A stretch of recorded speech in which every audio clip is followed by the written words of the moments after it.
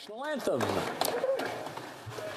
Oh, Canada, our home and native land, true patriot love in all of us command. Quand on passe et porter le pays, il sait porter la croix. Ton histoire est une épopée des plus brillants exploits. God keep our land glorious and free. Oh, Canada, we stand on guard for thee. Oh, Canada, we stand on guard for thee. Let the doors be open. Que l'on ouvre les portes. Statements by members. Déclaration de député. L'honorable député de Hull-Aylmer. Merci, Monsieur le Président. Last Saturday, the parliamentary community lost one of its most beloved members. For more than 50 years, Nicole Baudin worked in the House of Commons, 20 of them with the office of the Speaker, serving Speakers Milliken, Scheer, Regan, and our current Speaker. Nicole a été une amie et collègue bien. Nicole was a much appreciated friend and colleague, a woman who was full of energy, generosity, and a love of life. She loved Elvis, the Sens, and bingo. Thanks to her example, she showed us how to live fully. Our lives will be slightly more drab without her. Nombreux collègues, j'aimerais exprimer mes condoléances. On behalf of her many admirers, I'd like to convey my deepest condolences to Nicole's family, her husband Guy, her son Guy Jr., her grandchildren Gabrielle and Alexandre, and her adored great-grandson, Jace. Thank you very much, Mr. Speaker. Et merci à Nicole. We'd all like to thank Nicole. Manning. Hey. Mr. Speaker, I wish to thank the people of Edmonton Manning for once again putting their trust in me as their representative in Ottawa. It is a privilege to work on their behalf. During the election campaign, Edmonton Manning residents asked me why the government wasn't addressing the rising cost of living, especially given the impact on families and seniors. Edmontonians want us as parliamentarians to turn our attention to meeting the basic economic needs of Canadians. They don't want politicians using the COVID-19 pandemic for political gain. They are tired of arguments over who is or isn't vaccinated. They want parliamentarians to unite to fight this pandemic, to move beyond personalities and to get Canada's back on track. Let's all in this House listen to their words and act on them. Thank you, Mr. Speaker. Hey. The honourable member for Etobicoke North. Mr. Speaker, I wish colleagues in this House, all who work in the parliamentary precinct, the people of Etobicoke North and right across the country, a very Merry Christmas, Happy Kwanzaa, and a Happy New Year. This time of year is full of joy, light, and traditions, and an opportunity to recognize all that is good in our lives and give thanks for all that unites us. It's a time to be compassionate, kind, and show people that they matter and that they are loved and appreciated. Thank you to healthcare workers across Canada for their life-saving service and care, and especially during these difficult pandemic years. We can honor their tireless work by following public health measures, getting vaccinated, wearing a mask, and limiting gatherings. To our families and friends in Etobicoke North, know I am thinking of you and sending my best wishes for a joyous and safe holiday season. L'honorable député de Pierre-Boucher, les Patriotes Verts. The honourable member for Pierre-Boucher, les Patriotes Verts. Mr. Speaker, in Varennes, in New France, Marie Duville was born on October 15, 1701.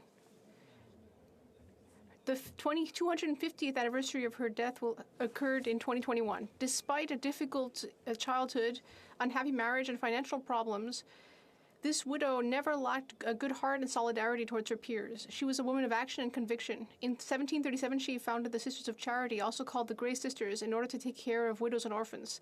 10 years later, her talents as a leader and administrator were recognized when she was put in charge of the General Hospital of Montreal. And in 1765, she purchased the Seigneurie de Châteauguay, which contributed to the growth of the colony. Today, we can still see many traces of her work in the region.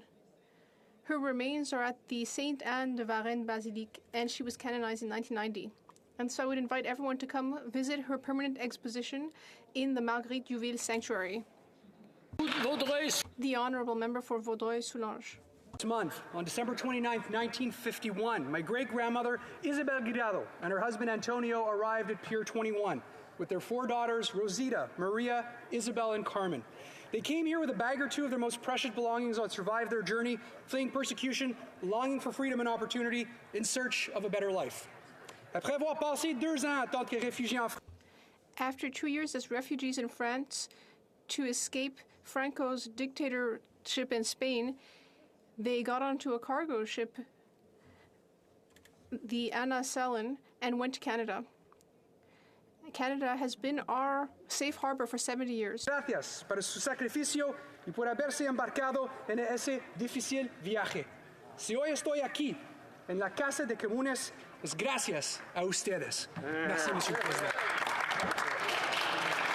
The Honourable Member for Cypress Hills Grasslands.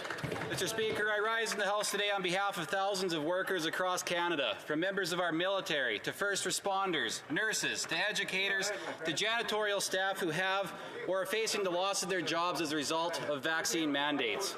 These are our neighbors, our colleagues, our fellow citizens, many who have sacrificed and given so much to build up our country, and many who have served us throughout the worst of this pandemic. Yet now, in the blink of an eye, these same individuals that we once praised as heroes are being treated as second-class citizens for a decision that every Canadian should have the freedom to make for themselves. And to add insult to injury, this government is denying them EI, money that they have long contributed to and is rightfully theirs. Mr. Speaker, it's a disgrace to see how this Liberal government is intent on stripping Canadians of their dignity and sending a rift of division from coast to coast. To all the Canadians who have lost their jobs, and to all the constituents who have written out, I hear you, and I will continue to stand for you and for this country, the true North, strong and free. The Honourable Member for Newmarket Aurora.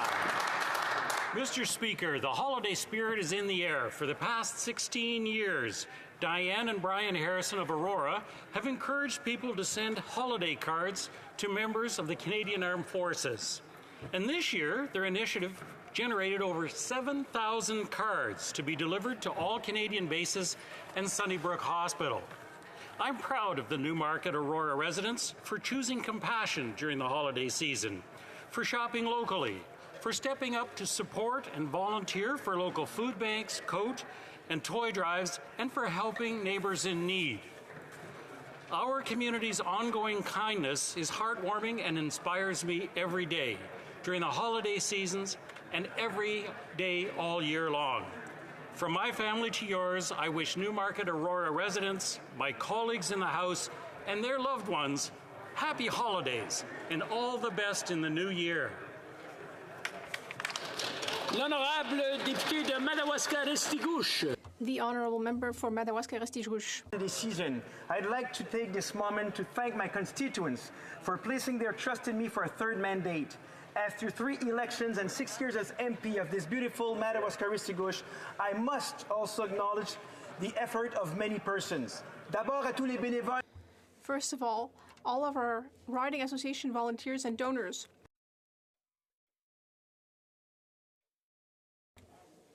I'd like to thank my loyal staff, Carole Leblanc, Michel Daigle, and Gaëtan Saucier.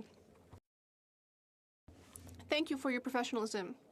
I'd like to thank my parents, Thibert and Pierrette. Thank you so much for all your advice. Advice that I still find very useful today. I'd like to thank my spouse, Michel, and our children, Dominique, Chloé, and Olivier. Thank you for your unconditional support, and thank you for being the ingredients and the spices in the very best recipe ever, my family. Restigouche and colleagues here today, Merry Christmas and Happy New Year, joyeuses fêtes et bonne année à tous. The honourable member for Calgary, Forest Lawn. Mr. Speaker, in Calgary, the Hope Mission has been giving back to our city since 2012. In my riding of Calgary Forest Lawn, Hope Mission is a partner within the community to care for our neighbours in need. The mission puts on weekly kids and youth programs providing meals, encouragement, and support from adult members and mentors. They prepare and serve meals to those in need, as well as providing school lunches to over 600 kids every week. This holiday season is an opportunity to give back to our communities, just like Hope Mission. Let's do what we can to support our friends and neighbours in need. Whether it's donating what you can to charity or giving your time at shelters, food banks, and community centres, every little bit helps. We are stronger together, and because of the sacrifice and service of Canadians from coast to coast, our country remains the best place to live.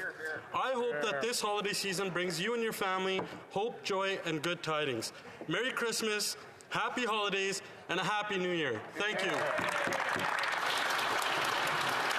The honourable member for Mississauga, Erin Mills. Mr. Speaker, the winter holidays are precious moments that we spend with family, with faith, and community. It's a season of giving, and residents in my riding of Mississauga, Erin Mills, are some of the most generous people in all of our Canada. They have been raising donations for food, for toys, for warm clothing, for our neighbours who need a little bit of extra help during this time of year.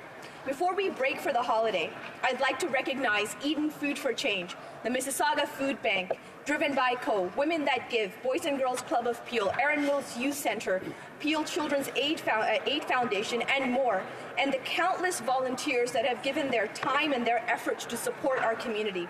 To the residents of Mississauga, Erin Mills, my colleagues across this House, and Canadians from coast to coast, I wish you a very Merry Christmas, a Happy Holiday, and a joyous New Year. And to our Premier of Ontario, sir, all I want for Christmas is childcare for Ontarians. Thank you. The honourable member for Kamloops, Thompson, Caribou. Mr. Speaker, before I commence my remarks, I was informed of some sad news, and that is the passing of Ken Greenall of 100 Mile House in my riding, and I just wish to pass my condolences on to his family, and may eternal light shine upon him. Mr. Speaker, on behalf of the people of Kamloops, Thompson, Caribou, I rise to recognize the extraordinary career of sportscaster Earl Seitz of Kamloops.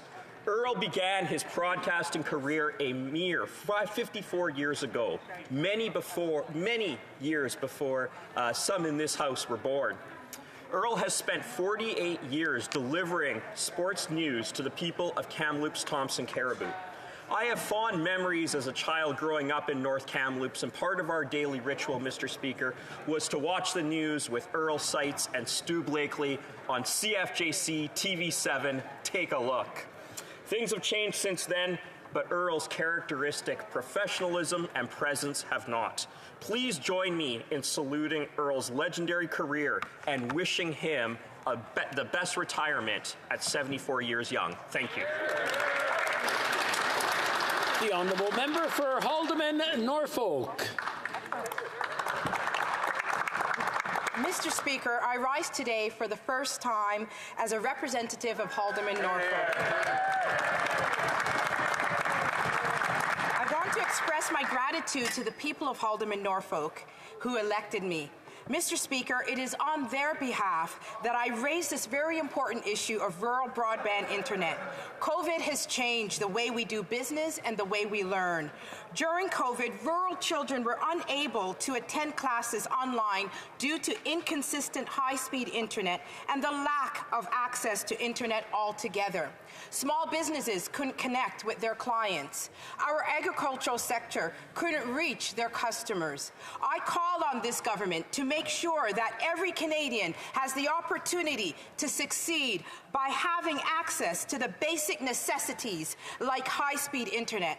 I promise to use my voice to make sure that the people of Haldimand, Norfolk are not left behind. Merry Christmas, Happy Holidays, and Happy New Year. The honourable member for Davenport. Mr. Speaker, it's my pleasure to rise in the House today to highlight the incredible work being done by HoC Immigrant Services in my riding of Davenport. Over the past few months, they've been helping to settle 1,600 Afghan refugees. In addition to helping them find housing, employment, language training, and mental health supports, HoC has been matching Afghan families with Canadian-Afghan war veterans from across the Greater Toronto Area. I want to thank Executive Director Mario Kalla and Director of Refugee Services Nawal Al-Basaidi for their leadership, and a huge thanks to their entire team for their around-the-clock support and tireless work. Mario recently relayed to me that one of the refugees told him that one of his greatest joys in coming here is watching his children play freely outside. He explained that in Kabul, children are not allowed outdoors for fear of kidnapping. As we approach the holiday season and face a fifth wave of COVID, let's remind ourselves how blessed we are to live in a prosperous, free, and democratic country, one where we have the resources and privilege to continue to welcome refugees who help make Canada one of the best countries in the world to live. Thank you, Mr. Speaker. The Honourable Member for Churchill, Kiwatnook-Aski. Mr. Speaker, on December 9th, we lost a friend, a colleague, a fighter for our North, MLA Danielle Adams. Our North and many across our country have been shot. Danielle was a feminist, an activist, a committed New Democrat, a proud Northerner. Danielle was one of our own. As an MLA and as a person, Danielle believed in our region. She believed in people. She believed in building a better future for all of us. She left us on a drive we all take on her way to Winnipeg to represent us, the job she was elected to do. Her life was tragically cut short. Our thoughts are with Danielle's partner, Bill, her children, Nick and Joe, her whole family, and all of her friends. Words cannot express the loss we feel. Rest in power, Danielle.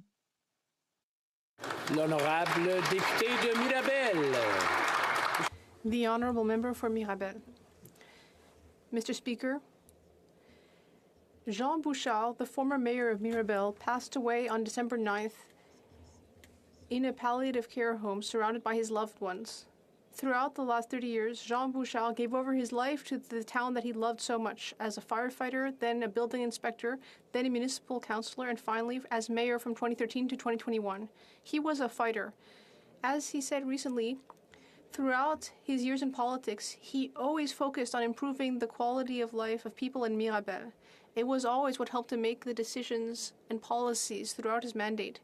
On behalf of the people of Mirabel and on behalf of the Bloc Québécois, I would offer my most sincere condolences to Frédéric and Gabrielle, his 2 children, as well as his 4 grandchildren and his spouse Céline, who left us with these words. Jean gave us great lessons of humility, resilience, and courage. Thank you.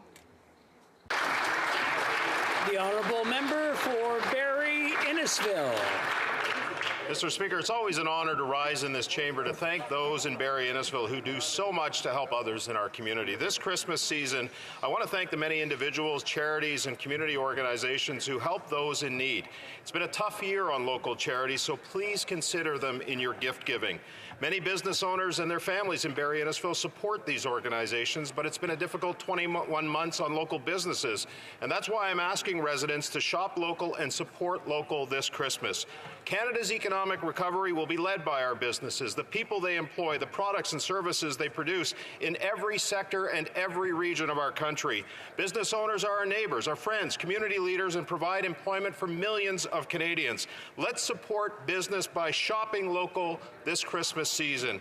And finally, Mr. Speaker, on behalf of my wife Leanne, our children Jeff, Court, Matt, Mitch, and of course our little Miss Molly, our golden retriever, I wish everyone in Barrie Innisfil a Merry Christmas, Happy Holidays, and a healthy, safe, and prosperous New Year. The Honourable Member for Mount Royal.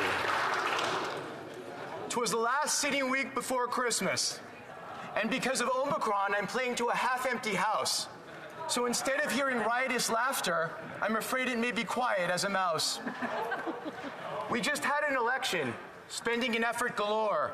Yet when it ended, the House of Commons was the same as before.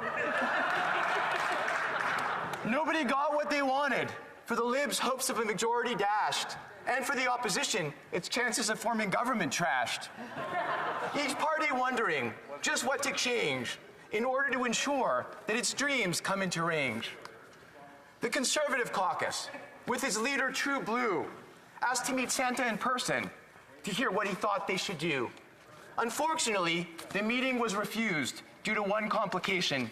For in-person meetings, Centre requires proof of vaccination.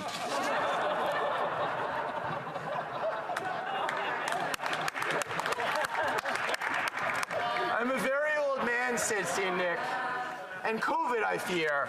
After all, I was already 500 when Shakespeare wrote King Lear.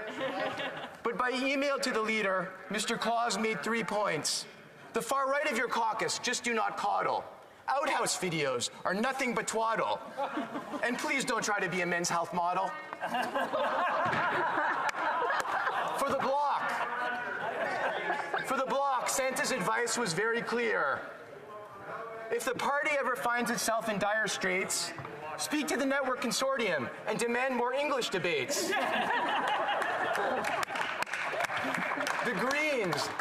The Greens tried to reach Santa, but they completely failed.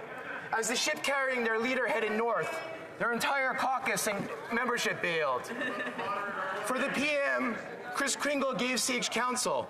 Please find someone to manage your travel, both location and date, or your government can unravel. And finally, the NDP, who did not need Santa's advice. Why try to form government when 25 seats would suffice? À la veille du grand congé. As we head to the new year, I wish everyone the best, good health and happiness, and let's all come back here with zest.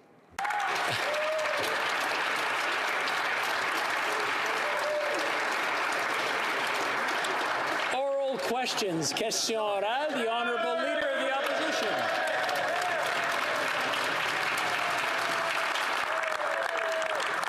Mr. Speaker, Canadians are paying more for food, more for gas, more for housing. And the Liberals either don't know or they don't really care. Housing is up 25%.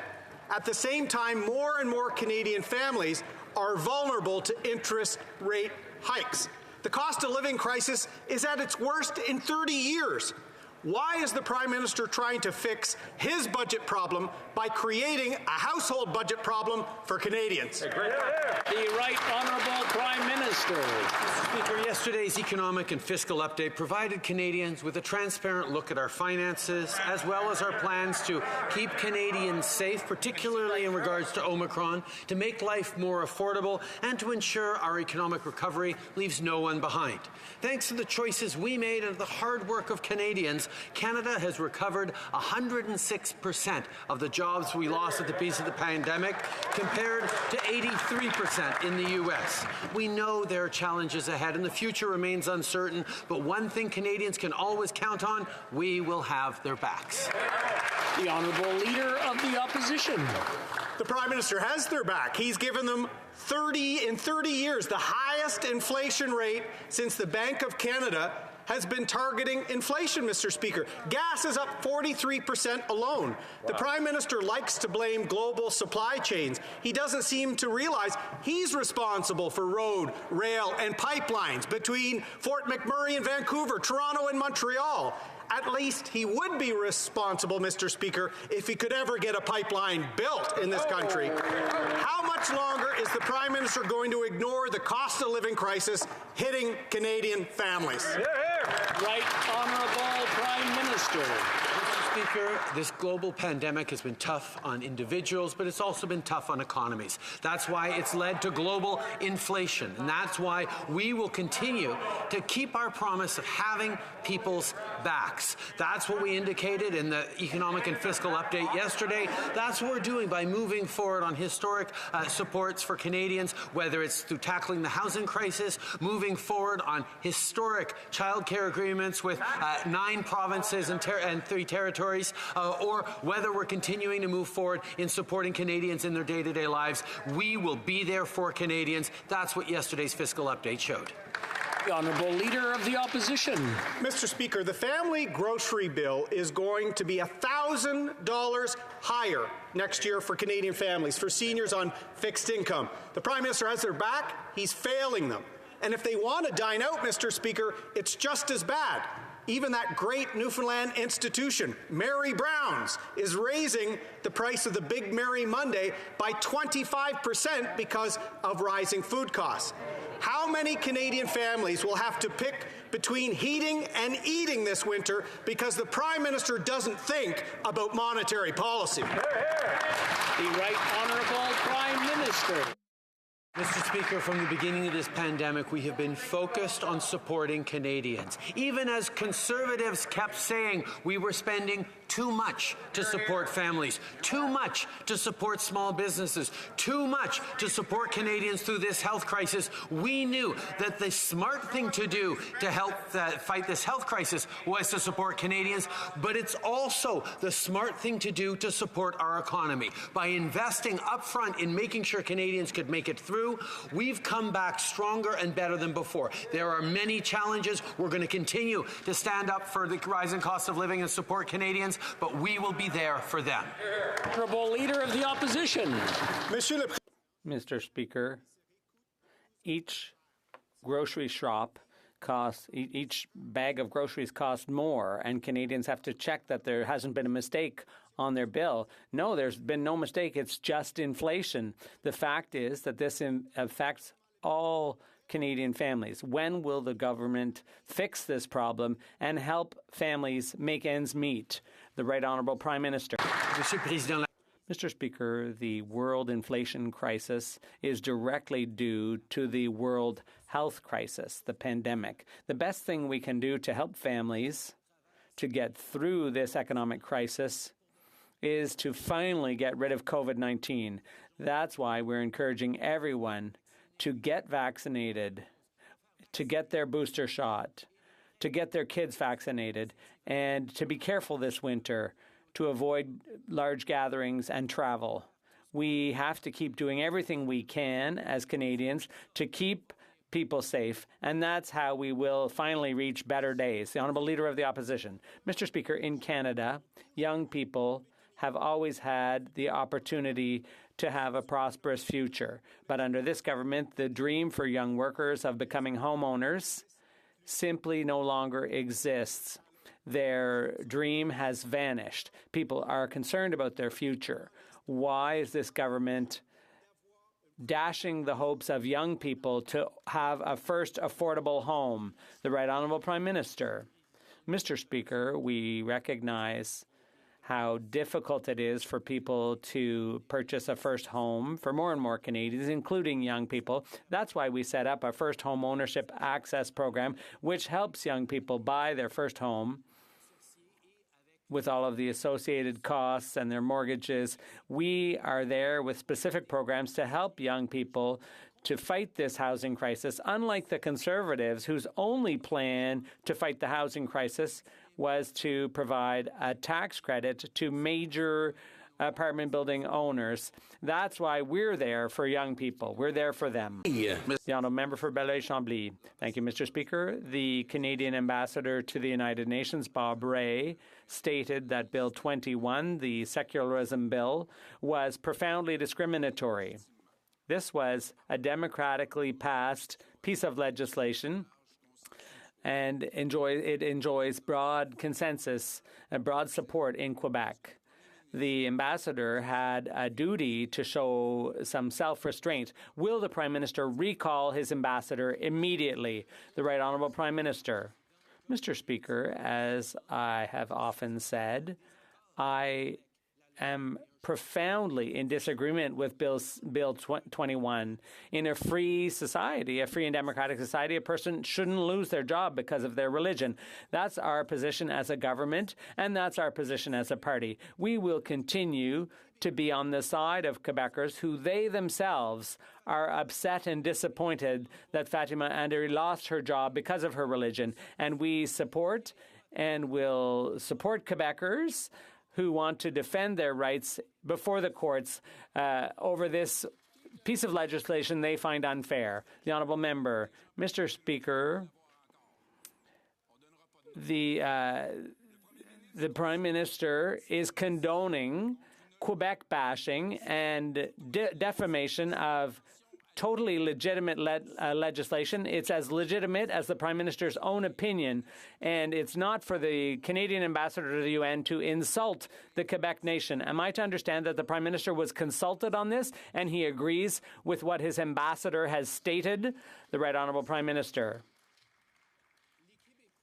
Quebecers, we are a people who stand up for individual rights, freedom of expression, gender equality, and freedom of conscience. We defend those things in Quebec. We defend freedom of religion in Quebec. That's why there are so many Quebecers who are surprised and disappointed to see this young teacher, Fatima Anvari, losing her job because she's a Muslim. Mr. Speaker, it's not acceptable to see this happen in Canada. That's what I've been saying for years, and that is what we will keep saying here on this side of the House. The Honourable Member for Burnaby South. Mr. Speaker, Canadians are deeply concerned about the Omicron variant and how it's impacting them and their families. The federal government has a role to play in fighting back against this variant. So we've got 3 clear steps that the federal government can take. Will they help accelerate access to a booster shot, make sure Canadians have access to free rapid testing, and invest in our healthcare system to hire more healthcare workers to deal with the crisis? Will the Prime Minister commit to these 3 concrete steps to fight the variant? The Right Honourable Prime Minister. Mr. Speaker, faced with the rise of Omicron variant this coming holiday season, Canadians are frustrated and exhausted. We understand that. It is a real challenge to see rising cases, but Canadians know what to do. We need to keep safe. We need to keep our loved ones safe. We need to keep our public health systems from getting overwhelmed. That's why getting your booster shots, getting kids vaccinated is the most important thing we can do. Second, avoiding non-essential travel. We've just increased our travel advisories. We're recommending that Canadians stay home at Christmas and stay safe. We will continue to be there with rapid tests. We will continue to be there to support the provinces. The Honourable Member for Burnaby South. Prime Minister is telling Canadians what they can do. I'm telling the Prime Minister what he can do. On est dans une crise. We are in a crisis with the Omicron virus, the Omicron variant. We are calling for 3 steps to be taken: accelerated access to vaccinations, accelerated access to free rapid tests, and invest more money in healthcare to hire more frontline healthcare workers. Will the Prime Minister take those steps to help people and confront this variant? The Right Honourable Prime Minister. Mr. Speaker, we're already doing those 3 things that the Leader of the NDP has mentioned. And as a matter of fact, with the holidays approaching, we all have to do everything we can to stay safe. That means going to get our booster shots as quickly as possible. We have enough booster shots for everyone in Canada, and we encourage people to get those boosters. We also encourage people to get their kids vaccinated. That's important to protect our communities. We'll also be there with rapid tests and to support healthcare systems. We will be there to keep Canadians healthy because we've done so much this year. We're going to keep up the good job. Mr. Speaker, yesterday's high tax, high deficit report was more of the same recycled promises that have failed for 6 years. Housing prices are at a 30-year high. Gas prices, rent, groceries, all up. The Liberal solution? Send their bill to struggling working Canadians, families, and businesses. So my question for the Prime Minister is this. Has he ever struggled to pay a bill, maybe a rent bill, a credit card bill, a grocery bill? Can he relate in any way to what everyday Canadians are going through right now? Right Honourable Prime Minister. Mr. Speaker, the very first thing our government did back in 2015 was to raise taxes on the wealthiest 1% and lower them on the middle class, a measure Conservatives voted against. We have continued to be there for Canadians every step of the way, including with historic investments in housing, including with measures that are fighting this Omicron variant and the current pandemic. What the Conservatives don't realize is the best way to help Canadians and the best way to get our economy back to normal is to end this virus, this pandemic once and for all. That, Mr. Speaker, is what we on this side of the House are focused on. The member for Portage Lister. Well, what the this government, what this Prime Minister continually does is raise taxes on Canadians. January 1st, he's going to be raising taxes again on struggling small businesses. But the Liberals and their elite friends are doing just fine with this just inflation. But working Canadians are struggling to put food on the table and even dream of buying their own home. The Prime Minister has been in office for 6 years, and the Canadian dream has never been further out of reach than it is right now. So when is the Prime Minister going to get serious about the finances and the economics of this country, pay attention to monetary policy, and think about struggling working Canadians? Right Honourable Prime Minister. Mr. Speaker, every step of the way over the past 6 years, we've been there for small and medium-sized businesses. We lowered the small business tax rate. We've been there to support small businesses through this historic pandemic, to support them, and they have responded positively. We've seen our economy bouncing back faster than many economies around the world because we were there for our small businesses. But what the Conservatives are talking about when they talk about payroll taxes is the fact that we are securing Canadians' retirements. We've made changes to CPP to make sure that Canadians can retire better. The Conservatives simply aren't there for our seniors. I remember having a little puppy who would look a certain direction. If I talked to him or look at him, I'd be looking at them, and they would just concentrate and figure I couldn't see them or hear them. I just want to remind people about my puppy. The Honourable Member for Bellechasse-les-Etchemins-Lévis. Mr. Speaker, the Leader of the Opposition set this out clearly. Inflation is harmful. The dream of home ownership is now out of reach for those under 40, with prices rising every month. The Prime Minister really doesn't care about these concerns of young people. What does he have to say to the young families who are being shut out of the housing market, discouraged, and having to abandon their dream? The Right Honourable Prime Minister. Mr. Speaker, for years we've been investing more and more in young people because we know how important it is for them to make their dreams come true. That's why we set up a program to facilitate access to first home ownership so that young people can afford a home more quickly and afford their mortgages.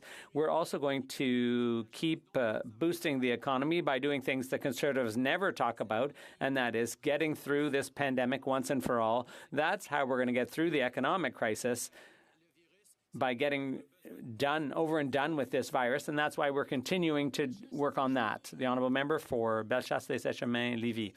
Mr. Speaker, I'm not the one who said it. The Canadian Real Estate Association released its worrisome numbers today for 2021, a 25% increase in house prices. 25%.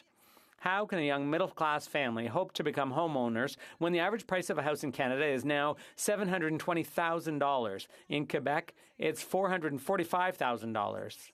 The Prime Minister keeps saying this is a global problem, but it's affecting young people here and now. What's he going to do to fix the problem? What does he have to say to them in concrete terms? The Right Honourable Prime Minister. Mr. Speaker, we presented an ambitious platform for housing to help young people and the less young access property here in Canada, with thousands of dollars for construction for the municipalities, to help owners, to reduce costs associated with transactions. We have a concrete plan, but unfortunately the Conservatives only had one plan, and that was to give a tax credit to owners selling their property. That's not what's going to help young people referred to by the member. We are the ones who are there for young people. Mr. Speaker, the rising cost of living is hitting Manitoba families hard. This year alone, gas prices for home heating went up 30%. Fuel for our cars went up a staggering 40%. The average national home price, we found out today, is now $750,000. And next year, Canadian families will be paying an additional $1,000 on their annual grocery bill. And none of this was really addressed in yesterday's important fiscal update, Mr. Speaker. So what's it going to take for these Liberals to realize the cost of living crisis Canadians face? Will they have to lose their homes, or just the Prime Minister losing his? The Right Honourable Prime Minister. The best thing we can do to grow the economy and help Canadians through these difficult times is put an end to this pandemic. That is why we're continuing to move forward with vaccinations, with encouraging Canadians to get their boosters, with support for kids to get themselves vaccinated, with public health measures that are going to support small businesses and keep our economy moving forward. We know that there is always more to do, and that's what we're doing. But we've done it over the years in terms of supporting families, seniors, and youth, whether it's increases to the CCB, $10 a day childcare, boosts in the GIS, more supports for students, more affordable housing. I could go on. The honourable member for Kildonan St. Paul. You know, Mr. Speaker, the Prime Minister can make all the excuses he wants, but the fact remains that he spent more money than all of his predecessors combined, and yet his record is declining investment and competitiveness, a lackluster economic growth record, record inflation, and housing prices that are taking away the dreams from half of Canadians' young people who may never own a home, Mr. Speaker. And to top it off, the Prime Minister is raising taxes on Canadians January 1st. Why are the Liberals so out of touch with the financial challenges facing Canadian families, Mr. Speaker? The Right Honourable Prime Minister. Mr. Speaker, the first thing we did was raise taxes on the wealthiest 1% so we could lower them for the middle class, and Conservative politicians voted against that, Mr. Speaker. Throughout this pandemic, we had Canadians' backs with historic supports for families, for seniors, for... I'm going to interrupt the Right Honourable Prime Minister. I'm having a hard time hearing his answer. I'm not sure what's going on. It started off really well, but I don't know, and again, people staring one way and thinking I can't hear them. The Right Honourable Prime Minister, maybe take it from the top so we can hear the full answer. Thank you, Mr. Speaker. Every step of the way, this government has been there for Canadians, whether it's by bringing in the Canada Child Benefit, reducing taxes for the middle class by raising them on the wealthiest 1%, moving forward historic investments in infrastructure, in housing, in transportation, all things, Mr. Speaker, that the Conservative Party chose to vote against. When we put forward a historic housing plan to support Canadians through a number of billions of dollars worth of initiatives, they put forward a plan to give tax breaks to wealthy landlords selling their buildings. That's not how you support Canadians, Mr. Speaker. This government is doing that. The Honourable Member for Beloeil-Chambly. Mr. Speaker, the teacher the Prime Minister wants to portray as a victim said herself that it wasn't a religious symbol. It was a political symbol as a challenge to Bill 21. She was hired after Bill 21 was enacted, and the Prime Minister is applauding the Liberal ambassador to the UN for having bashed Quebec. Tell me, Mr. Speaker, does the Prime Minister intend to fund or finance the court challenge to Bill 21? The Honourable Prime Minister. Mr. Speaker, we can see that the Bloc is in an awkward position because thousands of Quebecers are asking real questions about whether or not in a free society a person should lose their job because of their religion. So the Bloc has to do what they always do, and that is to try to make this a federal-provincial squabble and to attack the government in Ottawa instead of listening to Quebecers who have real concerns about freedom of expression and freedom of conscience, and the freedom to practice one's religion in a free society. I know Quebecers are asking themselves these questions. Why isn't the Bloc? The Honourable Member. Mr. Speaker, tell me why I'm tempted to propose to the Prime Minister that he hold a referendum in Quebec. Does he have the courage, after all this, not to challenge Bill 21? Does he not have the courage to challenge Bill 21 in Quebec? Is he afraid of Quebec public opinion, which is largely in favor of Quebec secularism? The Right Honourable Prime Minister. Mr. Speaker, Quebec and Canada are already secular societies. We don't ask questions about a police officer's religion or a judge's religion. We know that any religion that anyone practices in their private lives should not prevent them from holding a professional position and playing an important role in society. That's what we're defending here. And that's why Quebecers are currently asking themselves questions about how it is in a free society that you can legislate freedom of expression, freedom of conscience, and how a person can lose their job because they're a Muslim. Mr. Speaker, after canceling the Keystone Pipeline and challenging Line 5 in the United States, the United States finds itself in the same boat that Canada is in, soaring fuel prices as winter sets in. To deal with this lack of fuel and inflation, Biden has begged human rights abusing oil cartel countries to increase their oil production. Will the Prime Minister admit that his delays, obstruction, and lack of ability to get energy infrastructure built in Canada has led to massive fuel inflation and has Canadians paying a lot for energy from climate-destroying countries? Right Honourable Prime Minister. Mr. Speaker, after years of a Conservative government that was focused on drill, baby, drill, but unable to get pipelines built, we actually are the government that is getting TMX built to access new markets for our oil resources. At the same time, Mr. Speaker, we recognize that we need to reduce our carbon emissions and invest in the oil workers in Alberta and elsewhere so we can transform our energy mix to be more lower carbon, to reach net zero, and to support good jobs. The Conservative Party is stuck in their failed past while we look to the future. The Honourable Member for Calgary Nose Hill. Well, most Canadians don't have the luxury of the Prime Minister's privileged futures. Nobody's going to magically buy them an electric vehicle in the next couple of weeks. Nobody's going to magically build them an LRT in the next couple of weeks. They are struggling to pay their fuel costs now. And this Prime Minister has failed to provide them with low-cost carbon alternatives, and his lack of action on energy infrastructure has driven up prices. The Americans are releasing oil from their strategic energy reserve in order to bring prices down. We don't have one here. Can the Prime Minister tell us what Canada's plan is to lower fuel costs? Honourable Prime Minister. Mr. Speaker, our plan from the beginning of this pandemic has been to have Canadians' backs now and into the future. And that's exactly what we're doing, not only by supporting them now with initiatives that are making life more affordable, but as well as recognizing that the direction our world is going in is towards lower carbon emissions, and therefore our investments in clean technology, our investments in renewables, our investment in fighting climate change is what's going to guarantee a better present and future for all Canadians. Honourable Member for Calgary Nose Hill. What the Prime Minister just said is that he has spent Canada into oblivion to make our prices higher for consumers. That's insane. Come on. Right now, Canadians are struggling to pay for gas. They don't have the ability to magically buy an electric car. We need to get fuel prices under control.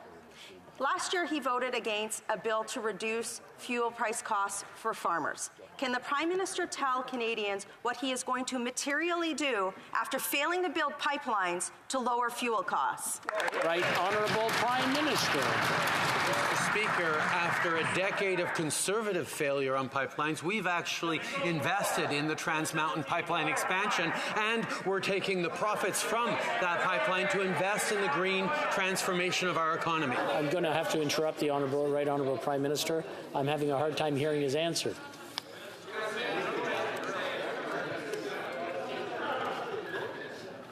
Right Honourable Prime Minister. It is unbelievable to hear the Conservatives continuing to double down in their anti-climate change agenda, their oil and gas lobbying efforts to try and hold Canadians in the past instead of recognizing that supporting them right now with a price on pollution that puts more money in the pockets of Canadians than before and moves forward into the future is the right. The Honourable Member for Calgary Nose Hill.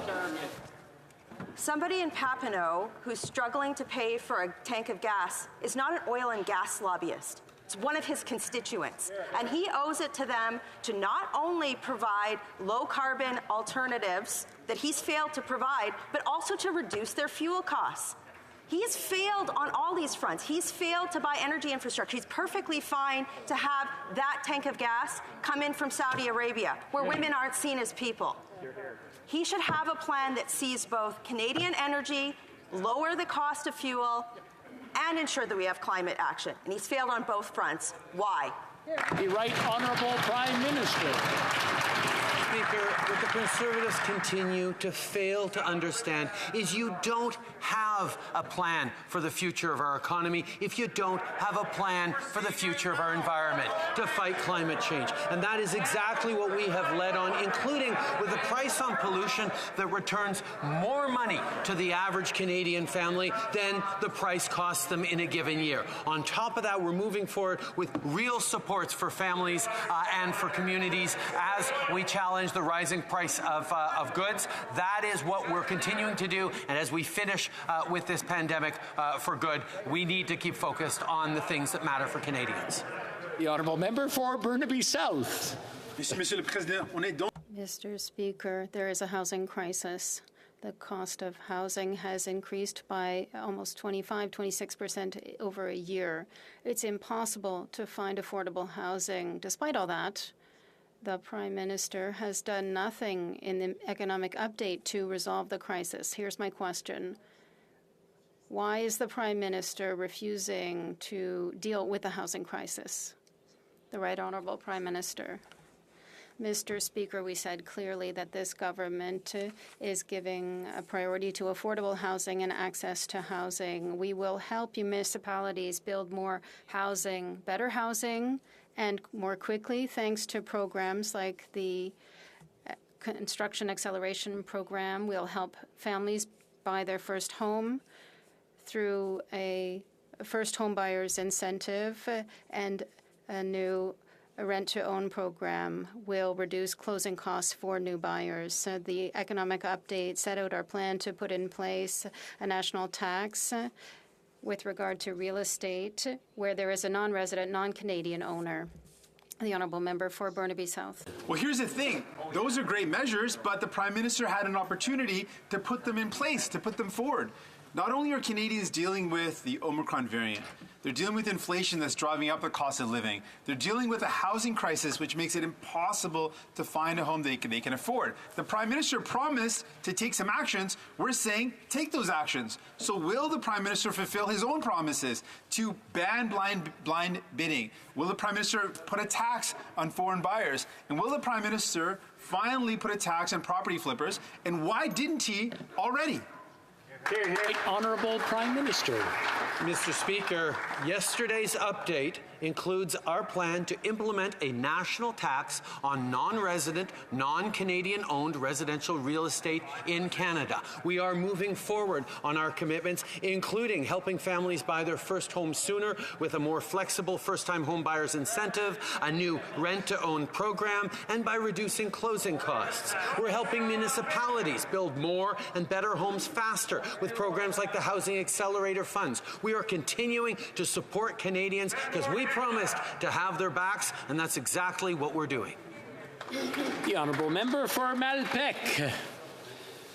Thank you, Mr. Speaker. Mr. Speaker, my riding of Malpeque is home to many seniors who are on fixed incomes and who are concerned about their economic security in these uncertain times. Unfortunately, many low-income seniors who rely on guaranteed income supplements saw their benefits roll back if they collected the Canada Emergency Response Benefit. Seniors I have spoken to now understand this was an unintended effect of the unprecedented urgent support programs that government rolled out. But I'm hoping the Prime Minister will be able to update the House and seniors in my riding on how we plan to address this issue and ensure that seniors have the support they need moving forward. Thank you, Mr. Speaker. Honourable Prime Minister. Mr. Speaker, I want to thank the member from Malpeque for his question and his hard work. Yesterday's economic and fiscal update demonstrated to Canadians our government's plan to finish the fight against COVID-19 and ensure our economic recovery leaves no one behind. To do exactly that, we will be investing in a one-time payment to these affected seniors to alleviate financial hardship for GIS recipients who received CERB in 2020.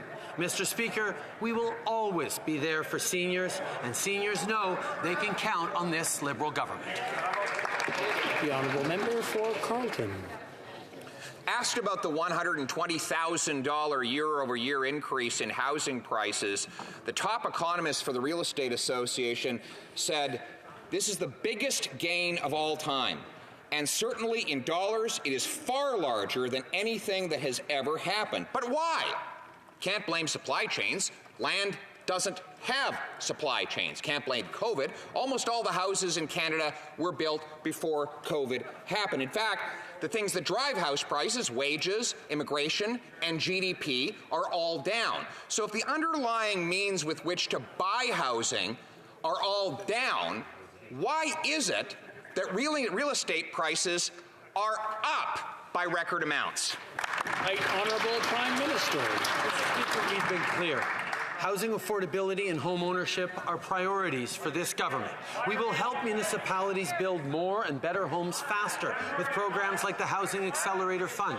We'll also help families buy their first home sooner with a more flexible first-time home buyers incentive and a new rent-to-own program, and by reducing housing closing costs. Yesterday's update includes our plan to implement a national tax on non-resident, non-Canadian owned residential real estate in Canada, and we will keep being there to have Canadians' backs as they deal with the rising cost of housing. The member for Carleton.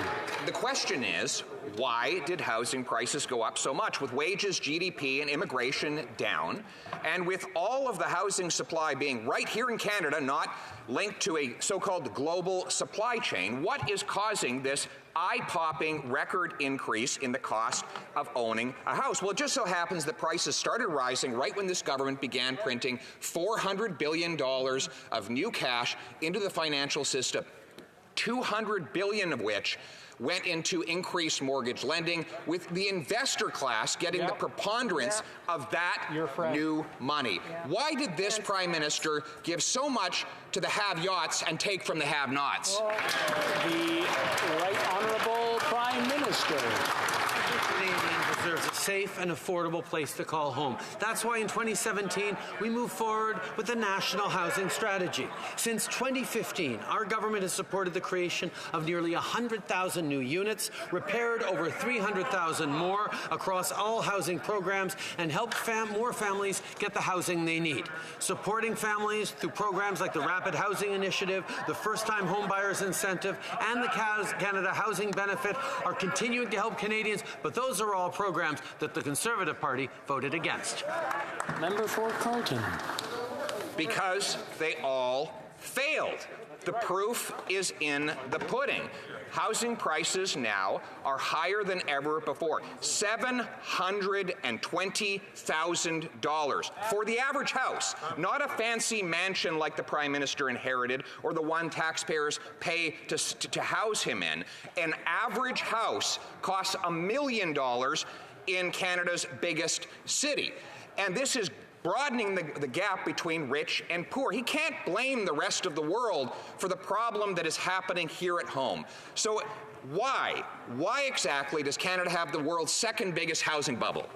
The Right Honourable Prime Minister. While Conservatives continue to focus personal attacks on me, we're going to stay focused on Canadians. We will continue to invest in housing. We will continue to be there for solutions for Canadians. Indeed, we'll take no lessons from Conservatives when it comes to housing, because the Harper government played no leadership role on housing, and their plan in the last election on housing was to give tax breaks to wealthy landlords selling their buildings. That made no sense. The honourable member for Carleton. No, what makes sense to him is to give cheap debt to investors to buy their buildings, because investors have doubled the amount they've been able to borrow on the cheap because of this Prime Minister's money printing. I'm sorry that the Prime Minister took my question personally, but the 30-year-olds who will be celebrating Christmas in their parents' home are taking that personally as well. They can't afford a house for themselves because this Prime Minister's policies have inflated those costs out of existence. So, simple question. Does Canada have a housing bubble, or is it just inflation? The Right Honourable Prime Minister. Mr. Speaker, young people in Canada, indeed all Canadians, have faced real challenges over these past 19 months with the COVID pandemic, with extra pressures on so many different things. And that's why, as a government, we chose to be there for them. We chose to invest in young Canadians, invest in seniors, invest in workers, support small businesses, things that the Conservative Party continues to say we shouldn't have done, that we invested too much, that we spent too much in supporting Canadians through this pandemic. Well, the fact is, not only was it right to support Canadians through this health crisis, it was the right thing to do to make sure our economy comes back as strong as possible, as it is. The Honourable Member for Beloeil-Chambly. Mr. Speaker, it doesn't seem to shock the Prime Minister, for example, that I can't sit in this House with a mask with the Bloc Québécois logo on it. And is that a restriction on my fundamental liberty? Another issue is this teacher did not lose her job. He can repeat these untruths, and that changes nothing. I would say let's make things clear. Why wouldn't we organize, we're not asking them to do it, but a referendum? Why wouldn't there be a referendum on Bill 21, and then we would see the Right Honourable Prime Minister? My goodness, the Bloc Québécois wants to cause quarrels between Ottawa and the provinces. That's why they exist. No matter what the subject is, they attack the bad federal government. I'm sorry, but this federal government has been here for Quebecers in the last 20 months. With the long-term care homes, with $8 out of $10 of support coming directly from the federal government, with billions of dollars for the healthcare system. We have been here for Quebecers, and perhaps that's why the Bloc is frustrated. The Honourable Member for Beloeil-Chambly. Quarrel, quarrel, quarrel, Mr. Speaker. Please, Jean Charest is speaking through him. Bob Rae is insulting Quebec, insulting the Québécois nation, insulting the National Assembly of Quebec without dealing with his own people. In the meantime, the Prime Minister is playing it smart here.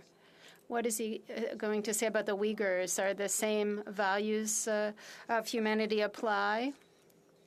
What will the Prime Minister say when Indigenous people don't have drinking water? What does the Prime Minister say about Raif Badawi? The Right Honourable Prime Minister. This quarrel by the Bloc is to avoid having to deal with reality. That is that there are many Quebecers that are not represented by the Bloc Québécois who are seriously questioning whether they live in a free society and it should cost somebody their job because of their religion. This is something that is shocking many people. It's a concern that I share as a Quebecer and that I said from the very beginning with regard to Bill 21. It concerns me that a free society tells people what to wear or not wear when it comes to their religion. The Honourable Member for Richmond, Arthabaska. Mr. Speaker, in yesterday's economic statement, their spending wasn't missing, but one word was, and that word was inflation. But this doesn't seem to bother the Prime Minister, unlike the 60% of Canadian families who are barely making ends meet to put food on the table for their kids. The reality is that the cost of living has never been as high in Canada as it is now over the past 30 years. When will the Prime Minister tackle this increase, which is directly affecting families, seniors, and others? The Right Honourable Prime Minister.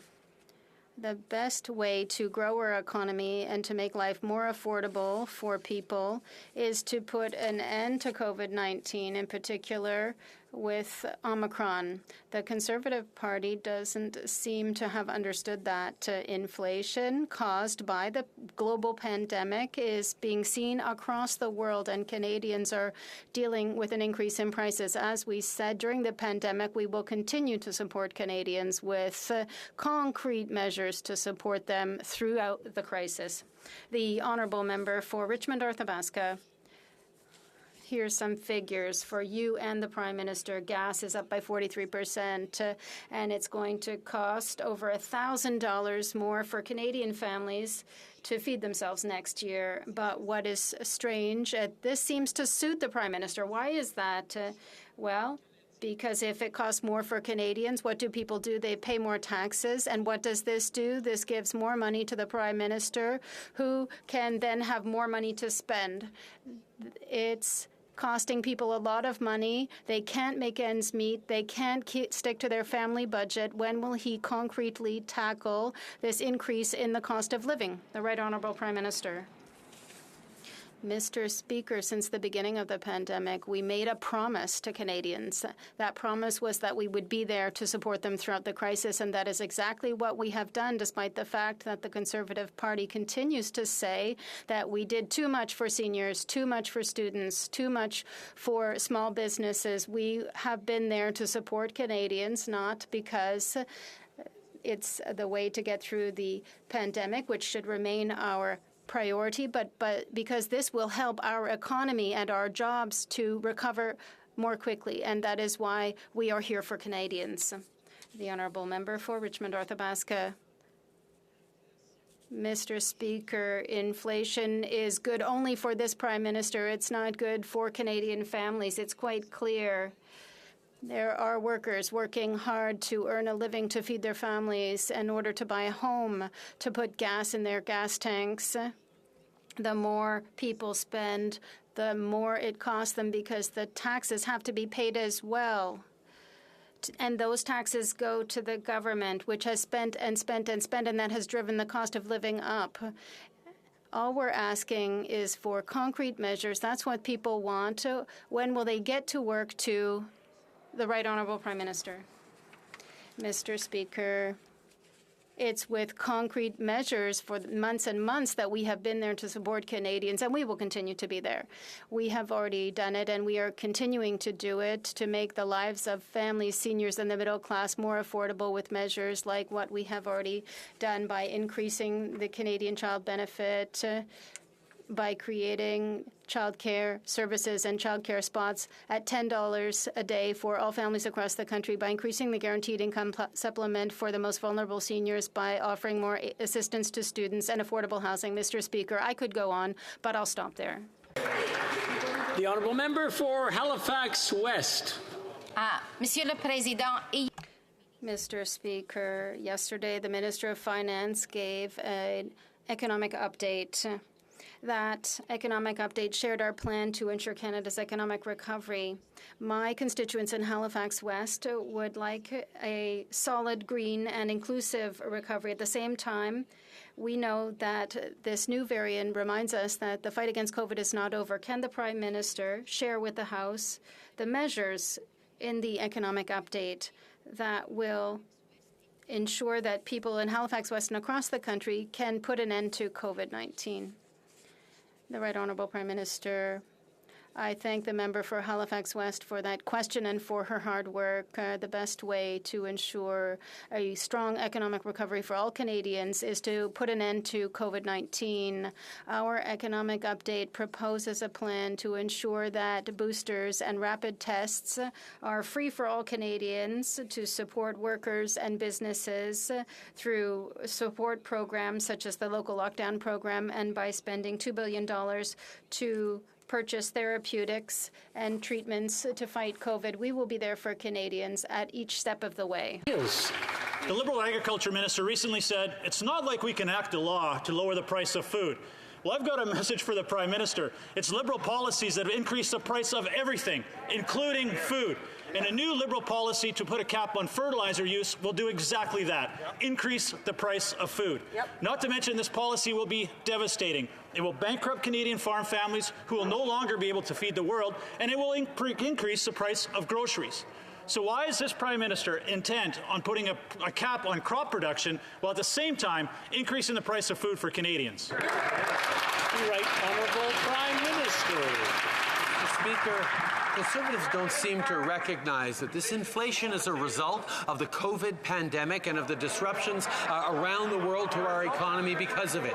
We will continue to be there to support Canadians, and the first thing we can do, and the thing we recommend so strongly to our Conservative politician friends, is to make sure people are getting vaccinated, to make sure you get out and get that third booster.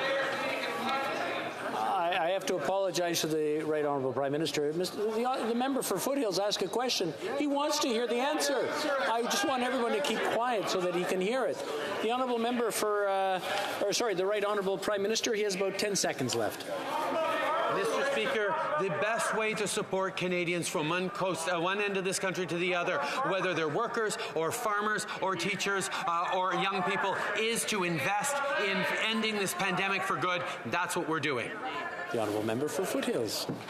Canadian farm families bear the responsibility of feeding the world.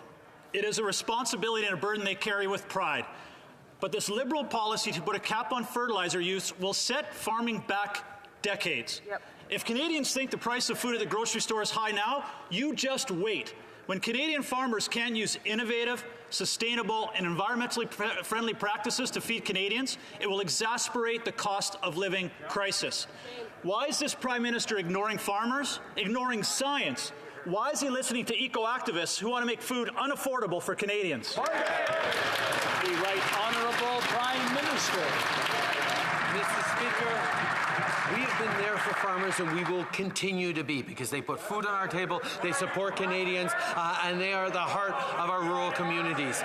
We've continued to be there to support them through the difficult months of this pandemic, and we have been in the past. Farmers have told me how frustrated they were by the Harper government's shutdown of the PFRA, which is why we're bringing back a Canadian Water Agency, why we're continuing to support them in every possible way as we move towards a lower carbon future. We want farm families to be strong well into the future. That's why, unlike the Conservatives, we're standing up for a cleaner environment and a better economic future for all. The Honourable Member for Foothills. Mr. Speaker, the Prime Minister dismissed the concerns of Canadians, and he belittled my province by not taking fuel prices seriously and comments like, dig, baby, dig. This is coming from a Prime Minister whose $1 million trust fund came from a chain of gas stations. So I would ask the Prime Minister, will he sign a giving pledge and give away his Energy Wealth Trust Fund?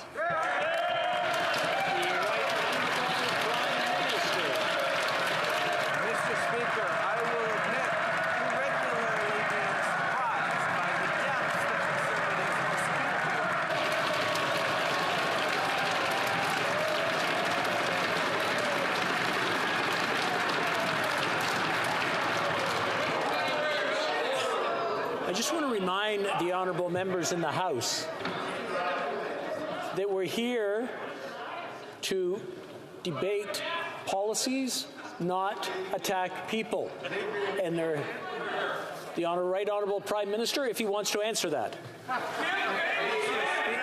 Mr. Speaker, I have to admit, it is surprising to see the extent to which, even during a global pandemic, even during a time where Canadians are faced increased costs of living, are worried about Omicron variant, these Conservatives find new ways to stoop low on personal attacks. Mr. Speaker, let them continue to focus on me. I can handle it. What we're going to focus on is being there for Canadians every step of the way. We will be there to support Canadians through the rising cost of living. We will be there to support them through this Omicron variant. We will be there to have Canadians' backs regardless of the noise produced by the Conservative Party of Canada. The Honourable Member for St. John Rothsay. Mr. Speaker, this pandemic has exposed what parents in my riding of St. John Rothsay have long known. Without access to affordable childcare, parents, mostly mothers, can't work. I am proud that earlier this week, our government signed another agreement, this time with my province of New Brunswick, to provide an accessible, affordable, and high-quality $10 a day childcare to the people of St. John Rothsay. Can the Prime Minister update this House on how $10 a day childcare will change the lives of Canadian families? Thank you. Honourable Prime Minister. Mr. Speaker, I'd like to thank the outstanding member for St. John's Rothsay for his question and for his advocacy for families in his riding. For Canadian families, childcare is not a luxury, it's a priority. Our agreement with New Brunswick will improve childcare for all children in the province, no matter where they live. By 2026, fees in New Brunswick will average $10 a day rather than the current $35 a day. We will ensure children have the best start in life while improving access to high-quality, affordable, flexible, and inclusive early learning and childcare. I will remind the Conservative Party that are shouting at me right now that they moved against that in the last election, and we got it done for New Brunswickers. Honourable member for Burnaby South. In this very difficult time, the Liberal government has cut the help that the most vulnerable seniors in our country rely on. We have received numerous calls from seniors across this country who are telling us they cannot afford to pay for groceries. They can't afford to pay their rent and are worried they're going to lose their homes. Many of them already have. The response from the Liberal government is a vague promise for a one-time payment sometime in the future. That is not acceptable. That is not a solution. When will the Prime Minister understand how serious this is and fix it? Honourable Prime Minister. Mr. Speaker, from the very beginning, our government's priority has been to be there for the most vulnerable, including our seniors. That's why we worked hard to strengthen income security for seniors, including with increases to the GIS. We know seniors accessed income support because they needed it during the crisis. Well, they shouldn't be penalized for that now. That's why we're making a major investment through a one-time payment for seniors whose benefits have been affected. We will always be there for seniors across this country. The honourable member for Kitchener Centre. Mr. Speaker, Canadians with disabilities are disproportionately living in poverty across the country. It doesn't have to be this way. Last summer's election call put a halt to Bill C-35, which would have created a Canada Disability Benefit, a guaranteed basic income for Canadians with a disability. And while I was glad to see the Liberals promise to move forward with this benefit in their most recent election platform, it wasn't in the throne speech or in yesterday's economic update. When will the government do what they said they would do, and are they willing to fast-track the design and implementation of the Canada Disability Benefit so that our neighbours living in poverty don't have to struggle through another 3 years? Right, Honourable Prime Minister. Mr. Speaker, Canadians living with a disability face higher levels of poverty and marginalization than just about any other group in Canada. That's why we've committed to moving forward with a Canada Disability Benefit. We continue to work with stakeholders and community members hand in hand. We need to make sure that nothing about them happens without them. That's why we're working in partnership with them to do that, and we look forward to having the member opposite's support as we move forward on that. And I will take my remaining seconds, Mr. Speaker, to wish to everyone a very, very Merry Christmas and a Happy New Year and Happy Holidays, Mr. Speaker. The honourable member for Regina Louvain is rising on a point of order. Thank you very much, Mr. Speaker. And I'll take this time to say that the Government of Saskatchewan and the Legislature has unanimously passed a motion that I hope this House passes right now. Mr. Speaker, there have been consultations with the Minister of Justice and House leaders, and I believe you will receive the consent of the House for the following. That notwithstanding any standing order, special order, or usual practice of the House, the motion in my name, the member for Regina Louvain, listed on the order paper under business of supply, with respect to the amending of the Saskatchewan Act in the Constitution, will be deemed adopted. Thank you, Mr. Speaker. All those opposed to the honourable member moving the motion will please say nay. Nay. Nay. I'm afraid we don't have unanimous consent on that.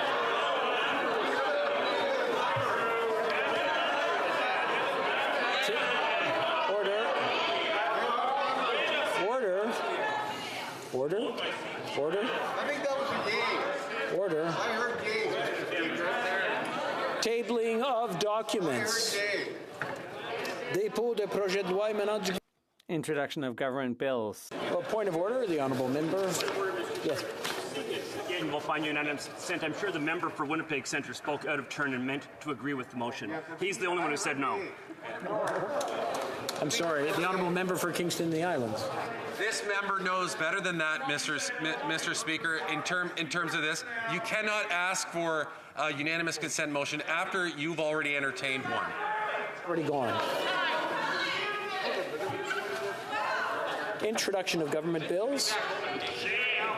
Déclaration de ministre. Statements by ministers. Reports from interparliamentary delegations. Presenting reports from committees. The honourable member for Egmont. Order. Order. We have an honourable member presenting a report from committee. I'm sure everybody wants to hear it. The honourable member. Mr. Speaker, I have the honour to present in both official languages the first report of the Standing Committee on Human Resources, Skills and Social Development, and the Status of Persons with Disabilities in relation to Bill C-3, an act to amend the Criminal Code and the Canada Labour Code.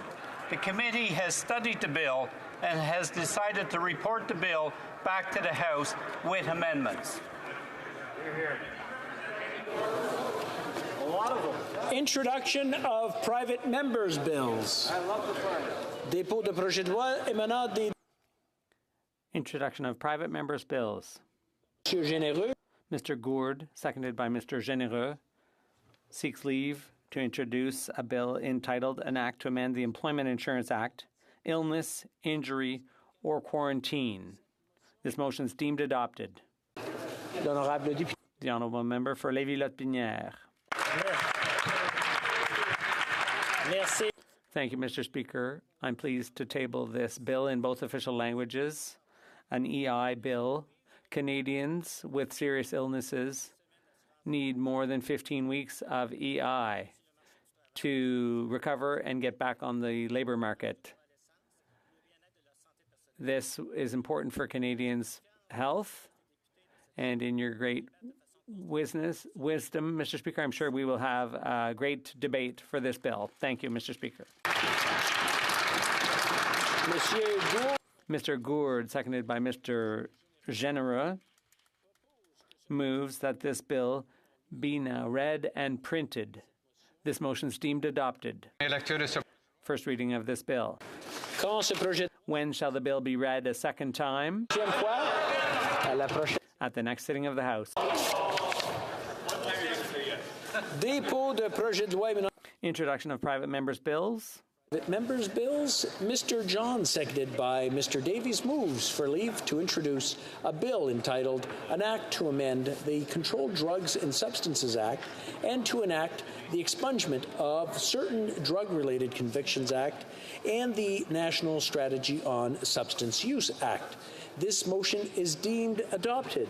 The honourable member for Courtenay Alberni.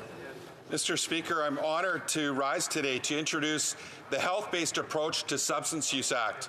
I'd like to thank my colleague, the Honourable Member for Vancouver Kingsway, for seconding this proposed legislation, for his tireless advocacy for evidence-based drug policy, and for this bill, which was tabled by the very same member in the 43rd Parliament. We all know the situation is dire. Over 20,000 Canadians have died of overdoses in the last 5 years, and in the shadow of COVID-19, the opioid overdose epidemic has rapidly worsened across Canada. Decades of criminalization, a toxic, illicit street supply, and lack of timely access to harm reduction, treatment, and recovery services has caused this escalating epidemic. It's time to treat substance use and addiction as the health issues they truly are, to address stigma and trauma. This bill provides a comprehensive approach to do just that by decriminalizing personal drug possession, providing for-record expungement, ensuring low-barrier access to safe supply, and expanding access to harm reduction, treatment, and recovery services. Mr. Speaker, I call on all parliamentarians to support this bill and these urgent and necessary steps to address Canada's overdose epidemic. And Mr. Speaker, this bill will save lives. Mr. John, seconded by Mr. Davies, moves that the bill be now read a first time and be printed. This motion is deemed adopted. Première lecture de ce projet de loi. The bill be read a second time. at the next sitting of the House. First reading of Senate public bills. Motions. Présentation de pétitions. Presenting petitions. Member for Churchill-Kiewatnug-Aski. Mr. Speaker, I am proud to rise today to present this petition signed by over 4,500 Canadians calling on Canada to act immediately to make vaccines available to the global south. They are calling on Canada to finally add COVID vaccines to the list of essential medicines not subject to patent protections, as is allowed by Canadian law. They ask that Canada allow Bolivia to complete its purchase of COVID generic vaccines from BioLease, a pharmaceutical manufacturer based in St. Catharines, Ontario. 4,500 Canadians have a clear message to send to the government today. They want their government to put people's lives ahead of the profits of big pharmaceutical companies. Canada needs to drop the facade on the world stage and find ways to produce vaccines for the world in our own country. Monsieur le Président, 4,500. Mr. Speaker, 4,000 Canadians signed this petition because, like everyone in this House, they're tired of this pandemic. If Canada doesn't do its part to vaccinate the rest of the world, the virus will continue to propagate. The government has to show solidarity and do everything possible to fight this virus. That means using the tools at its disposal and authorizing the production of vaccines so they can be exported to developing countries. Action must be taken now. Thank you. Okay. I want to remind the honourable members that presenting a petition is very succinct and short. It's not getting into a debate in the House. Presenting petitions, the honourable member for Kings Hants. Thank you, Mr. Speaker. I rise today on behalf of constituents in my riding that are petitioning the government to introduce just transition legislation. They note in the petition that they are looking for a 60% reduction in emissions below 2005 levels to wind down the fossil fuel industry and requisite end fossil fuel subsidies, to create new public economic institutions to expand public ownership of utilities, legislation to protect workers, Indigenous rights, sovereignty and knowledge, and also to expand the social safety net and new income supports in lieu of a transition to a low-carbon economy. So I'm happy to present this on behalf of my constituents in my riding. Thank you. Presenting petitions, the honourable member for Elgin, Middlesex, London. And support Bill S223. Madam? S223 seeks to combat forced organ harvesting and trafficking. It would make it a criminal offense for a person to go abroad and receive an organ taken without the consent of the person giving the organ. Bill S223 has passed the Senate unanimously 3 times, and MPs from multiple parties have been putting forward a form of this bill for over 13 years. This bill passed unanimously in the House of Commons in 2019 and in the same form. Petitioners hope that this Parliament is the one that finally gets it done. Thank you very much, Madam Speaker. The honourable member for Charlottetown. Thank you very much, Madam Speaker. As this is the first time that I've had a chance to speak in the chamber since the last election, please indulge me to thank the good people of Charlottetown for electing me and sending me back to the House of Commons for the 4th time. Some of those fine citizens have been inspired by a book written by Seth Klein called A Good War, that calls for just transition legislation, and this petition that I am presenting is on that topic. As you heard from the member for Kings Hants, the petitioners are calling on the government to enact just transition legislation that will, among other things, expand the social safety net and pay for the transition by increasing taxes on the wealthiest corporations and financing through a public national bank. Thank you, Madam Speaker. Honourable member for Northumberland, Peterborough South. Thank you very much, Madam Speaker. I rise today in favor of a petition in support of Bill S223. Bill S223 seeks to combat forced organ harvesting and trafficking. It would make it a criminal offense for a person to go abroad and receive an organ taken without the consent of another person. Bill S223 was passed by the Senate unanimously 3 times. Yes, 3 times, Madam Speaker. And MPs from multiple parties have been putting forward the form of the bill for over 13 years. The bill passed unanimously in the House of Commons in 2019 in exactly the same form. Petitioners hope that Parliament finally gets this one done. Member for Niagara Falls. Madam Speaker, this petition is also in support of Bill S223. Bill S223 seeks to combat forced organ harvesting and trafficking. It would make it a criminal offense for persons to go abroad and receive an organ taken without the consent of the person giving the organ. Bill S-223 has passed the Senate unanimously 3 times, and MPs from multiple parties have been putting forward a form of this bill for over 13 years. It is the hope of these petitioners, Madam Speaker, that this Parliament is the one that finally gets it done. Member for Peace River White Rock. Thank you, Madam Chair, and I'm pleased to present a petition from petitioners from across Canada. They're concerned about Bill C-71. They're concerned about the treatment of firearms owners in Canada, and they're calling on the government to treat firearms owners like every other Canadian across the country, not to be targeting them. Legal firearms owners are among the least likely to commit crimes in Canada, and they're just asking for the treatment like every other Canadian. As such, they're calling for the repeal of C-71, and I look forward to the government's response on this. Thank you, Madam Chair. For Calgary Centre. Madam Speaker, and it's my pleasure to rise today in this House of Commons. I have a petition here in support of Bill S-223, and this bill, like the others before it, seeks to combat forced organ harvesting and trafficking. It would make it a criminal offense for a person to go abroad and receive an organ taken without the consent of the person giving the organ. Bill S-223 has passed the Senate unanimously 3 times, and MPs from multiple parties have been putting forward a form of this bill for over 13 years. This bill passed unanimously in the House of Commons in 2019 in exactly the same form. Petitioners hope that this Parliament is the one that finally gets this bill passed. Thank you. The Honourable Member for Bruce Grey Owen Sound. Coming to you, Mr. Thank you, Madam Speaker. I have 2 petitions to present. The first petition I'm presenting is on behalf of Canadians very concerned about the dire situation facing minority communities in Afghanistan, specifically the Sikhs and the Hindus, but other minority communities that are at risk prior to the Taliban takeover, and now since the Taliban have taken over, they're even at greater risk. This petition calls upon the government to create a special program to help vulnerable minorities receive direct sponsorship to come to Canada. Parliamentarians have been calling for this special program for over 6 years, but the Liberal government has failed to act. Petitioners want to see real leadership in Canada in defense of justice and human rights, standing with the most vulnerable in Afghanistan and around the world. My second petition, Madam Speaker, is very much like similar to some of my colleagues. It's a bill with respect to S-223. The petitioners are increasingly concerned about the international traffic in human organs that are being removed from victims without their consent, and yet there has not led to any legal prohibition on Canadians traveling abroad to acquire or receive such organs.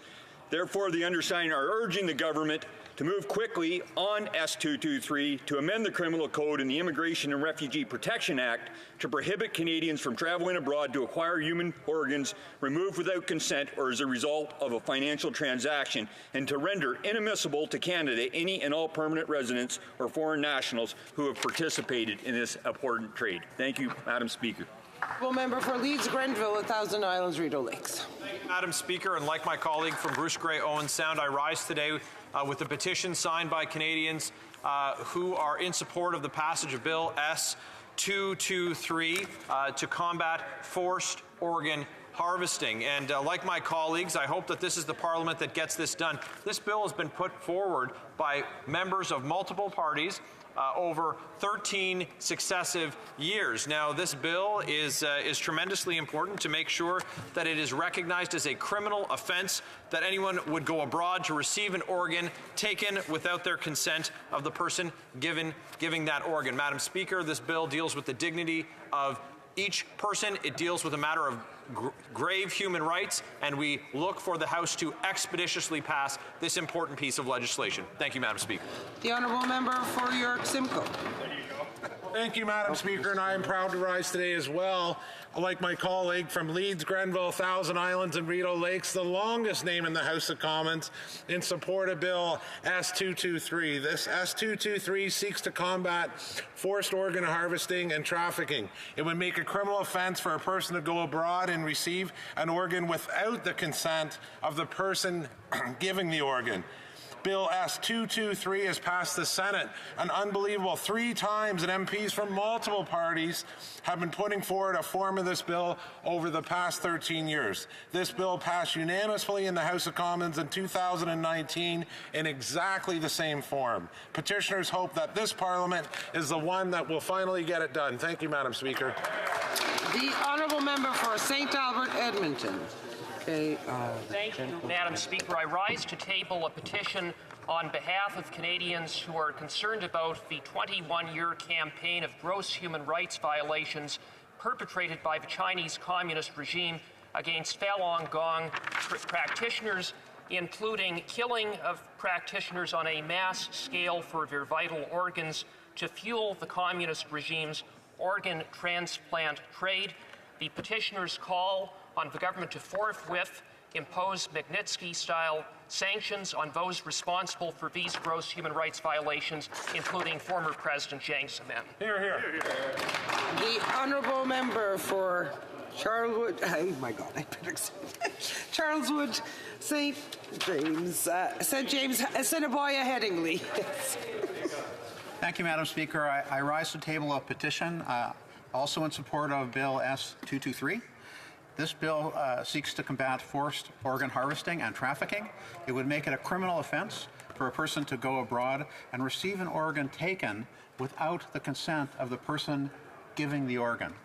This bill has passed the Senate unanimously 3 times, and MPs from multiple parties have been putting forward a form of this bill for over 13 years.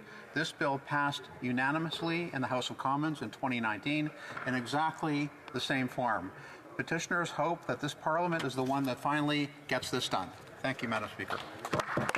For Prince George, Peace River, Northern Rockies. Here, Madam Speaker.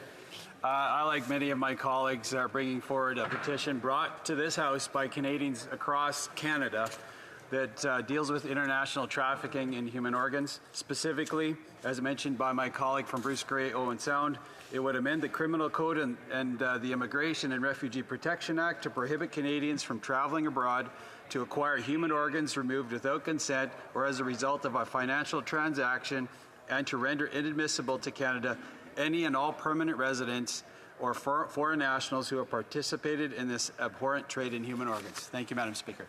The honourable member for Red Deer, Lacombe. Thank you, Madam Speaker. I'm rising today to present a petition in support of Bill S223. This bill has been before the Senate and has passed 3 times. It's been before this House before. It's been passed unanimously by this House, and it would make it a criminal offense for a person to go abroad and receive an organ taken without the consent of the person giving that organ. And petitioners are rightly disappointed that we have not yet got this bill passed in that 13-year time frame. It's time to get this bill done. It's the right thing to do. Honourable member for Brantford Brent. The honourable member for Brantford Brent. Mr. Isn't it him? Sorry? Isn't it him? Yeah. Brantford Brant, yes? Flambrook Lambert. Oh, I'm sorry. Blam. Yes. I'm honored to also rise and present this petition, as have some of my colleagues, in support of Bill S223, which includes some signatures from Hamilton and Toronto. As we've heard, Bill S223 seeks to combat the abhorrent practice of forced organ harvesting and trafficking and make it a criminal offense. We've heard that this has been passed by the Senate 3 times unanimously, and also been entertained in this House by multiple parties over the years, including unanimous passage in 2019 in exactly the same form. And so the petitioners are hoping that this Parliament is one that finally gets it done. Thank you, Madam Speaker. Hear, hear. The honourable member for Saskatoon West. Thank you, Madam Speaker. I also have the honour to rise today and present a petition in support of Bill S223. Petitioners are excited about this bill because they wanted to see forced organ harvesting and trafficking stopped. This bill would make it a criminal offence to do that, and it has passed the Senate unanimously 3 times before. and this bill has been put forward for over 13 years. So the petitioners and myself also hope that this Parliament is the one that finally passes this bill. Thank you. If the honourable member for Langley Aldergrove can get it done in 20 seconds, please. Thank you, Madam Speaker.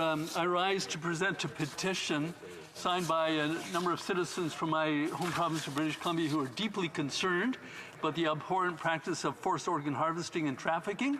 They are encouraging this Parliament to pass Bill S223, which has been presented here before. Time to get the job done. Thank you. Where's my Question on the order paper. Yes, the honourable member for Sherbrooke Park for Saskatchewan. Thank you, Madam Speaker. I actually have 16 petitions with me to table today, and I wonder if there would be unanimous consent of the House to extend the period of time for petitions. I know the NDP House Leader is very much looking forward to hearing all 16 of these petitions. I wonder if there would be unanimous consent to extend the time allowed for petitions.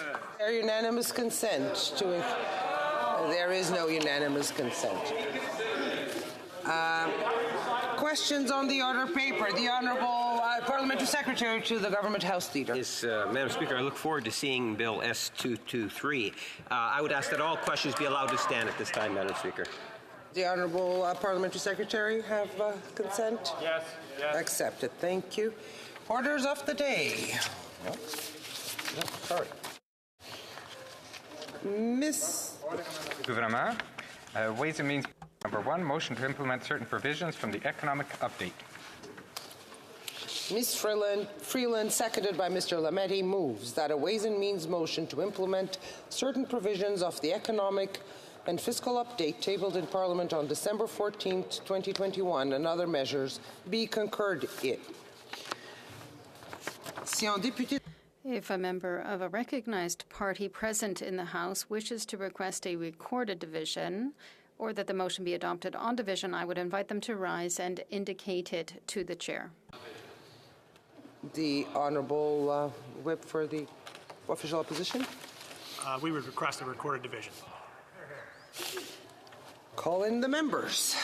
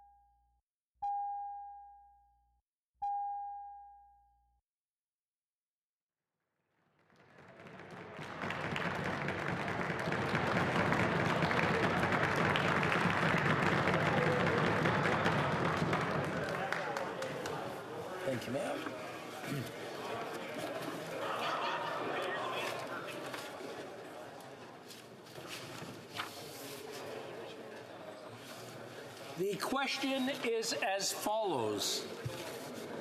Ms. Freeland, seconded by Mr. Lametti, moved that a Ways and Means motion to implement certain provisions of the Economic and Fiscal Update tabled in Parliament on December 14, 2021, and other measures be concurred in. The 10-minute period for members voting electronically has started, and the House will now proceed to the votes for members participating in person. Que tous ceux qui appuient la motion. All those in favor of the motion will please rise. Mr. Holland. Mr. Blair. Mr. Blair. Monsieur Rodriguez. Monsieur Rodriguez. Monsieur Champagne. Monsieur Champagne. Monsieur Lametti. Monsieur Lametti. Monsieur Guilbeault. Monsieur Guilbeault. Ms. Hutchings. Ms. Hutchings. Ms. Jazek. Ms. Jazek. Monsieur Vandal. Mr. Vandal. Ms. Murray. Ms. Murray. Monsieur McKinnon-Gatineau. Mr. McKinnon-Gatineau. Ms. Ing. Ms. Ing. Monsieur Miller. Monsieur Miller. Madame Le Boutillier. Madame Le Boutillier. Mr. Fraser. Mr. Fraser. Ms. Cara. Ms. Cara. Ms. Dillon. Ms. Dillon. Mr. Lamoureux. Mr. Lamoureux. Mr. Assassi. Mr. Assassi. Mr. Fisher. Mr. Fisher. Ms. Khalid. Ms. Khalid. Mr. Long. Long. Ms. O'Connell. Ms. O'Connell. Mr. Garrettson. Garrettson. Ms. Hutchings. Pardon me. Mrs. Romanado. Mr. Romanado. Ms. Sahota. Ms. Sahota. Mr. Ananda Sangari. Mr. Ananda Sangari. Mr. McDonald Avalon. Mr. McDonald Avalon. Mr. Sobara. Mr. Sobara. Madame Mendez. Madame Mendez. Madame Diab. Madame Diab. Monsieur Terrien. Monsieur Terrien. Madame de Bellefeuille. Madame de Bellefeuille. Madame Michaud. Madame Michaud. Madame Normandin. Madame Normandin. Monsieur Garon. Monsieur Garon. Madame Larouche. Madame Larouche. Madame Gill. Madame Gill. Monsieur Desilets. Monsieur Desilets. Mr. Julian. Mr. Julian. Ms. Barron. Ms. Barron. Mr. Bachrach. Mr. Bachrach. Mr. McGregor. Mr. McGregor. Ms. Matheson. Ms. Matheson. Mr. Desjardins. Mr. Desjardins. Mr. Morris. Mr. Morris.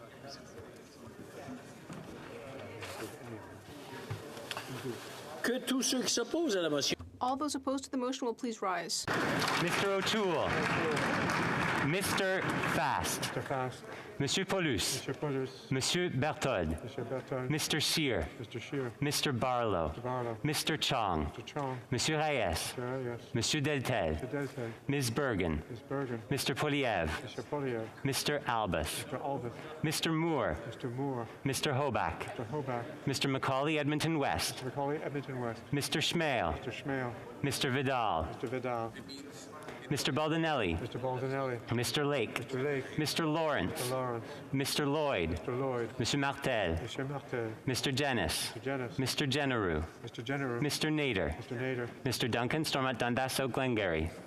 Mr. Duncan Stormont Dundas South Glengarry. Mrs. Gray. Mrs. Gray. Mr. Bazan. Mr. Bazan. Mr. Barrett. Mr. Barrett. Mr. Richards. Mr. Richards. Ms. Lantzman. Ms. Lantzman. Mr. Upal. Mr. Upal. Ms. Dancho. Ms. Dancho. Mrs. Kuzi. Mrs. Kuzi. Mr. Brassard. Mr. Brassard. Mr. Lobb. Mr. Lobb. Mr. Aitchison. Mr. Aitchison.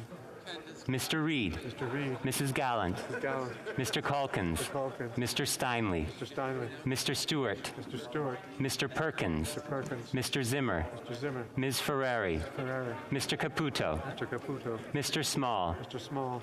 Ms. Rude. Ms. Rude. Mrs. Vecchio. Mrs. Vecchio. Madame Vien. Madame Vien. Mrs. Goodridge. Mrs. Goodridge. Mrs. Cramp-Nyman. Mrs. Cramp-Nyman. Mr. Halan. Mr. Halan. Mr. Ellis. Mr. Ellis. Mrs. Block. Mrs. Block. Mr. Kimmich. Mr. Kimmich. Mr. Mackenzie. Mackenzie. Mr. Dreesen. Mr. Dreesen. Monsieur Gould. Monsieur Gould. Monsieur Généreux. Mr. Généreux. Mr. Strahl. Mr. Strahl. Mr. Seaback. Mr. Seaback. Mr. Williamson. Mr. Williamson. Ms. Lewis Haldeman Norfolk. Ms. Lewis Haldeman Norfolk. Mr. McGuire. McGuire. Mr. Abu Tayyif. Mr. Abu Tayyif. Mr. Arnold. Mr. Arnold. Mr. Cooper. Mr. Cooper. Mr. Kelly. Mr. Kelly. Mr. Shields. Mr. Shields. Mrs. Stubbs. Mrs. Stubbs. Mr. Vierson. Mr. Vierson. Mr. Waugh. Mr. Waugh. Monsieur Godin. Mr. Godin. Monsieur Leroux. Mr. Leroux. Mr. Weber. Mr. Weber. Mr. Mott. Mr. Mott. Mr. Benson. Mr. Benson. Mrs. Thomas. Mrs. Thomas. Mr. Dalton. Mr. Dalton. Mrs. Falk, Batterford Lloyd-Minster. Mrs. Falk, Batterford Lloyd-Minster. Mr. Davidson. Davidson. Mr. Bragdon. Mr. Bragdon. Mr. Dowdle. Mr. Dowdle. Mr. Epp. Mr. Epp. Mr. Cram. Mr. Cram. Mr. Currick. Currick. Mr. D'Entremont. Mr. D'Entremont. Mr. Lewis Essex. Mr. Lewis Essex. Mr. Mazer. Mr. Mazer. Mr. McLean. Mr. McLean. Mr. Morantz. Mr. Morantz. Mr. Patzer. Mr. Patzer. Mr. Redicott. Mr. Redicott. Mr. Shipley. Mr. Shipley. Mr. Soroka. Mr. Soroka. Mr. Ruff. Mr. Ruff. Mr. Van Popta. Van Popta. Mr. Brock. Mr. Brock. Mr. Muse. Mr. Muse. Mrs. Roberts. Mrs. Roberts. Mr. Tolmie. Mr. Williams. Mr. Williams.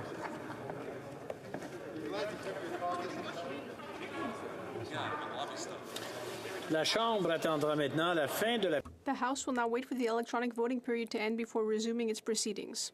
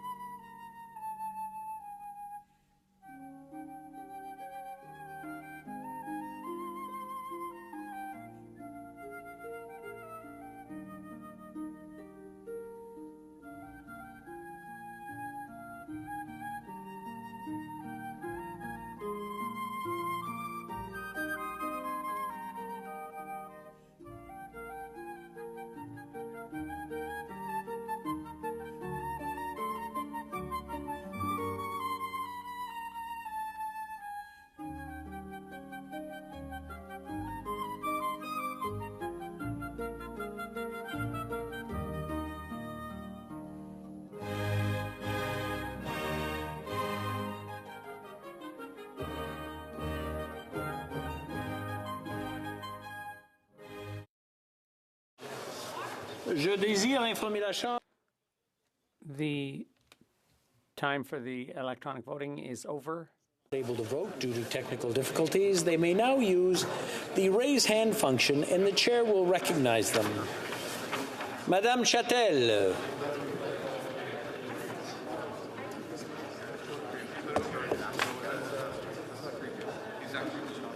Madame Châtel? Vous êtes en sourdine, Madame Châtel. Je vote pour. Merci. Madame Châtel, pour. Mr. Lewis. Yes, thank you, Mr. Speaker. Some technical issues. I just wanted to confirm that my vote was for the motion. Yes. Yes, it was. Thank you. Merci. Seeing no more, the table will now compile the results of the vote.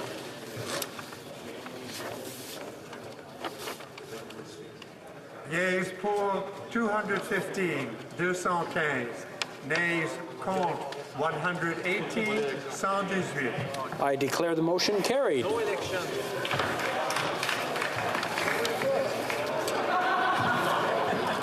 Pursuant to Standing Order 83-4 and 69-1, Ms. Freeland, seconded by Mr. Lametti, moves that a bill entitled An Act to Implement Certain Provisions of the Economic and Fiscal Update tabled in Parliament on December 14, 2021, and other measures be now read a first time and be printed.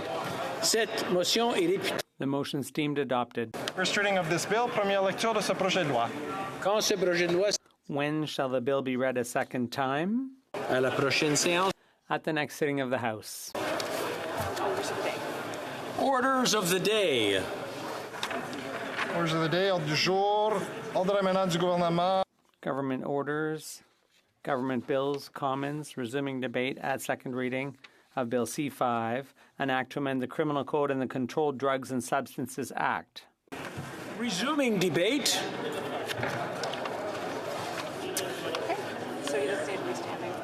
Okay, the honourable member for Mississauga, Erin Mills. Thank you very much, Mr. Speaker. And before I begin, I would like to take a moment to recognize the passing of Bell Hooks today. She was a trailblazing Black feminist author who brought the intersectionality of race, of gender, and class into the public conscience and really helped shape the conversations that we continue to have today. My condolences to her family and to the countless people across the world, and especially Black women who she touched through her writing. May she rest in power. Mr. Speaker, thank you. Mr. Speaker, this conversation on Bill C-5 is one that I've been having a lot throughout my whole life.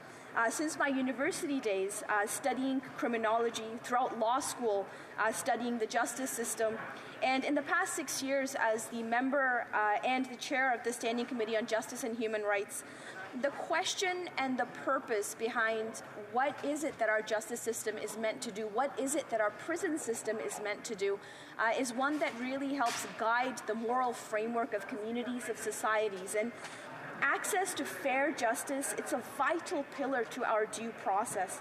And while we've made progress over the past 6 years, the fact remains that our justice system is not yet properly equipped to provide that access to everyone. And we've seen that. We've seen that in the Black and Indigenous communities and people that struggle today to find a job, to make a living, to build a better life for themselves because of their interaction with the justice system.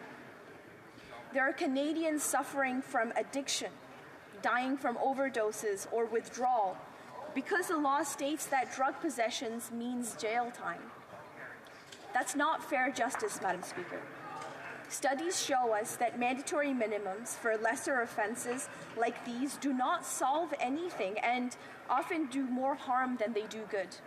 They force first-time offenders into a cycle that prevents them from building a better life for themselves. When people talk about the supposed success of these programs, they are bringing individual lives down to a statistic of those who are being imprisoned.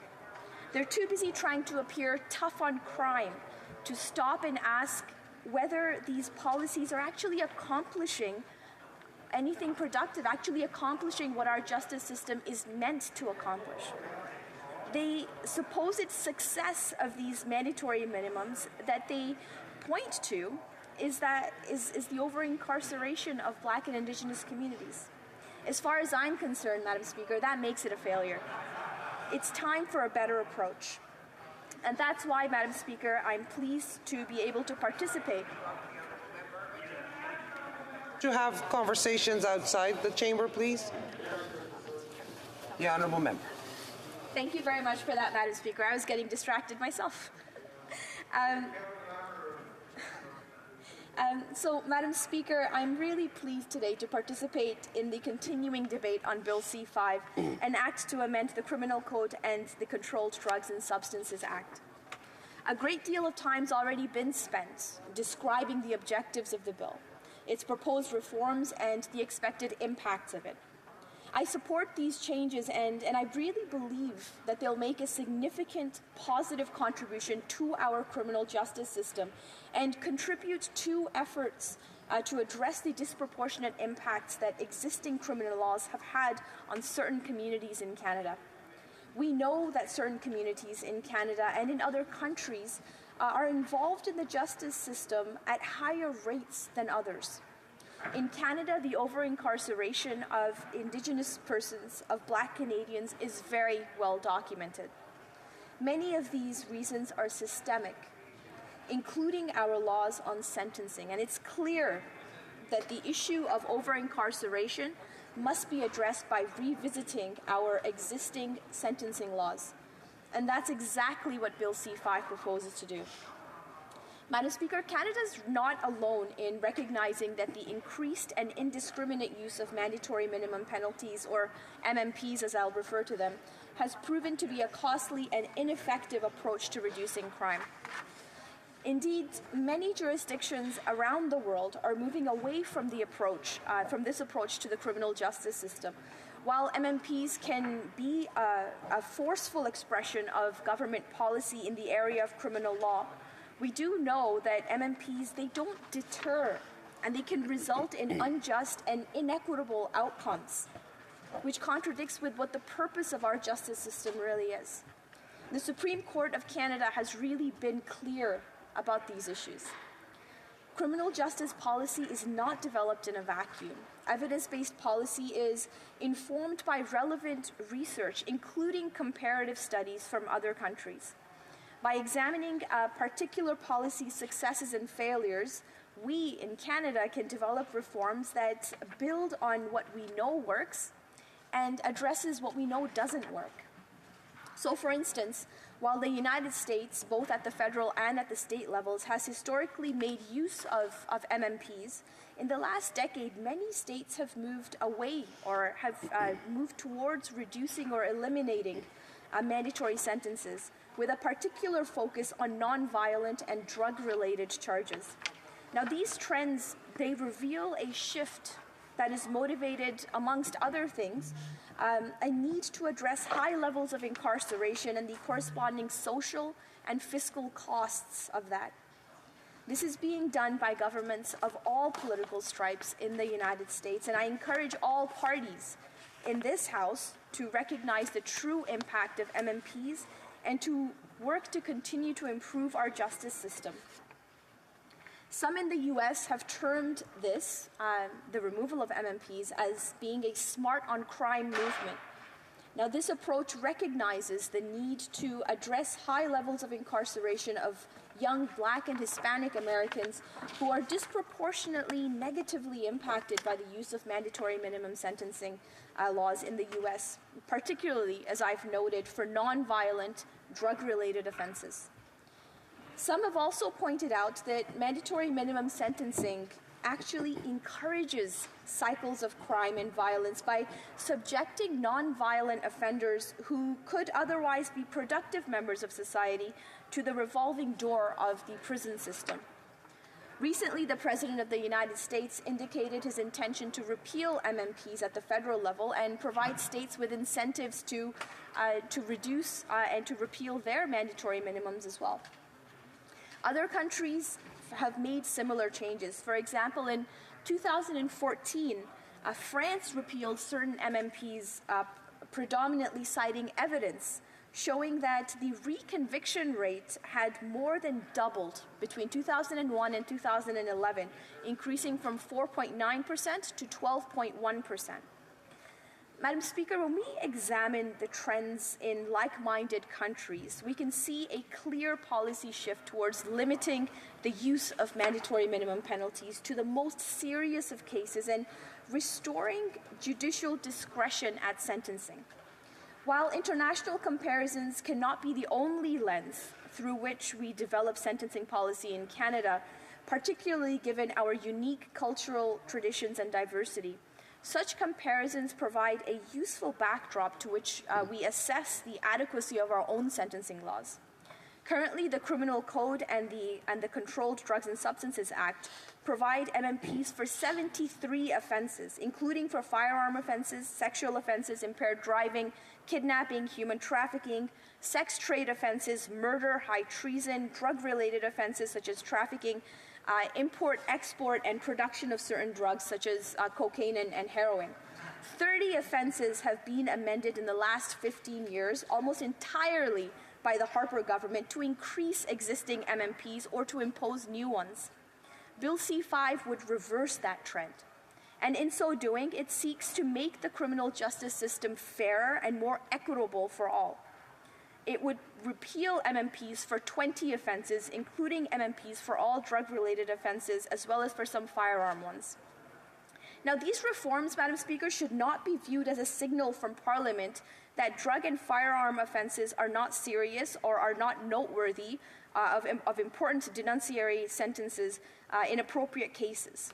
They can be very serious, and I have full confidence in our courts to impose those appropriate penalties. Now, as I said, Madam Speaker, I realize that I'm running out of time, but I do have a lot more to add to this. As I've said, it's a very interesting debate, and I'm looking forward to this discussion continuing, but perhaps I'll let my colleagues answer some questions at this time, or ask me some questions at this time. Questions and comments. The Honourable Member for Kamloops Thompson Caribou. Thank you, Madam Speaker. Always a pleasure to rise on behalf of the citizens of Kamloops Thompson Caribou, and I thank the honourable colleague for her comments. My question is a narrow one, and it is this. The mandatory minimums sought to be repealed. Among them includes Section 95 of the Criminal Code, which is one of the most serious firearms offenses because it is an unlicensed individual possessing a restricted or prohibited firearm. Now, the NER decision from the Supreme Court of Canada, which my colleague referenced, talked about the seriousness of that offense, endorsing language from the Ontario Court of Appeal, saying, quote, "At one end of the range, as Doherty, Justice of Appeal, observed, stands the outlaw who carries a loaded, prohibited, or restricted firearm in public places as a tool of his or her criminal trade. This person is engaged in truly criminal conduct and poses a real and immediate danger to the public," end quote. The vast majority of people may fall into this. Now, my question, though, is this. We've heard from this government that we don't want to capture people who may not fall into that on a first-time basis. Why then is this government repealing the mandatory minimum for subsequent offences for the people for whom that first time doesn't apply? The Honourable Member. Thank you very much, Madam Speaker, and through you, I'll thank the member for his very thoughtful question. And I have to remind the member that it's really up to the judges. And what mandatory minimums and the removal of mandatory minimums really does is it gives the discretion to the judge, to the justice system to say, hey, look, this is the circumstances in which a crime has occurred, and we are going to make sure that the penalties are fitting to the crime. And that discretion to the judge, I think, really helps to build that pillar of equitable justice, which we're seeking through this bill. Député de Shefford. The member for Shefford. Thank you very much, Madam Speaker. I want to thank my colleague for his speech. I myself had the opportunity to be able to give a speech on C5 in the early part of the week. And in studying the bill, there were a number of things that came to mind and really jumped out for me. C5, unfortunately, I have the impression that it's a bill where everything's been put in there and you're putting things that are very different. It's very sensitive when it comes to diversion measures and decriminalization. So we also have to understand the crimes like simple possession. And I have in a community organization that is helping people to get off drugs, but we're mixing it in with firearms possession offenses. And also the rise in femicides. There is a crisis, a firearms crisis in Montreal. I have to give the honourable member the opportunity to respond. Mrs. Saugarin-Mills. Merci beaucoup.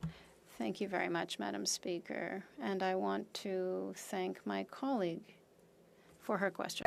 I'm trying to speak a little bit of French, but she's absolutely right. I think what we really need to understand with Bill C5 and with mandatory minimums and the removal of such is that just providing punishment and providing mandatory minimums is not enough to create that equitable justice that we're looking for. We need to find and build that proper framework around society to provide supports for victims, for example, of gender-based violence, as the member referenced, to provide support for those that are suffering from addictions. And I really think that that fulsome and wholesome approach is the way that we are going to have a more equitable, a more fair society, not punishing people for simple violentless crimes. Thank you, Madam Speaker. The honourable member for Victoria. Thank you, Madam Speaker. My community is facing these two interconnected public health emergencies, COVID-19 and the toxic drug supply. Too many people have lost their lives or lost loved ones to drug poisoning. And it's fundamentally because the government refuses to stop treating this as a criminal issue and follow the evidence to treat this as a health issue. BC has taken the important step of applying for the federal government to remove criminal penalties under Section 56. Full decriminalization would help reduce the fear and shame associated with substance use. Will the member push her party to accept British Columbia's application? This bill is a half measure, and getting rid of these mandatory minimums is important, but is the member not disappointed? Interrupt the honourable member. I have to interrupt the honourable member. We have issues with translation. On a des problèmes de traduction. We're having interpretation issues. The interpreter cannot hear. Your sound is not very clear for the interpreters to catch. I think your connection, your connection is not terribly good, even in terms of image. It's very, it's. But I'll give the honourable member for Mrs. Saugarin-Mills an opportunity to comment on the question the honourable member just asked. Thank you very much, Madam Speaker. And I remember in the last Parliament, I believe, it was the member from Coquitlam, Port Coquitlam, with his private member's bill, who really addressed this issue of decriminalizing those that are seeking those safe injection sites. And good on him for doing that. I think that one bill is not an answer to addressing a systemic problem. I think there needs to be a lot more cognizant effort by our government and by all parties in this House to ensure that we're addressing this issue. It is my duty, pursuant to Standing Order 38, to inform the House that the questions to be raised tonight at the time of adjournment are as follows. L'honorable député. The honourable member for Mission Masque Fraser Canyon. Infrastructure, the honourable member for Edmonton Wetaskiwin. Health, the honourable member for Kamloops Thompson Caribou. Veterans Affairs. Debate, the honourable member for Cowichan Langford Malahat. Thank you, Madam Speaker. Cowichan Malahat Langford. Because this is my first speech in the 44th Parliament, I hope the House will indulge me in allowing me just to spend a minute to thank the good people of Cowichan Malahat Langford for again putting their trust in me, sending me to this place for a third time. It's a privilege to be here, and I carry that trust on my shoulders every day. I couldn't be here if it wasn't for an amazing campaign team, an army of volunteers, the support of my family. And being here, you really feel the weight of responsibility of being the voice of approximately 100,000 people out on beautiful Vancouver Island. And so I'm very pleased to be rising today to speak to a bill, to Bill C5, which does try to start the conversation on serious criminal justice reform. I think it's a conversation that we have been waiting for in Canada for quite some time. And, you know, it begs me to ask a question, you know, why are we here as members of Parliament? I'm not here to try and make a fancy video for an email fundraiser. I'm not here to just like launch some serious attacks on the government or for a great clip. When it comes to a subject as weighty as this, Madam Speaker, I believe we each have a responsibility to treat the subject matter before us with the seriousness and responsibility that it deserves. And I know from previous parliaments, in the 42nd Parliament, I was honored to serve as my party's justice critic.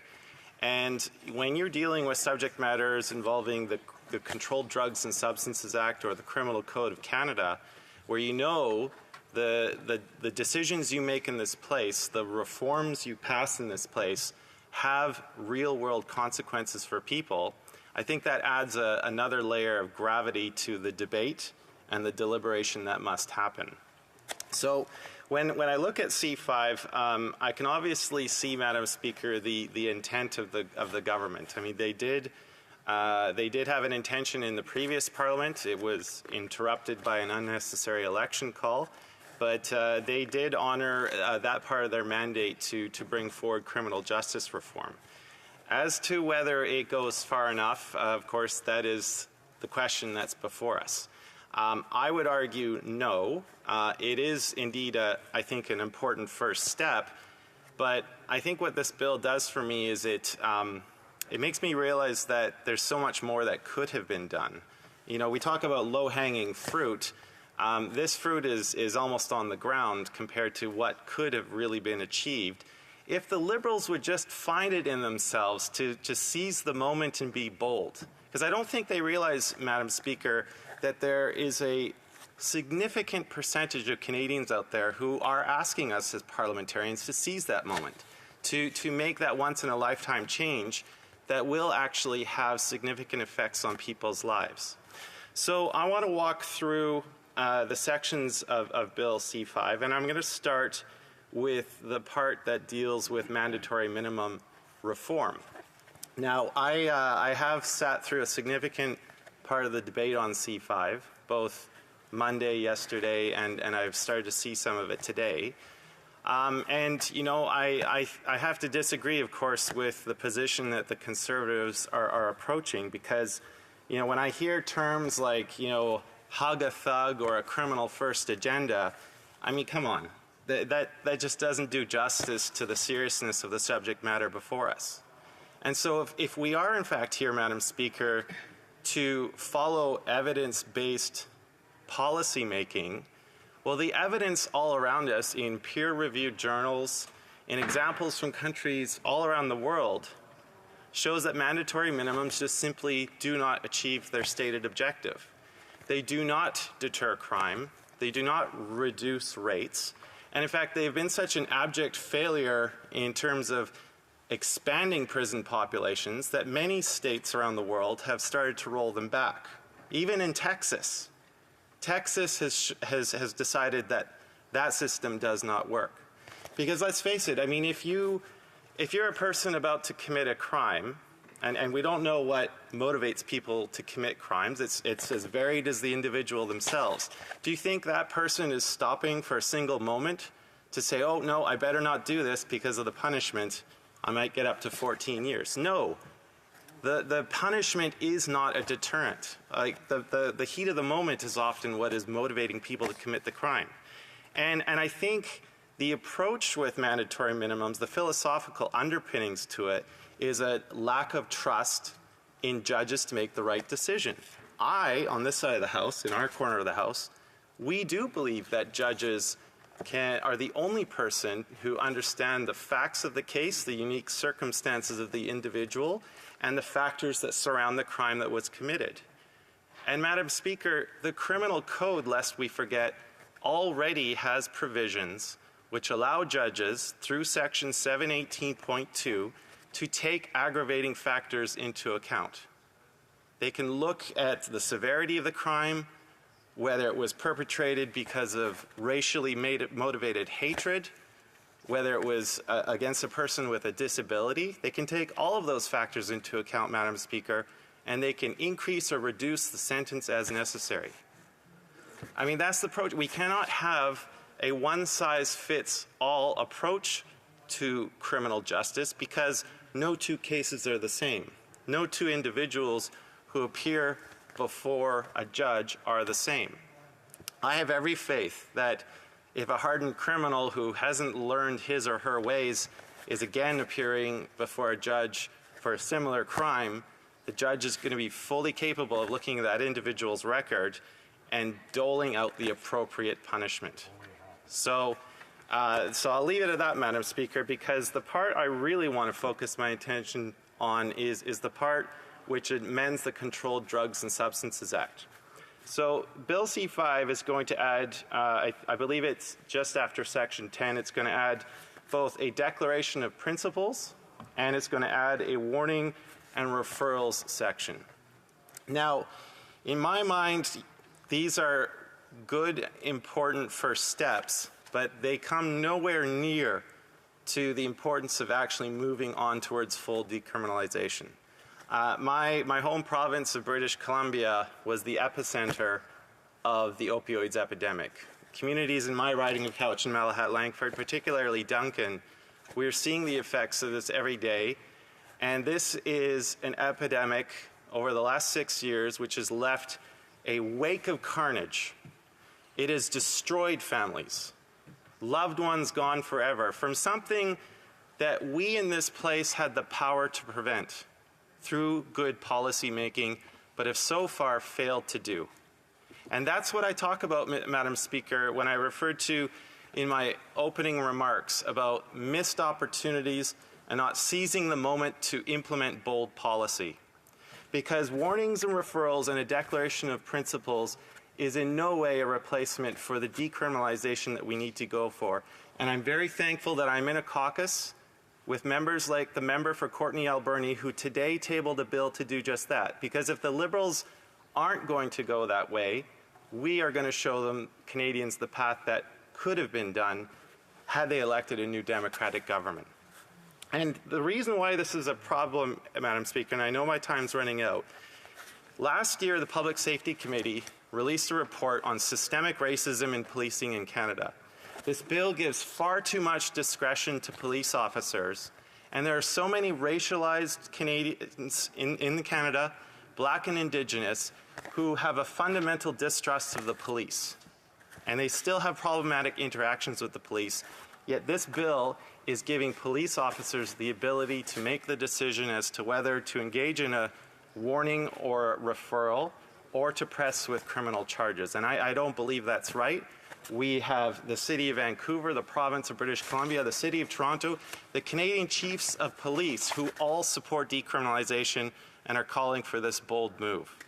So, Madam Speaker, in conclusion, what I would like to see from the government is if they would take the bold step of referring Bill C-5 to committee before we get to a second reading vote. And that would allow the committee to study the bill, to possibly expand it beyond its current mandate, because if we have a second reading vote and then refer it to committee, the mandate of the committee will be severely limited to that. So I'm asking government members to allow us for this to happen so we can hear from the experts, expand the scope of the bill, and truly get ahead with bold criminal justice reform that this country so desperately needs. Thank you. Questions and comments. The Honourable Parliamentary Secretary to the Minister of Justice. Thank you, Madam Speaker, and I'd like to thank my friend opposite for his very thoughtful speech. I do want to just pick up on his last comment with respect to the CDSA. There are the amendments to the CDSA does allow for prosecutors to also offer diversion. So there's pre-charge as well as post-charge diversion that is contemplated in the bill. But I do want to speak to him about his reflections on the CSOs that are being provided here, and whether he can give us some insight into how he feels this will impact the overall criminal justice system. Honourable Member for Cowichan, Malahat Langford. Sorry, Madam Speaker, I'm going to have to ask the Parliamentary Secretary just to repeat the last part of his question. I didn't catch the CSO part. Sorry. The Honourable Parliamentary Secretary for the Minister of Justice. Sorry, Madam Speaker. The conditional sentencing orders, what his reflections are on the provisions that does allow for expanded use of these orders for inmates. The Honourable Member for Cowichan Malahat Langford. Yeah, again, Madam Speaker, I think that follows with the remarks in my speech where I said this is generally a positive thing. It's allowing more discretion, and I think it fits within a philosophy that we don't have a one-size-fits-all approach to justice. And where the circumstances warrant, where a judge or even Crown prosecutors believe that someone would be best served with an alternative to jail time, then we should give them the freedom to do so because they understand the facts of the case, they understand the individual and the circumstances in which the crime was committed. We have far too many racialized... To allow for other questions. The Honourable Member for Glenbrook, no. Glenbrook, no. Brantford Brent. Thank you, Madam Speaker. I just thank my friend for his speech. Just following up on his latter comments, does my friend think that those convicted of sexual assault, criminal harassment, trafficking of minors, abduction of minors, does he not think those individuals deserve to be punished by way of a denunciatory sentence, which could include jail? Malahat Langford. Well, Madam Speaker, as I said in my remarks, the person who is best qualified to mete out that kind of a sentence is the judge, who has heard all the facts of the case, knows the individual circumstances, and I am quite confident that should a person deserve a sentence, a lengthy sentence, and a long jail term, they will get it. So again, I'm just asking for Conservatives to publicly declare that they have support in our judges to look at the facts of the case and mete out the appropriate punishment. Questions and comments. The Honourable Member for Drummond. Thank you, Madam Speaker. I am interested in the question that my colleague asked, and I would say that this morning at 8:30, a member in my riding was to testify before a commission because every time this repeat offender had been released since 2000, he offended again. And in cases like this, I would say, like the ones that my colleague from the NDP raised as well, should we not have discretion for judges, even if it's a first offense? Yes, I think that the discretion part is very important. And I also, in answering my colleague's question, our justice system has struggled right across this country from underfunding too, which has led to a lot of people being released without having their appropriate day in court.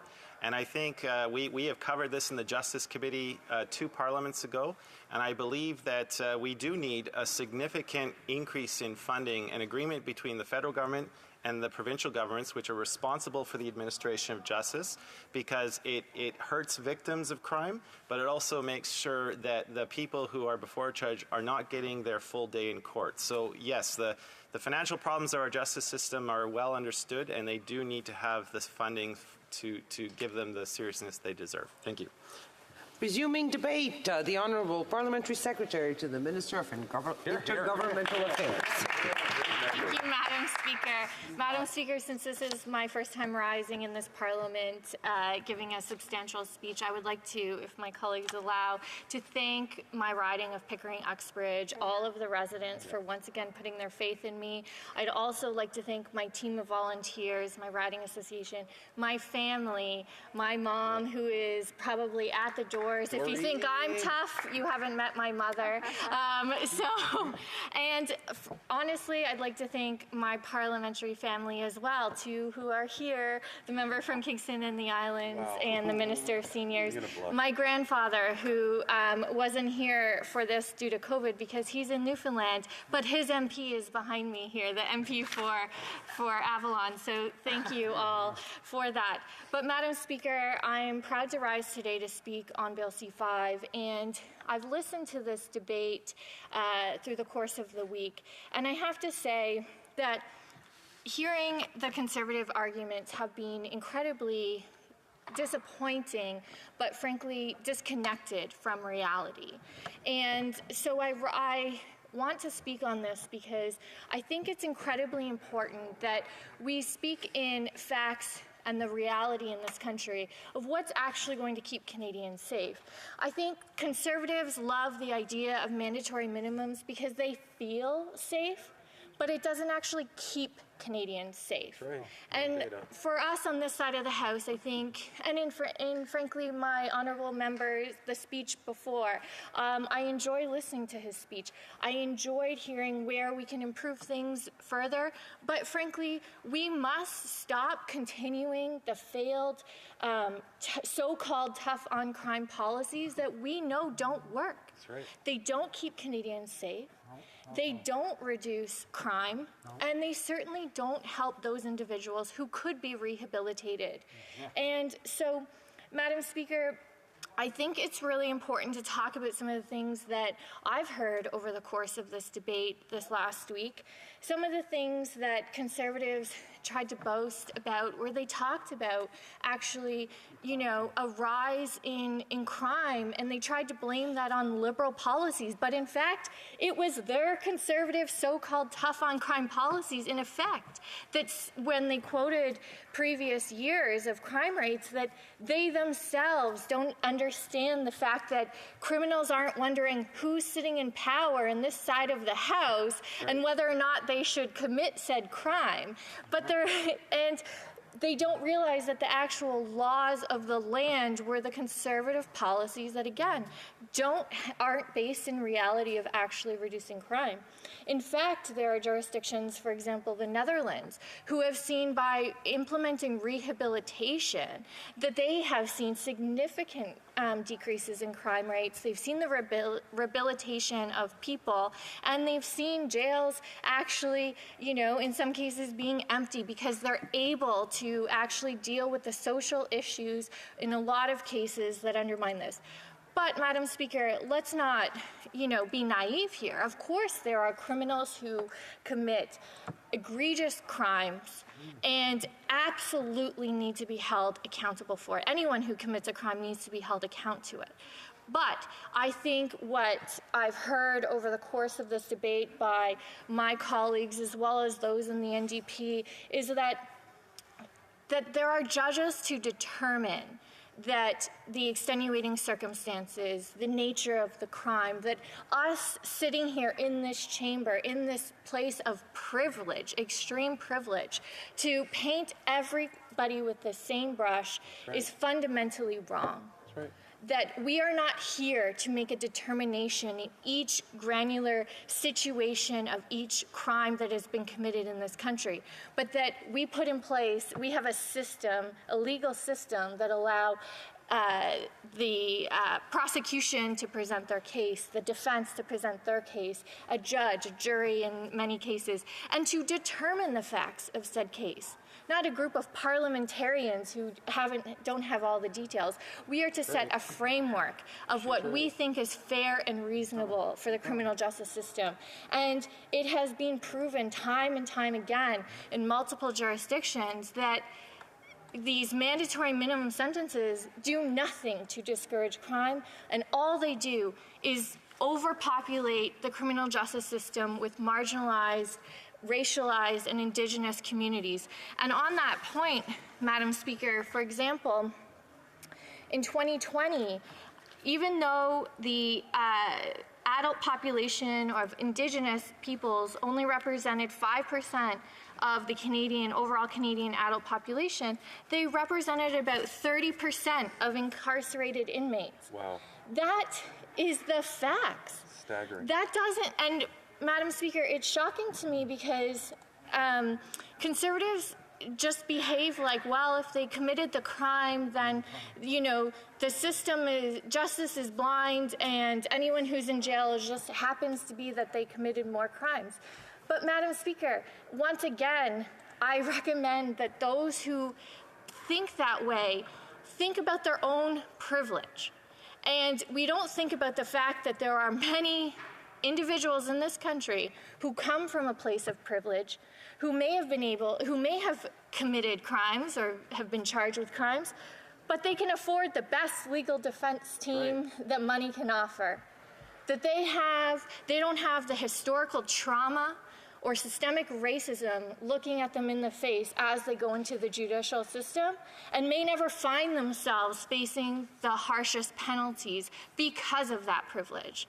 But, Madam Speaker, not all Canadians have that privilege, and this is why we see in our justice system an overrepresentation of people who have mental health issues, racialized communities, and again, Indigenous populations. So anybody who suggests that there aren't systemic barriers and systemic racism in our justice system, frankly, don't have a very good grasp on the reality of how a lot of people live in this country. And I fully recognize my own privilege in making these statements. However, I believe fundamentally, as the former speaker said, that as a parliamentarian, our job is to move forward on legislation to help Canadians, even if it means by lending my privilege to speak up, and to speak up for those who don't sit in this place, who don't have that opportunity to share their experience and how the justice system is not fair and equitable for all peoples across this country, and that mandatory minimums further create those barriers and the inability for some people to really be able to have that chance to be rehabilitated and get out of that cycle of crime and poverty.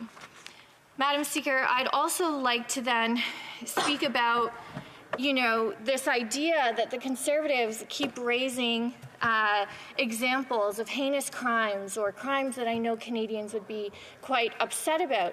And they suggest that this bill somehow would mean that those crimes would go unpunished. Well, Madam Speaker, that couldn't be further from the truth. In fact, crimes can still come with harsh penalties and, again, consequences for individuals' actions. However, the point of this legislation is to fix past wrongs, as I just spoke about, and the systemic barriers and racism in the criminal justice system.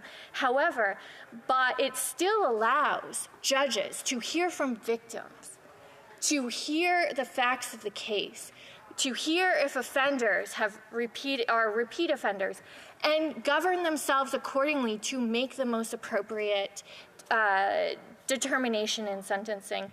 So, Madam Speaker, I know I'm running out of time.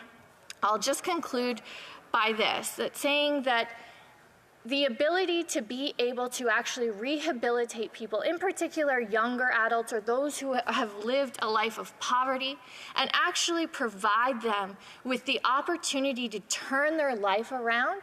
Instead, Conservatives would like us to turn our backs on them. We owe it to Canadians across this country to put in place and to start breaking down the systemic barriers and systemic racism that our criminal justice system has seen, while keeping Canadians safe and actually doing so in ways that result in results. Thank you, Madam Speaker. Questions and comments. The Honourable Member for Battle River Crowfoot. Thank you very much, Madam Speaker. And I listened with great interest to the member opposite's speech, and she talked about somehow Conservatives being out of touch on this issue. Well, Madam Speaker, I would retort quite simply is that she should come speak to many of my constituents who have told me unequivocally that this government is incredibly out of touch with the challenges faced by the people that I represent, including many who have been affected by rural crime. In fact, Madam Speaker, I spoke to a constituent just the other day who talked about, who shared with me the terrifying ordeal of how she was held up her and her husband were held up by somebody with a firearm in their home, somebody who had gone on a crime spree. There were challenges, the revolving door of the justice system, the fact that they don't even feel that our legal system does justice at all. And in fact, many of my constituents are losing faith in that. So to this member, Madam Speaker, how can she justify to my constituents who are facing significant challenges regarding the level of trust that they have in the justice system to ensure that criminals, serious crimes that are committed and those perpetrators are actually put behind bars, Madam Speaker, as it has literally put the lives of my constituents on the line when the system is not working as it stands. I have to give the Honourable Parliamentary Secretary an opportunity to answer. Thank you, Madam Speaker. And to my honourable colleague, first let me acknowledge how terribly sorry I am that his constituent went through that. But Madam Speaker, it's precisely the point. The Conservatives' idea of tough on crime has not worked, as he just said, that his own constituent doesn't even have faith in the criminal justice system because of their failed policies. So I recognize that the member opposite would love to blame all of the problems on Liberals, but in fact, we're living under failed Conservative criminal justice policies. So if his constituent doesn't feel that she has good representation, this is precisely why Canadians entrusted Liberals to fix the Conservative wrongs. Right. Questions and comments. Questions et commentaires, l'honorable député de Shefford. The Honourable Member for Shefford. Thank you, Madam Speaker. I was listening to my colleague. We've been talking about firearms, mandatory minimums. I would just like to interrupt the member and remind everyone. And the Honourable Member had his turn. L'honorable député de Shefford, please. The Honourable Member for Shefford. Thank you, Madam Speaker, for reminding everyone that respect is very important in this House. I'd like to thank my colleague for her speech. And there's a couple of aspects that I'd like to hear from her on. When it comes to firearms and mandatory minimums, well, this government hasn't done anything regarding a major request from the Mayor of Montreal, the Premier of Quebec, and our party, that there be a joint squad for firearms control, and also the matter of public health. How can she want to support organizations when her own government has refused to raise health transfers to 35%? Madam Speaker, thank you, and thank you to my honourable colleague for that question. Madam Speaker, in fact, what we're discussing here is specifically mandatory minimums, but that doesn't mean that there aren't other pieces of legislation that we are working on. In fact, I remember as a young member of the Finance Committee, one of the very first things we did was actually restore funding that Conservatives cut out of CBSA to ensure that we could actually stop the gun smuggling that Conservatives once again cut from the budget. So, Madam Speaker, the point is to my colleague is that yes, there is always going to be more that we need to do. These are just a couple of examples in this quick time that I raised, but we are going to continue to deal with serious crimes in this House that actually has results for Canadians. The Honourable Member for Nanaimo, Ladysmith. Thank you, Madam Speaker, and thank you to the member for your speech. British Columbia has seen its worst year ever in opioid-related deaths. As a result of Liberal inaction, nonprofits in my riding of Nanaimo Ladysmith have been working tirelessly to fill in the gaps. Risebridge Project in Nanaimo Ladysmith, for example, posted the following, if I could share. We do not have enough services to support for our most vulnerable of populations. Our overdose rates continue to skyrocket. Nobody can find or afford housing in this market, and mental health concerns are at an all-time high. Our community is in crisis. Can the member clarify, when will this government take this crisis seriously and decriminalize personal possession of substances? Honourable Parliamentary Secretary, 10 seconds. Thank you, Madam Chair. In 10 seconds, I probably won't be able to get through everything on that, but as a former PS of Health, we are working diligently. This government, the Minister of Health, is working diligently to work with provinces, territories, municipalities to deal with the opioid crisis. It is a crisis. It's something we need to all work together on. And, Madam Speaker, I'm fully committed to working with the member opposite on that as well. Debate, the Honourable Member for Bruce Grey and Owen Sound. Thank you, Madam Speaker. As some of my colleagues will know, and I mean, I've not given a lot of speeches, I've only been here 2 years, I do try to be as nonpartisan as possible. I do find it getting more and more difficult the longer that I'm here. One of the issues, or one of the things I do like to do, is every piece of legislation that is put forward, I do try to find what can I support or what I think is good in that bill or that piece of legislation, and what do I think needs to be approved upon. Unfortunately, when I look at Bill C-5, I can't find a single thing in this bill that I think is worth supporting. I came to this Parliament, I got elected, I ran for elected office to solve problems, not create new ones. And I find it somewhat hypocritical of a government that said we needed to have this urgent election to come here, let's dissolve Parliament, let's have an election, because we got to deal with things to deal with COVID and deal with this pandemic.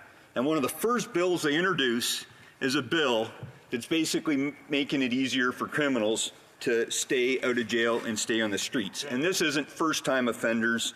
This isn't simple crimes. These are serious crimes, and I'll get into that later. This should be about public safety and the victims in dealing with the root causes of the problems that we have with gun violence, the increase in violence across this country. We should be addressing poverty, drugs, gangs, and criminals, not focused on making it easier for criminals. And again, so it's important that this bill, what it does is it eliminates those mandatory prison time for drug traffickers, those who commit acts of violence, and criminals being allowed to go on things like house arrest versus doing time in prison. Ultimately, it's going to put victims at risk. I want to read, Madam Speaker, into the record, and I know it's been done before, exactly what Bill C-5 is going to eliminate from a mandatory minimum perspective related to gun crimes. Robbery with a firearm, extortion with a firearm, weapons trafficking, excluding firearms and ammunition, importing or exporting knowing that it is unauthorized, discharging a firearm with intent, and using a firearm in commission of offenses, possession of a firearm knowing its possession is unauthorized, possession of a prohibited or restricted firearm with ammunition, possession of a weapon obtained by commission of an offense, possession for purposes of weapons trafficking, and discharging a firearm recklessness. The issue, Madam Speaker, is we've seen this government in the previous Parliament bring in an order in council where they've targeted the most law-abiding citizens in the country, our legal firearms owners, and made it more difficult for our hunters, our farmers, and our sport shooters. Yet at the same time, they introduced in the last Parliament Bill C-22. This is an identical replication of that bill, which is then making it easier for criminals to get off on those charges. And these, the previous speaker indicated that these are policies that were failing, that were brought in by previous Conservative governments. No, these 14 mandatory minimums that are being repealed via this bill, of the 67 that exist, are ones that were brought in by the former Prime Minister Pierre Elliott Trudeau and Prime Minister Chrétien. These aren't bills that were brought in under Prime Minister Stephen Harper. These are bills that were brought in by previous Liberal Prime Ministers. So I guess my question, in a rhetorical sense to the previous speaker, is what mandatory minimums, why didn't they basically get rid of all of them? The other, always risky doing math, the other 53 mandatory minimums, if that's the case. They're keeping the ones that we strengthened or the previous Conservative government strengthened under Stephen Harper. They're eliminating these ones that have been around for decades. So I just want to make that clear, Madam Speaker. They're eliminating those mandatory prison time for criminals who commit robbery with a firearm, weapons trafficking, drive-by shootings, and they're basically doing these because they view that the laws are unfair. They're more interested in standing up for the criminals, vice the victims, and keeping our communities safe. The next aspect of the bill, Madam Speaker, is they're going after or eliminating that mandatory prison time for drug dealers. There's 6 mandatory minimums that they're eliminating in there. Target drug dealers that are trafficking or possession for the purpose of trafficking, importing and exporting or possession for the purposes of exporting, and the production of a substance Schedule 1 or Schedule 2 drug, i.e. heroin, cocaine, fentanyl, crystal meth. Again, we've talked about it, and I fully acknowledge it happens in my community. We've heard about this right across communities across this great nation, the opioid crisis and the need to help those Canadians that are struggling with addiction. I have family members that have struggled with addiction issues. I fully appreciate, but they're not going out and producing this. They're not running these meth labs. They're not actually trafficking these drugs and not enabling this whole crisis in this country. These are the people we should be locking up and making sure they do the appropriate time and not letting them off easy. The next bit of the bill, Madam Speaker, talks about conditional sentencing. And again, I'm going to read these out because it's beyond me why we wouldn't want these criminals. These aren't first-time offenders that have done something like a theft because, you know, they're struggling to get by, they don't have food. These are people that are doing serious issues. So we're talking about prison breach, criminal harassment, sexual assault, kidnapping, trafficking in persons, abduction of a person under 14, motor theft, theft over $5,000, arson for fraudulent purposes, etc., etc. I have an 8-year-old daughter, Madam Speaker.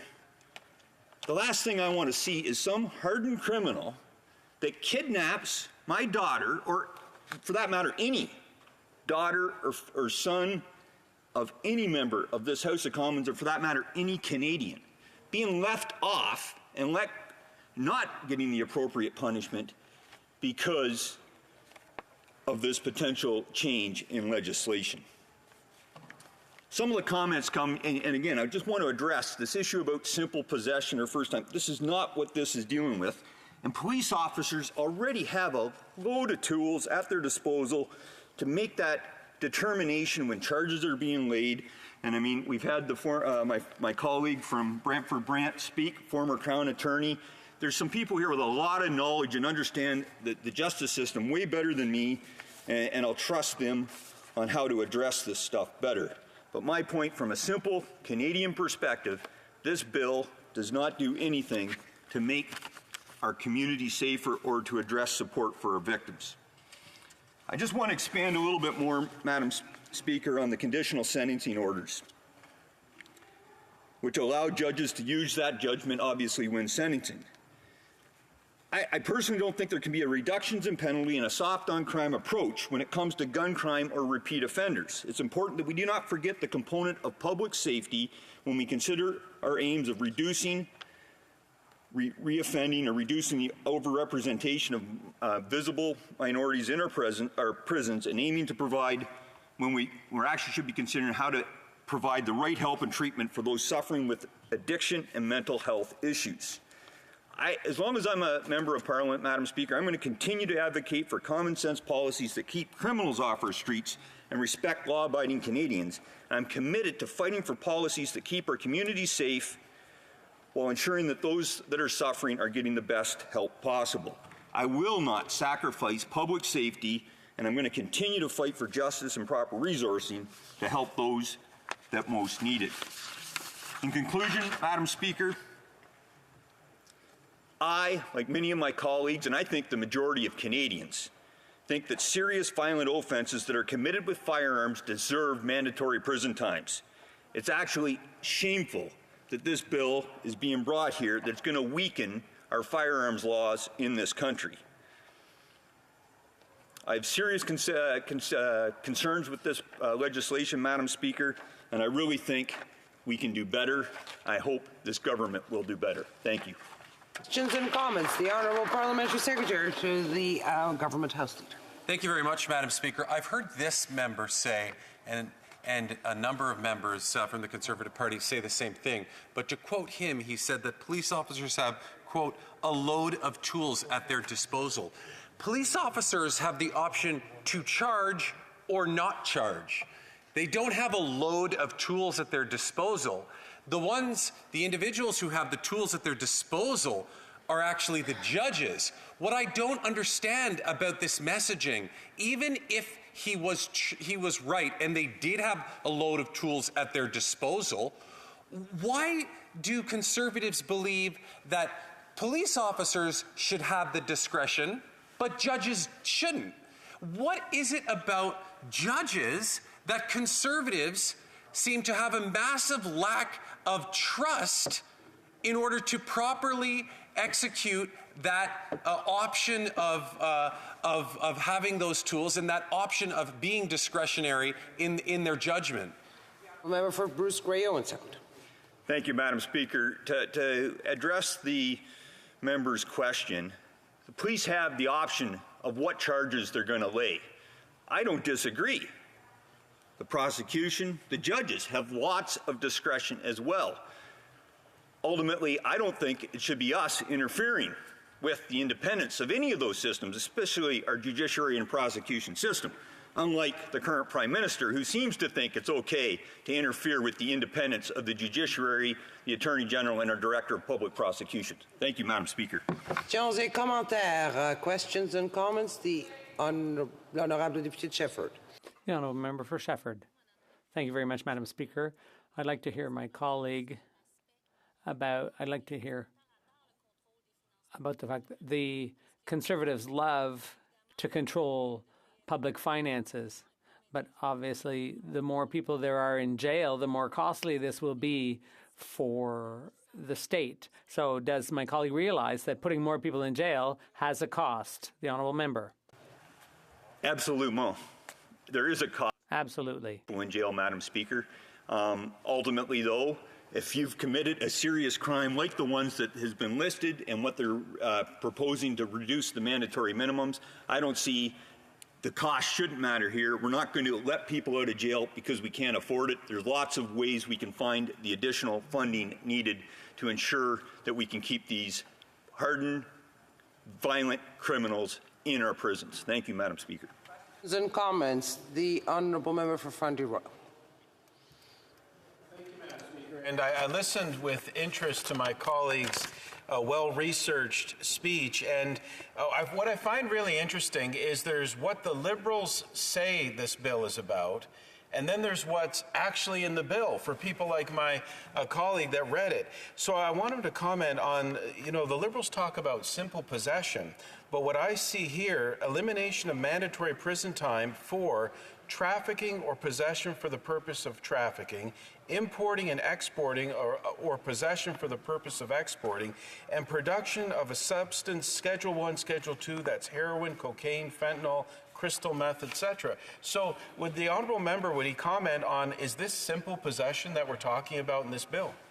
Member for Bruce Grey Owen Sound. Thank you, Madam Speaker, and obviously I fully respect my honourable colleagues. He's much more researched on this topic than I am, and I appreciate his advice to our caucus. He's absolutely correct. This is not about simple possession. I talked about this in my speech, Madam Speaker. This is about the hardened criminals, the drug traffickers, the people that are producing these drugs, and especially these drugs nowadays that are this isn't simple marijuana. This is crystal meth. This is fentanyl. These are the drugs that are actually killing Canadians on a daily basis, and we need to do something about that, not letting the criminals off. Thank you, Madam Speaker. Very short question from the honourable member for Kitchener Centre. Thank you, Madam Speaker, and thank you to the honourable member for Bruce Grey Owen Sound. Listen to his speech and the questions and comments. I'm curious to understand better. He mentioned his support in the independence of the judiciary at a time when we know that mandatory minimums contribute to systemic racism and that the TRC is called for them to be departed from. Why is he not more supportive of trusting in the judiciary in cases like this? The honourable member for Bruce Grey Owen Sound, 10 seconds. Well, first off, I'll say I do appreciate the member's haircut. I do support the similar one, but I have all the trust in our judiciary. I just think this isn't the way, by taking this tool away or taking this mandatory minimum away, is the best way to solve or address any concerns there. Thank you, Madam Speaker. Resuming debate, the honourable member for Rivière-des-Mille-Îles. Thank you, Madam Speaker. We're here on the eve of the holidays to discuss Bill C-5, otherwise known as an act to amend the Criminal Code and the Controlled Drugs and Substances Act. This bill, which is at second reading, is sponsored by the member for La Salle-Imar-Verdun. the current Minister of Justice. C5 acts essentially on two legislative fronts. First, it seeks to abolish some 20 mandatory minimum sentences, or MMPs, in relation to firearms and drug offenses. Second, it introduces the principle of diversion for simple drug possession. I will focus more on the mandatory minimum penalties, MMPs, and my esteemed colleague from Rimouski, Neches, Témiscouata, Basque will address the diversion aspect in more detail later. I have a particular interest in this bill because I have a background in criminology. That was my first university education at the turn of the 1980s. So in a way, as a modest graduate of the Bachelor of Criminology program at the University of Montreal, that's in the capacity that I'm speaking to you today. What does a criminologist do? Well, analyze crime, sentences, and thresholds of dangerousness. They're trained to look at all of this as objectively as possible. Prevention, rehabilitation, support, and there's also the intervention component. I believe in rehabilitation, unlike some conservative colleagues of mine. I believe in our ability to reduce crime. The Bloc Québécois believes in this too. And that's why we obviously support Bill C5. Mr. Speaker, because there was just a change in the chair, Black people make up 3% of the Canadian population, but they make up 7% of the prison population. Indigenous people make up 5% of the Canadian population, but 30% of the prison population. The ratio climbs up to 45% for Indigenous women, 45%, whereas they only make up about 2.5% of the population. This is completely ridiculous. It's a bad sociological novel, and it's somewhat revolting and unacceptable. Fortunately, the abolition of certain MMPs could go a long way to correcting this imbalance, which is unacceptable. And yet this can be done, as far as I believe, this can be done without compromising the safety of Quebecers and Canadians in any way. So considering that MMPs have very few benefits, but introduce many problems, like the ones I just mentioned, the overrepresentation of Indigenous and Black communities in prisons, and given the additional cost to the system, mandatory minimum penalties no longer have any deterrent effect on crime. And for all of these reasons, the Bloc Québécois is in favor of the principle of abolishing some of those MMPs. However, I'd like to set out some reservations about the timing of this bill. We agree in substance, that's clear, but it's a bit awkward for the government to be introducing this bill that would abolish MMPs for weapons-related crimes when at this very moment in Montreal and several Canadian cities, there's a real epidemic of gun-related crime. These weapons have to come from somewhere. Most of them come to Canada illegally.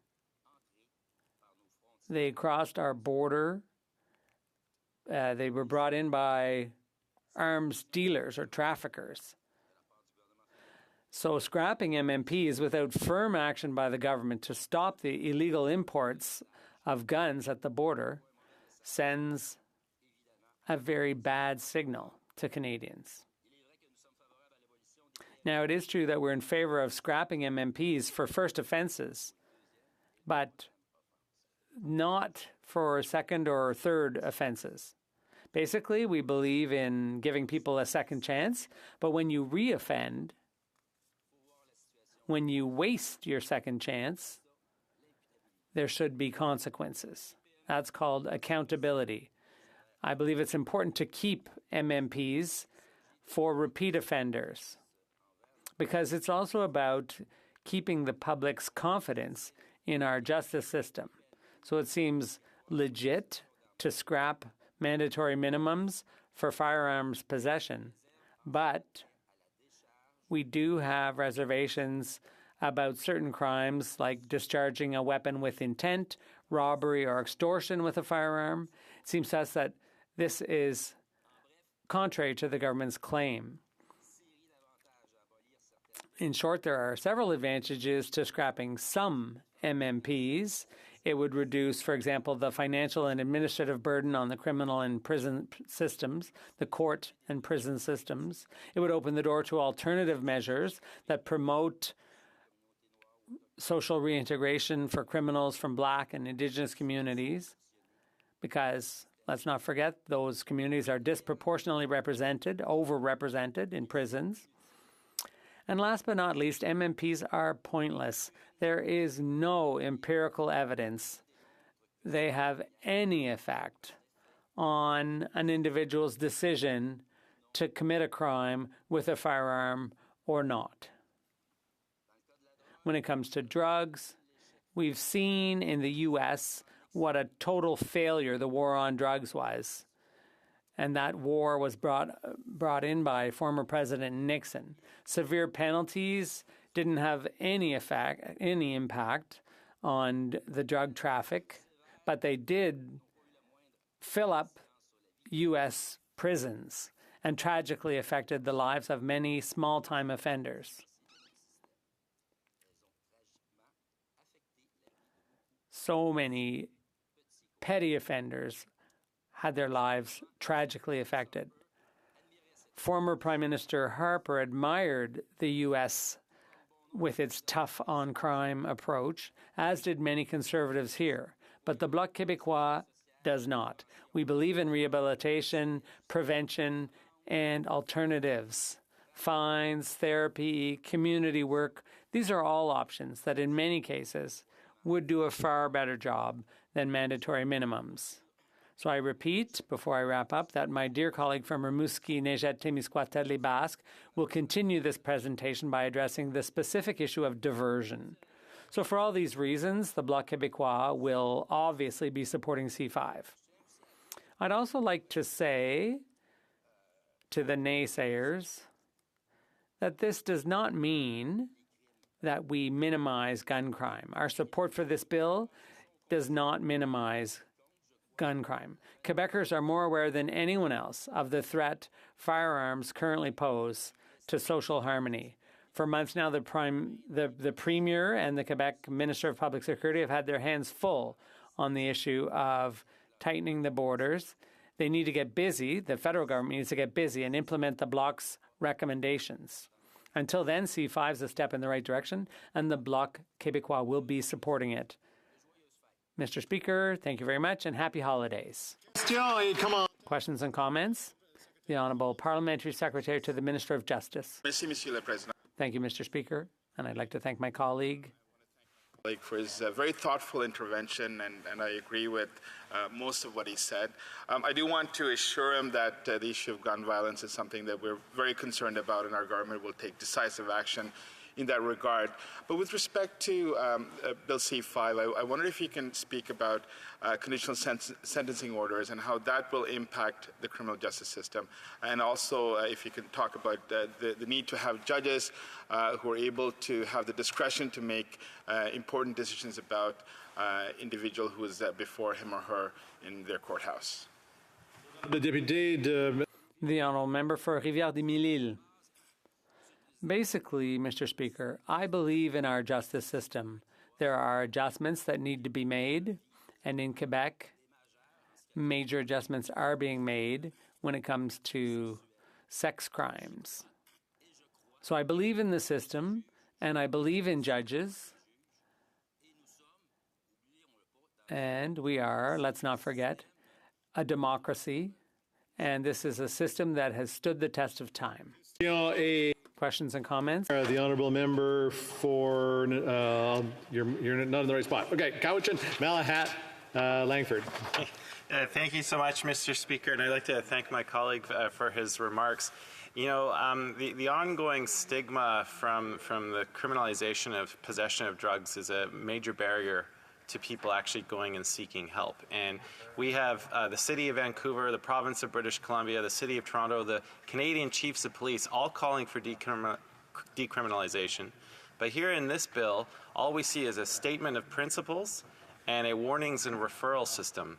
I'm just wondering what my colleague thinks about that and what he thinks of the New Democrats' idea to send this bill to committee before it reaches second reading so that maybe we can ask the government to expand its scope and actually listen to major concerns that are felt right across this country. The honourable member for Rivière-des-Mille-Îles. I didn't hear the end, but I think I got the question. In Quebec, we have a system that has been validated by a number of community organizations. We believe in diversion. It works. But as I said earlier, in the U.S., they have the system that is the most overloaded. They have the highest incarceration rate in the world.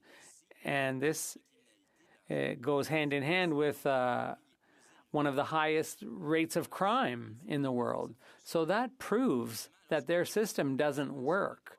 And when it comes to drug use, this is the first place where we can intervene easily. And Quebec isn't the only place where there's a lot of expertise, but we do have a lot of expertise in Quebec. We have ways of dealing with these individuals other than jailing them. L'honorable député. The honourable member for Thérèse de Blainville. Thank you, Mr. Speaker.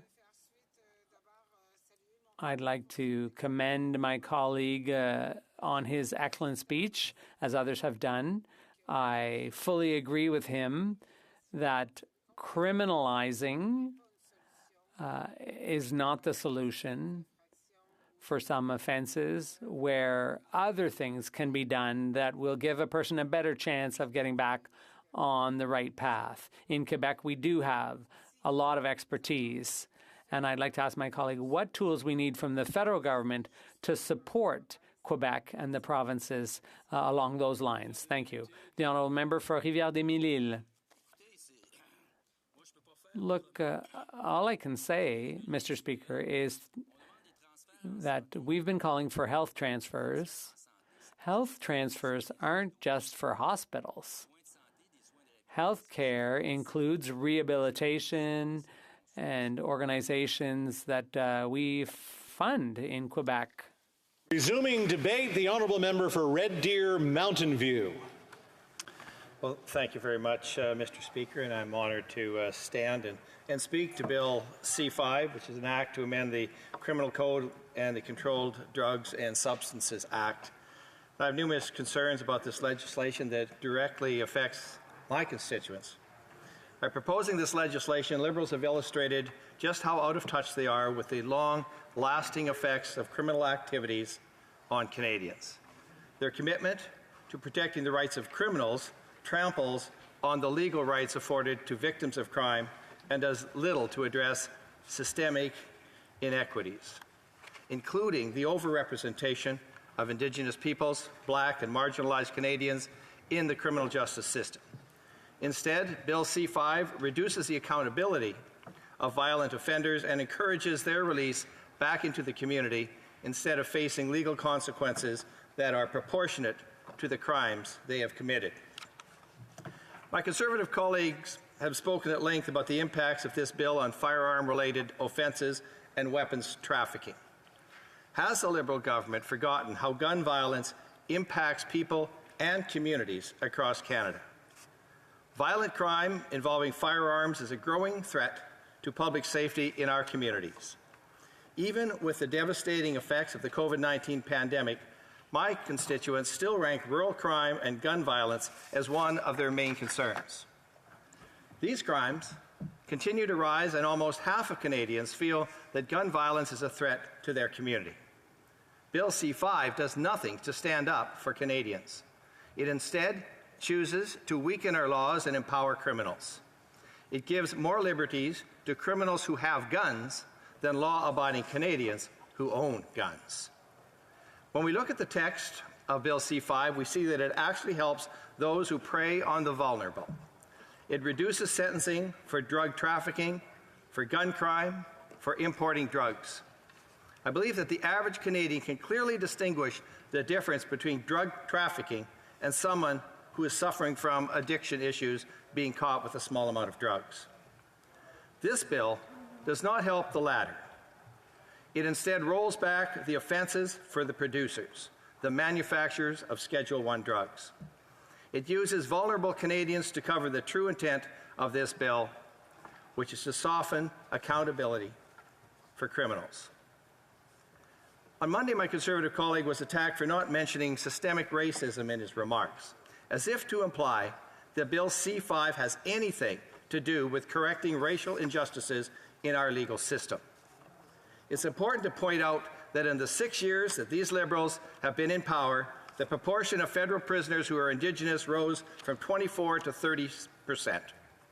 But I'm also compelled to bring to the attention the group of Canadians that are disproportionately affected as victims.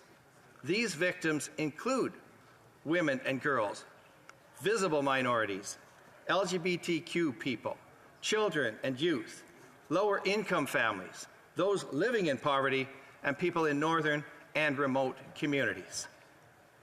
Bill C-5 doesn't mention the victims of crime. Instead, the government wants us to believe that racial inequality exists only when we discuss offenders. Bill C-5 decreases criminal accountability and ignores issues such as addiction, poverty, and mental health issues. It ignores the communities which experience higher levels of crime are most adversely affected themselves. Mr. Speaker, I'd like to talk about the expansion of conditional sentences for crimes such as sexual assault. It's a complete affront to combating violence against women by a government that hides behind the optics of feminism. Sexual assault victims already face a litany of traumas in our justice system, as they must contend with disclosing information that is intensely personal and private that can result in victim blaming and often shame.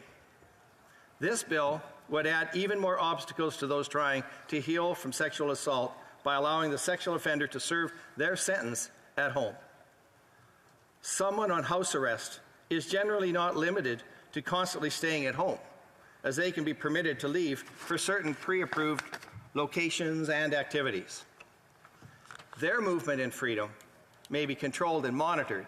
However, unlike being incarcerated, house arrest allows a person the ability to continue participating in society and at home. And I want to focus a moment on the selected phrase, continue participating in society, because I'm unable to understand why a sexual predator should be allowed this privilege when the victim of their crime is not afforded the same respect. There's no shortage of information about sexual assault survivors and the challenges our legal system faces in prosecuting it, not to mention the trauma and re-traumatization of the survivor throughout the process. Law reform and policy changes have brought about some necessary improvements to the way the criminal justice system processes sexual assault cases. But Bill C-5 is not one of those. It violates a victim's right to protection and diminishes the strength of our court system and may even be responsible for impeding a survivor's reintegration and participation into society. The Liberals say that they are helping addicts and communities, but they're actually reducing sentences and eliminating accountability for traffickers and manufacturers while continuing to punish law-abiding firearm owners. My rural constituents continue to be the target of restricted gun laws while this government supports weakening the consequences for weapons trafficking. Conservatives believe that we must take strong action to prevent criminal activity. We stand for victims of crime, and we fight to defend their rights. Shorter sentences and house arrest are not a deterrent for sexual assault or firearms offenses. Liberals have promised that conditional sentences such as house arrest would never be considered over public safety. So why would they offer this sentencing option for a sexual assault charge? And I'm unsettled at the thought that they believe that there's a need for legislation that would allow a sexual predator to serve their sentence within their community. Conditional sentencing as presented in Bill C-5 is not advocating for restorative justice. It's instead giving offenders the opportunity to not only escape consequences for their actions, but is crossing the line into re-victimizing survivors of sexual assault, kidnapping, and human trafficking. How can we expect to feel safe and protected when the government is advocating for the offender who kidnapped a 13-year-old child to serve their sentence in your neighborhood? How is this any regard for public safety? This government needs to work with its provincial counterparts to combat the increase in rural crime, not pass sweeping legislation that lessens the penalties for the criminals. There's nothing in Bill C-5 that explains how eliminating mandatory minimum sentences will undo the systemic racism that the government claims plagues our justice system. It blatantly misses its mark. It endangers public safety while doing nothing to help vulnerable Canadians in our criminal justice system struggle with addiction and mental illness. Bill C-5 ignores the fact that on its face, minimum mandatory sentencing is unbiased. There is ample administrative law jurisprudence that defines, and I quote, where the statute gives discretion to a decision maker and they come to an unfair decision, the problem is the maladministration of the statute rather than the statute itself, end quote.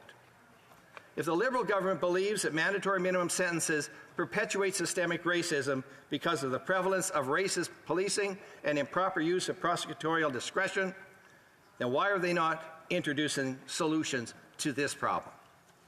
Mr. Speaker, it's disingenuous to say that this bill is being put forward to address the over-incarceration rate of marginalized Canadians. It is also false that Bill C-5 considers public safety over criminals' rights. Punishing criminals and holding them accountable is only part of the Conservative Party's response to crime. We must also ensure that crime victims and survivors are treated with respect. Thank you, Mr. Speaker.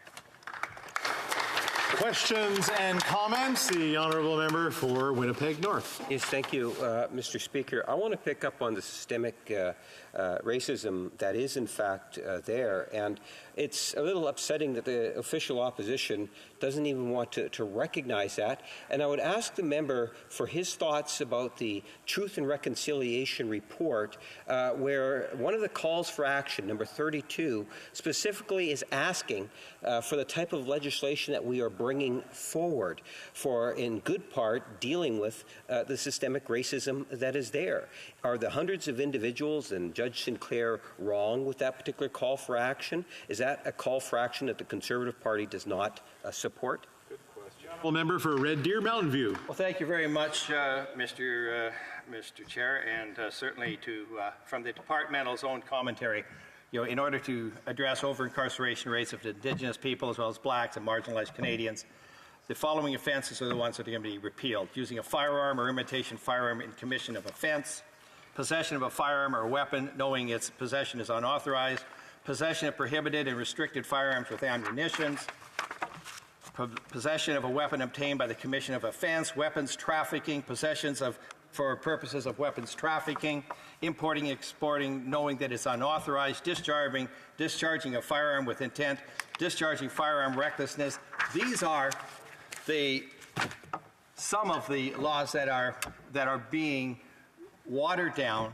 And to go back to the Truth and Reconciliation Commission, I was fortunate enough to have spent time on Aboriginal Affairs and Northern Development when that was taking place. We had a lot of opportunities to speak to people, and not everyone believes that all of those recommendations are the things that are best for their communities, and I think that's important for us to understand, because they, in many cases, they are the true victims of this type of crime. Questions and comments, the Honourable Member for Montarville. Mr. Speaker, I was Minister of Public Safety for Quebec when the Conservative government passed C-10. which introduced mandatory minimums, other than the fact that, of course, the elimination, call it what you will, of mandatory minimums could have sent a confusing message in the current context where currently there are concerns when it comes to crimes committed with firearms, particularly in the metropolitan Montreal area. We see the same thing in Toronto and other cities across the country. The other question that is being asked is that our Conservative friends can repeat endlessly that they're in favor of law and order. It's easy to do that when all we need to do then is to change a few provisions in the criminal code and send the bill to Quebec and the provinces, who then obviously have to deal with the increase in prison population as a result of the imposition of mandatory minimums. What does the Conservative member think, my colleague think, about the idea that when Ottawa decides, it's the provinces and Quebec that have to pay? Red Deer Mountain View. Well, thank you very much, and thanks to the honourable member for the question. And I do believe that there is a difference in the realities of urban communities and rural communities, such as that which I represent, where when we look at firearms and the activities and so on. And of course, firearms legislation, I would think if that's what we wanted to talk about, Mr. Speaker, then we should be talking about that, not throwing in long gun registries and firearms and for hunters and so on. If we can get past that, instead of every time that we talk about legislation and gun legislation that gets thrown into the mix, then maybe we'll have more people in this country listening and trying to find solutions to this problem. And I'm sorry, we're getting a little long in our answers and in our questions as well, so try to shorten those up. The honourable member for Skeena-Bulkley Valley. Thank you very much, Mr. Speaker, and thank you to my colleague from Red Deer Mountain View for his comments. I listened carefully, and I appreciated him acknowledging the overrepresentation of Black, Indigenous, and racialized people in our criminal justice system. If he does not support the elimination of mandatory minimums, for which there's mountains of evidence that these are contributing to that overrepresentation, what approach would he support to address overrepresentation in our criminal justice system? And can he provide examples of jurisdictions where that approach has been effective at reducing the overrepresentation of those communities in our criminal justice system? Member for Red Deer Mountain View. Well, thank you very much, Mr. Chair. And I do have a federal institution in my riding, so I have a lot of opportunity to speak to people, and I understand the circumstances that those that are incarcerated are in. But I do want to mention, I was a teacher for 34 years. I know that the biggest victims of youth crime are youth. And it's the same sort of situation that occurs in some of these communities that we are speaking of. And I think that's what's important, is for us to find ways and solutions so that when you're in an Indigenous community, that people in that community are also safe.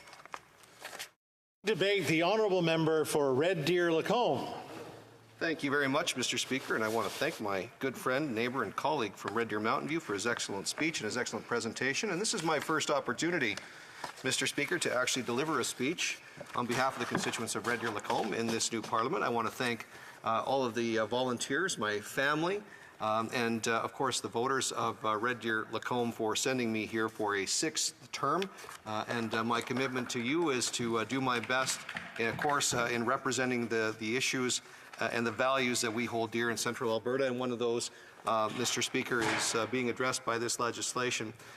The hardworking people in Central Alberta, many of which are law-abiding firearms owners, will get up every day, they go to work, they follow all the rules, they follow the law, they work hard, they pay their taxes, and in return, they simply want to be treated with dignity and respect by their government. They want their tax dollars used effectively and efficiently, and none of them feel very good right now about the direction that our country is heading in, particularly when it comes to the legislative agenda of this current government. And they are very, very concerned and very worried about the soft on violent and dangerous crime approach that the current government has. And this bill that we're debating today, C5, is another iteration of a bill that appeared just before the election was called in the last Parliament, Bill C-22. And this bill is absolutely abhorrent, I believe, in the minds of most of my voters back in Red Deer Lacombe. So here's what this bill actually does. Keeping in mind the context, and I am a law-abiding firearms owner, I'm a former law enforcement officer, Mr. Speaker, in the conservation law enforcement field. My job was to go into a situation and deal with law-abiding hunters and firearms owners on a daily basis.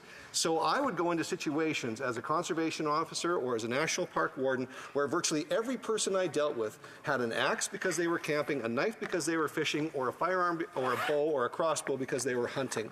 And I did so with complete confidence that the people that I was going to deal with and work with were going to be honest, forthright people for the most part. And I had nothing to fear and nothing to worry about from law-abiding hunters and firearms owners in this country. And I'm proud to say that I safely did my job with a respectful group of hunters, anglers, campers, outdoor enthusiasts for a number of years before I ended up in this place, Mr. Speaker. And these are good people, and they don't deserve to be demonized by this current government, and they certainly don't deserve to be taken to task or held accountable for dangerous, violent criminals who are operating under the auspices of organized crime in our large urban centers like Montreal, like Toronto, like Vancouver, even in our cities in Alberta, like Edmonton and Calgary, and even in one of the largest cities that my colleague from Red Deer Mountain View and I share, Red Deer, Alberta, beautiful city, full of good, honest, hardworking people, and the odd one that causes problems. But we need to be focusing on these ones that cause problems. And this is the problem with the legislation that's before us today, Mr. Speaker. These are the crimes. Ladies and gentlemen in Canada, ladies and gentlemen in Toronto who are watching this, these are the crimes that the people that you've voted for are actually reducing and eliminating mandatory minimum penalties for. Robbery with a firearm. You would think that in a city such as Toronto, where they're having virtually daily shootings being reported, that somebody would say, robbery with a firearm, that's a fairly serious thing. People should probably go to jail for that. Not according to a Liberal member of Parliament from your city. Extortion with a firearm. Well, that must be a pleasant experience for the victim, hey? So why don't we do what Liberals do and get rid of any mandatory minimum prison sentences at all for somebody who is being extorted with a gun to their head? Weapons trafficking, excluding firearms and ammunition. So this weapons trafficking, this is the illegal movement and sale and acquisition of firearms. This is the problem. We know from people like Professor Emeritus Gary Mauser from Simon Fraser University that you are very unlikely to be a victim of a crime from a law-abiding firearms owner. In fact, when you take a look at the statistics going back to 2012, from Statistics Canada, we know that you've got a 0.6% chance of, 0.6 in 100,000 murders in this country are committed by law-abiding firearms owners. That's less than the average of 1.8 murders per 100,000 in the country. The safest person you can be around in this country when it comes to homicide is a law-abiding firearms owner. But we're going to make sure that smugglers and people who traffic firearms, bring these guns into the country, are going to face zero jail time potentially for their actions. Importing or exporting knowing a firearm or a weapon is unauthorized. That's called smuggling. You're smuggling firearms across the border. This is the problem. This is what Liberals in law land think deserves no jail time whatsoever. If you're a voter in Toronto or Montreal or Vancouver, these are the people that you voted for and sent here, and this is what they're doing to your community. They're saying to you, the people that they got your vote from, that they are going to remove mandatory minimum sentences for people who smuggle guns across the U.S. border and instead blame and conflate issues on law-abiding firearms owners. It's absolutely disgusting. Discharging a firearm with intent. When does that happen on the streets of Toronto? Daily?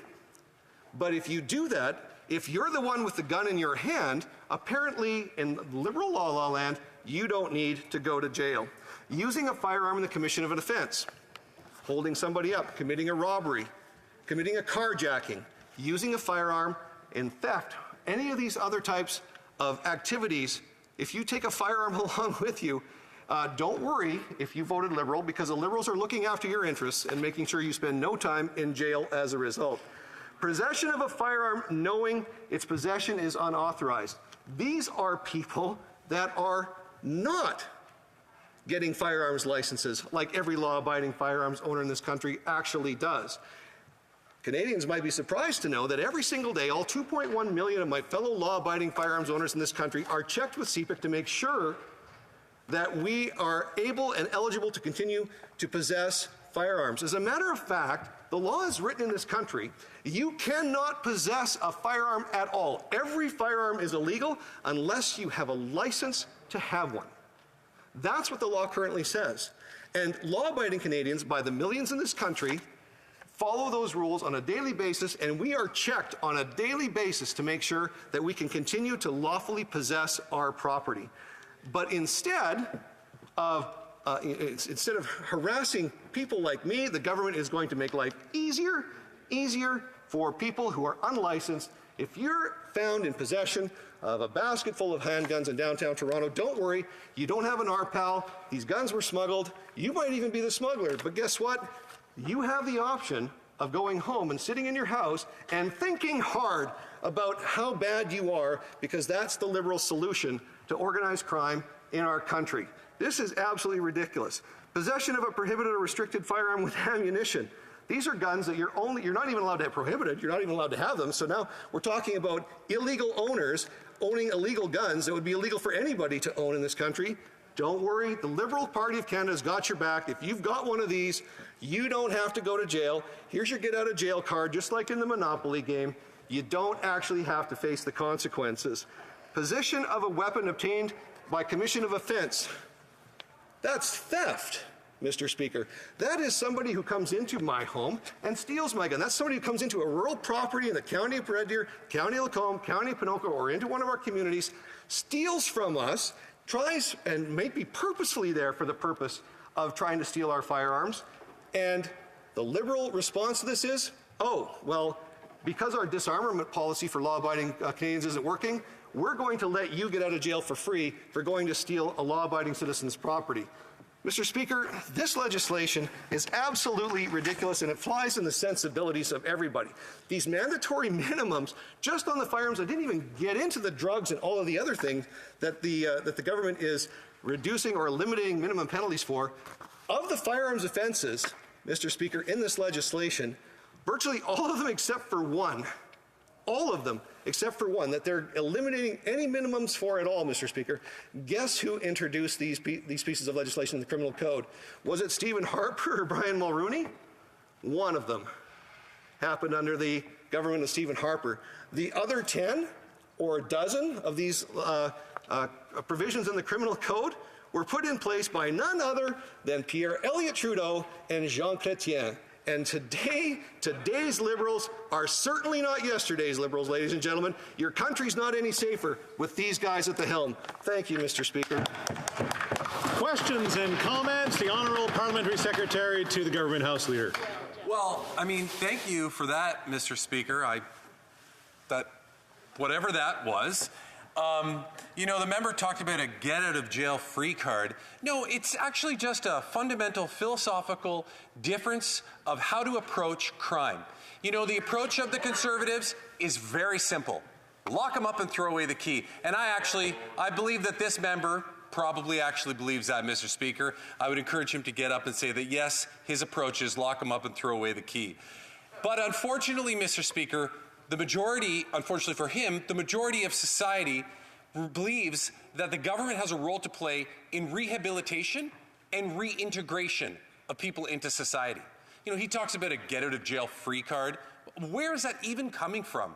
You know, what this bill is about is it's about removing a mandatory minimum and giving that power to the judge to be able to prescribe in terms of what the sentencing should be.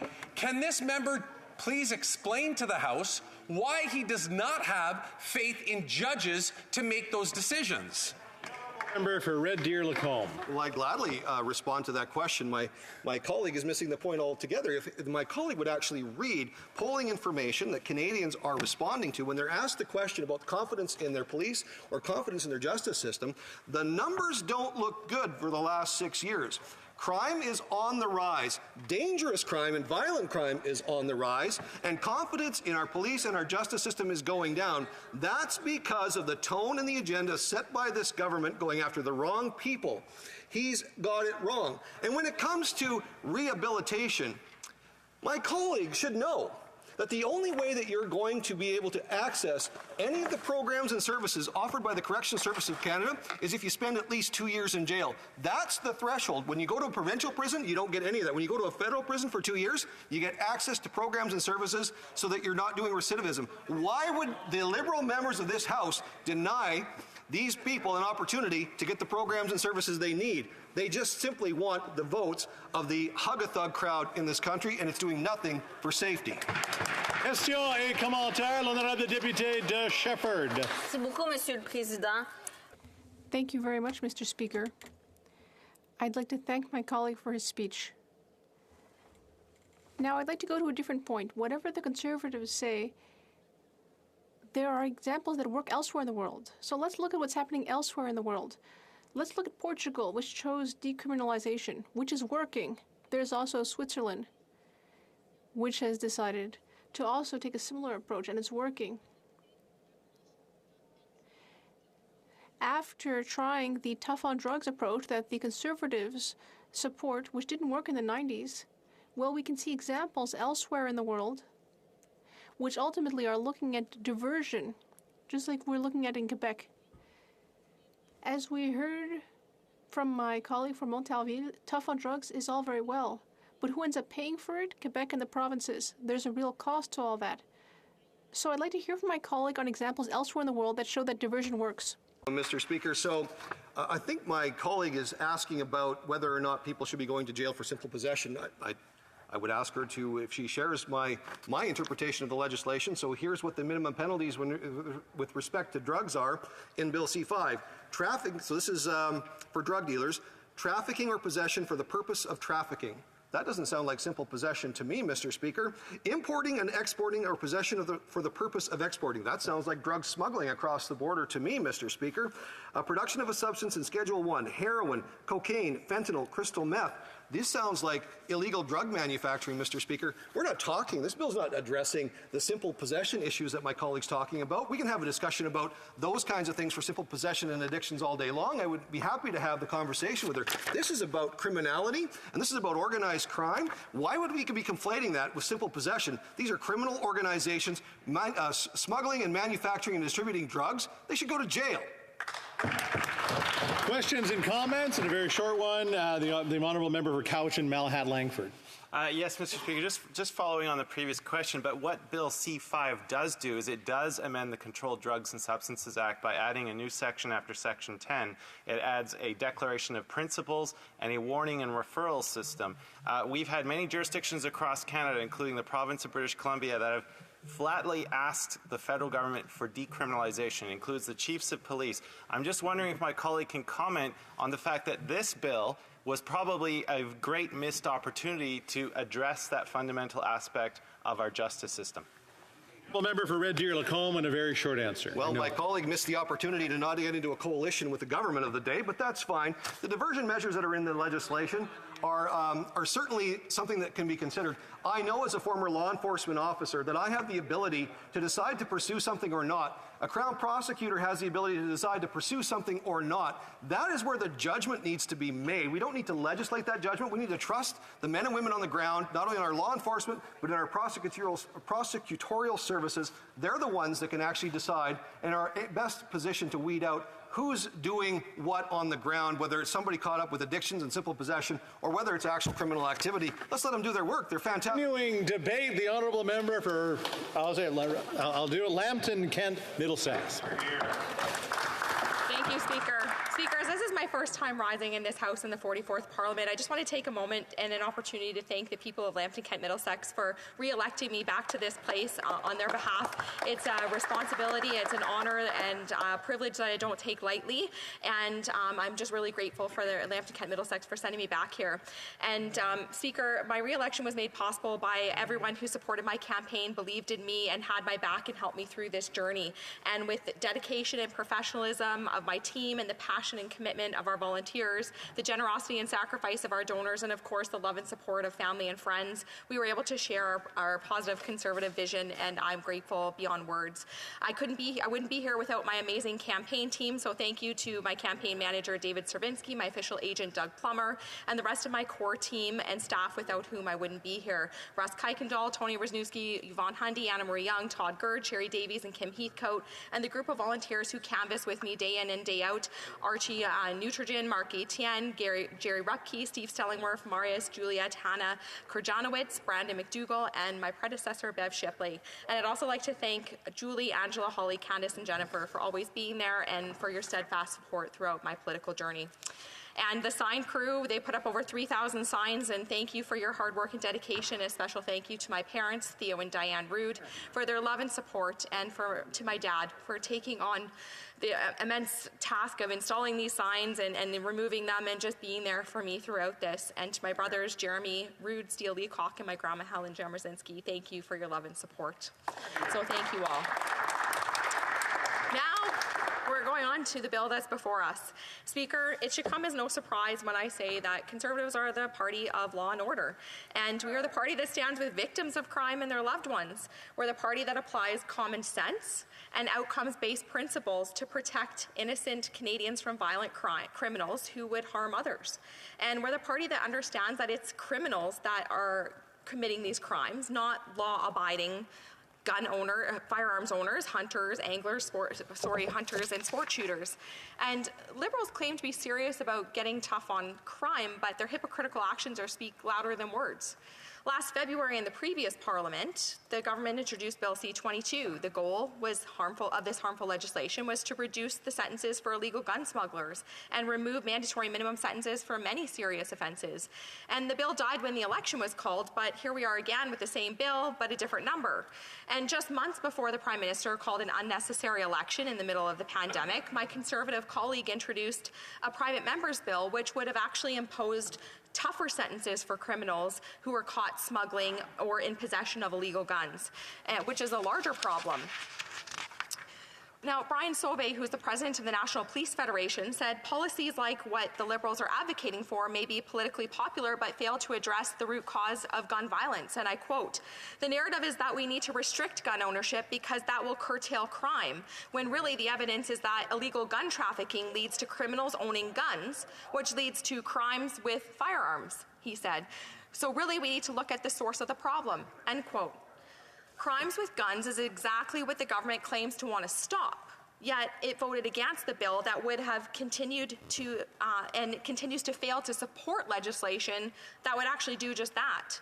So does that sound like a government that is serious on tackling gun crime for the people of Lambton Kent Middlesex? Because it sounds kind of hypocritical to me. Bill C-22, back as C-5, but with the same purpose. This legislation is a revolving door for criminals. It does nothing to stop the crime. It does nothing, it does the exact opposite, in fact. It repeals penalties for crimes like weapons trafficking, reckless discharge of a firearm, discharge with intent to wound or endanger, and armed robbery. And it also removes conditional sentencing for heinous crimes like sexual assault, kidnapping, child abduction, human trafficking, vehicle theft, and arson.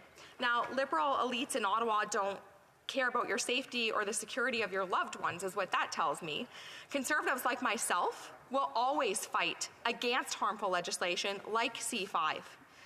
Canadians don't want the justice system to be a constantly revolving door, Speaker. Common sense must prevail for all common good.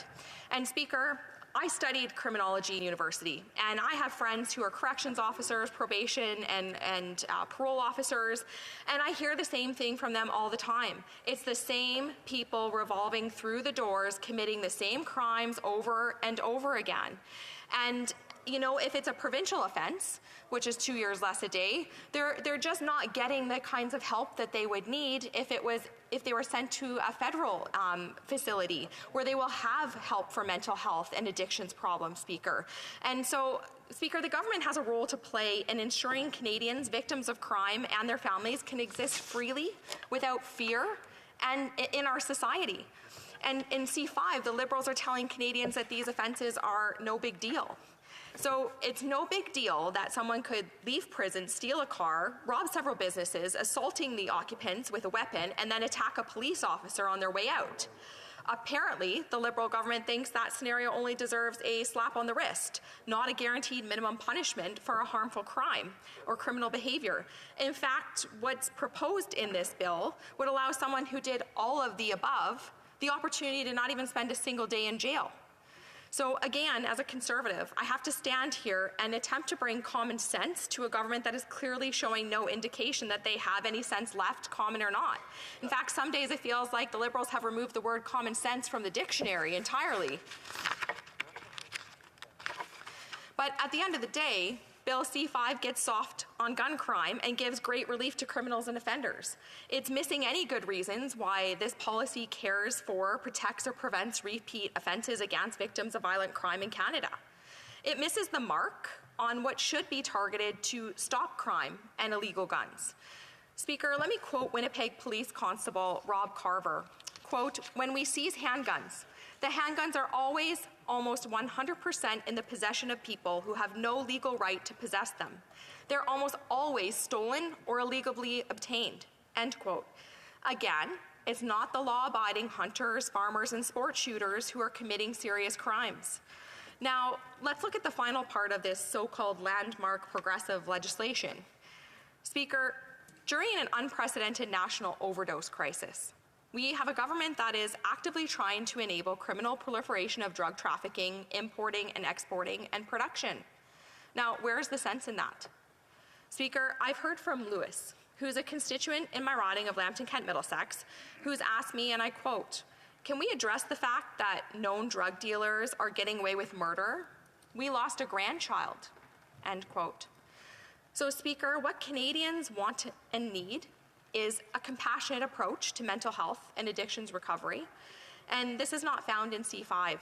In fact, no part of this bill even attempts to touch on the subject, and it's too busy enabling the pushers. The Centre for Addiction and Mental Health estimates that the economic burden of mental illness in Canada at $51 billion per year, including healthcare costs, lost productivity, and reductions in health-related quality of life.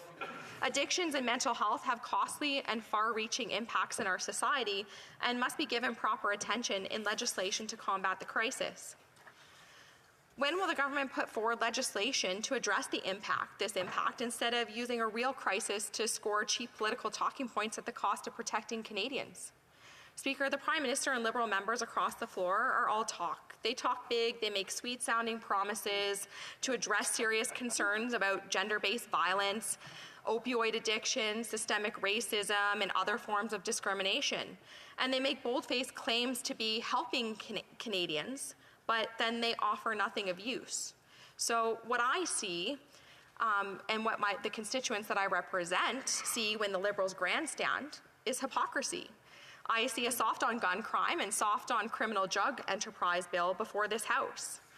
Canadians know bills like C5 are contrary to evidence, countless news stories, and the testimony of victims. It should be impossible to ignore the madness of the government's relentless attempts to gaslight Canadians otherwise.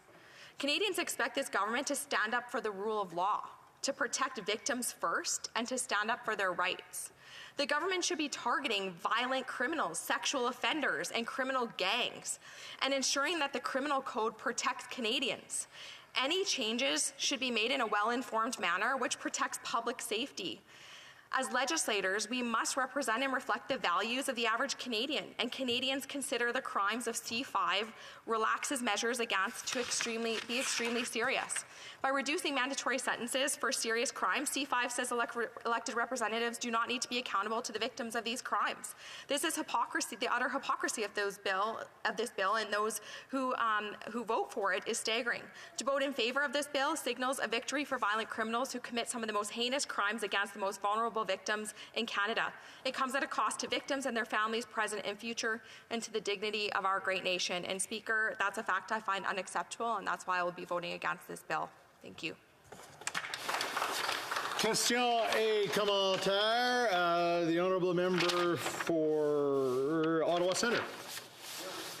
Thank you very much, Speaker, for recognizing me. And I must say, I was listening intently to the member opposite, and I really can't believe my ears that I was hearing this vehement defend of the failed Harper so-called tough on crime policies that has failed Canada over the years, Speaker, that has resulted in nothing but over incarceration of Indigenous peoples, Black Canadians for offenses that are not serious in nature.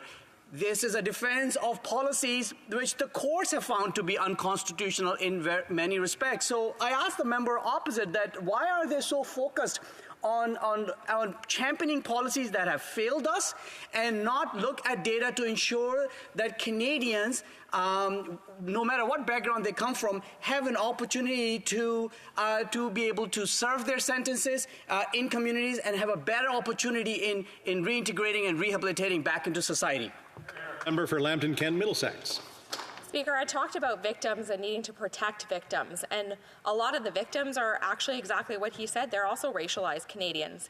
And Speaker, I believe that people who commit the crime should be punished for their crimes. And I agree that when we talk about mandatory minimums, when I talk to people who actually are working in corrections, who see these people coming in and day out, they feel that if these criminals actually had done time that was deserved of the crime they would commit, that it would deter them from coming back again and again and again and committing the same crimes. And we need to be protecting victims of crime here. Question et commentaire. The honourable member for Rimouski-Nejet. The honourable member for Rimouski-Nejet-Témiscouata Basque. Thank you very much, Mr. Speaker. I'd like to thank my colleague for her speech. In the bloc, we believe that there's a distinction to be made when talking about MMPs. We're concerned about the situation with firearms, as my colleague mentioned, and we think that this is poor timing, this bill to do away with MMPs for firearms offenses, especially given the tragedies we've seen in recent weeks, specifically in Montreal.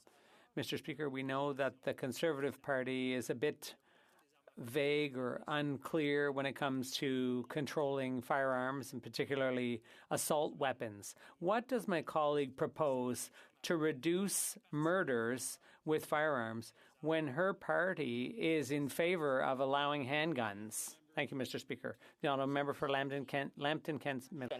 And it's been stated in here before, and I will state it again. I am an RPAL holder myself. I have to go through rigorous background checks. I have to submit things every day. My background is checked. I don't own a firearm personally, but it's not law-abiding. It's not law-abiding citizens who have possessions and acquisition license, who are trained, who are hunting, who are farmers like myself, who have been out in the woods in the middle of a field in the middle of the night with wildlife around me, abiding by the laws of this country. It's not us, those people who are committing crimes. So the people that are committing crimes with handguns are obtaining them illegally. They're getting them from illegal sources. They have no permit, no right to own that gun, and then they're committing crimes. And most of these guns are coming and being smuggled from across the border from the U.S. So people committing these crimes, they're the ones who should be behind bars, not law-abiding hunters and farmers. And comments, the honourable member for Cowichan, Malahat, Langford. Thank you, Mr. Speaker. The problem with the arguments that Conservatives are making is that they are equating the elimination of mandatory minimums with the end of sentencing altogether, and nothing could be further from the truth. The example she cited in her speech of someone getting out of prison, committing robbery and assault with a handgun, there's no doubt in my mind that the judge looking at that case would recommend jail time. The criminal code already has a provision in it, 718.2, sentencing principles, which allow a judge to increase or decrease a sentence based on aggravating factors. My question, a simple one, why do Conservatives have so little faith in judges to mete out the appropriate sentence based on the crime committed? Member Lambton, Kent, Middlesex, you get about 30 seconds. Thank you, Speaker, and thank you to my colleague for his question. Speaker, you know, I have faith in judges and the judicial system, but sometimes the judges need to have something in front of them in the form of a mandatory minimum sentence so that the people can actually, who are committing these crimes, can get the help that they need from the institutions that they'll go to so that they're not out on the streets every day after that. Thank you. Order. In accordance with Standing Order 38, a motion to adjourn the House is deemed to have been made and seconded at this time. Therefore, the question is that this House do now adjourned. The Honourable Member for Mission Mascouy, Fraser Canyon.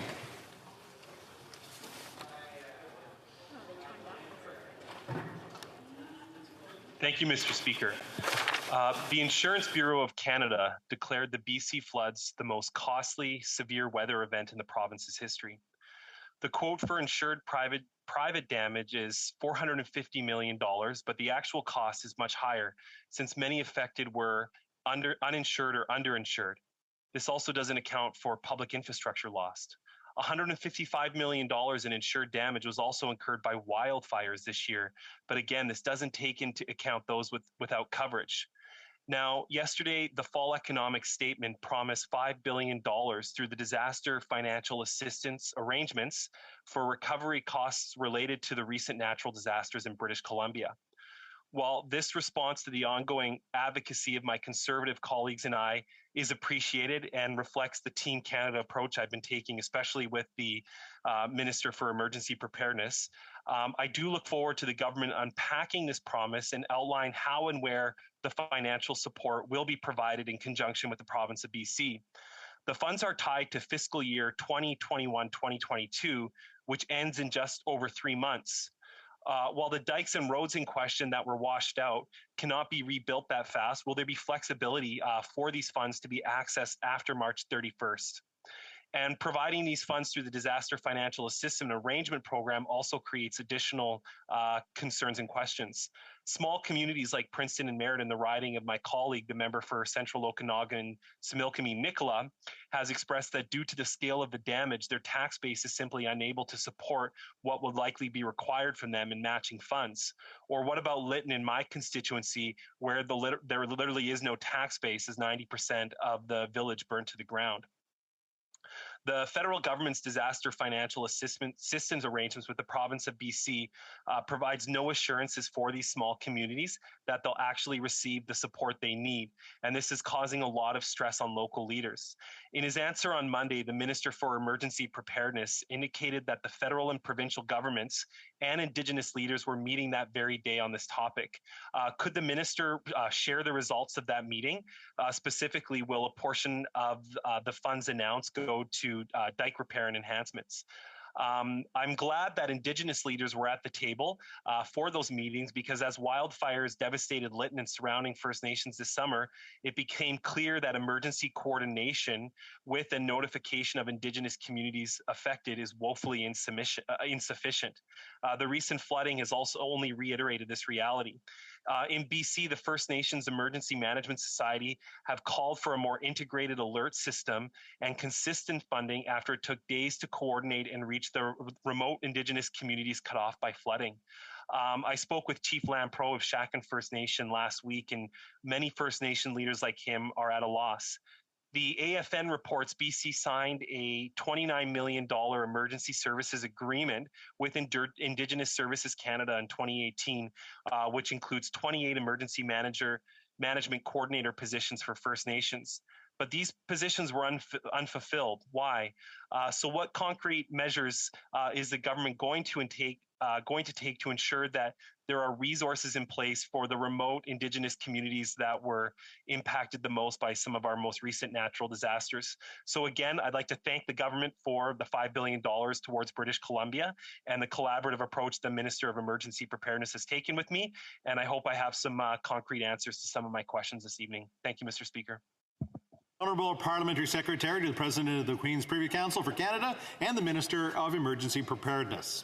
Thank you very much, Speaker. And I thank the honourable member from Mission Mesquite, Fraser Canyon, for the question and for allowing me to provide a more fulsome response on this very important issue. Speaker, the recent flooding in British Columbia was a nearly unprecedented disaster for the people of the Lower Mainland, devastating local communities, including those my honourable colleague represents. We must also not forget that this is but the latest weather-related disaster to hit British Columbia this year, with many communities still recovering from the severe wildfires that occurred just a few months ago.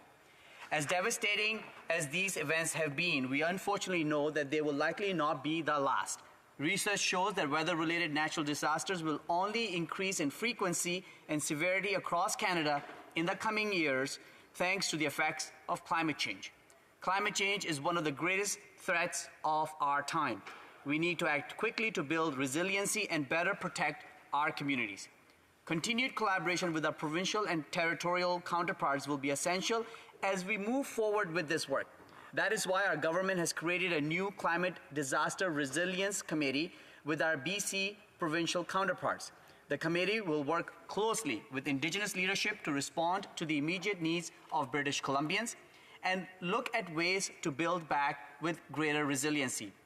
One of the main ways that the federal government provides support to Canadians in the wake of disasters such as this through Disaster Financial Assistance Arrangements Program, or DFAA. Through the DFAA, we can provide funding directly to impacted provinces and territories for costs they have incurred.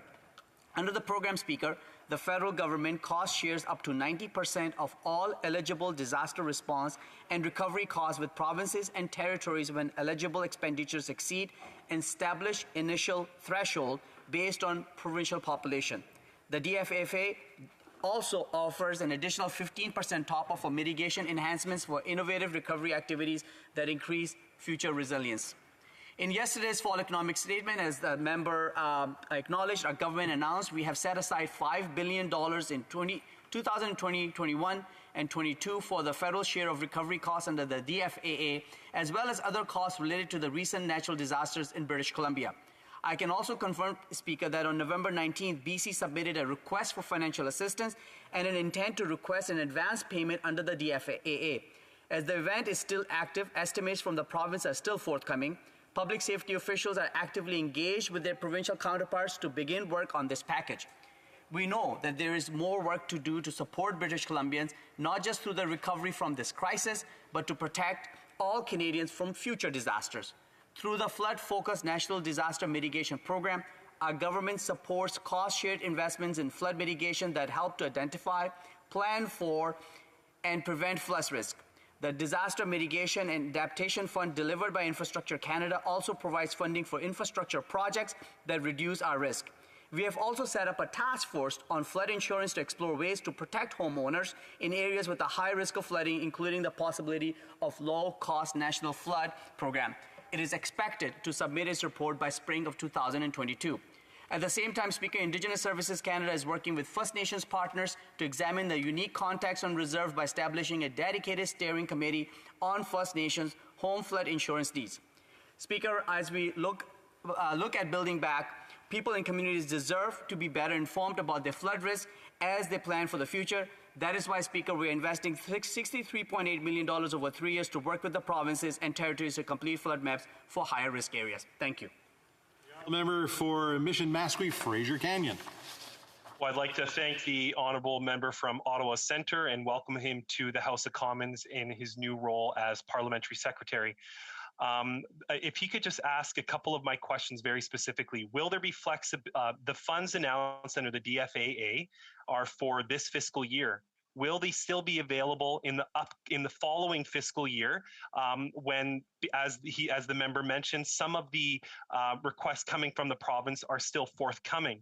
The second question related to the DFAA. Again, the situation in BC is so unique. Will there be flexibility with small communities that may need more assistance than usual to cover their portion of a contribution under this program? And thirdly, can the member opposite comment on the need for the Government of Canada to renegotiate the contracts with the province of BC on disaster mitigation and management on reserve? Thank you, Mr. Speaker. Honourable Parliamentary Secretary. Thank you very much, Speaker. And again, I want to thank the member for his advocacy on behalf of his constituents. This is obviously an unprecedented circumstance.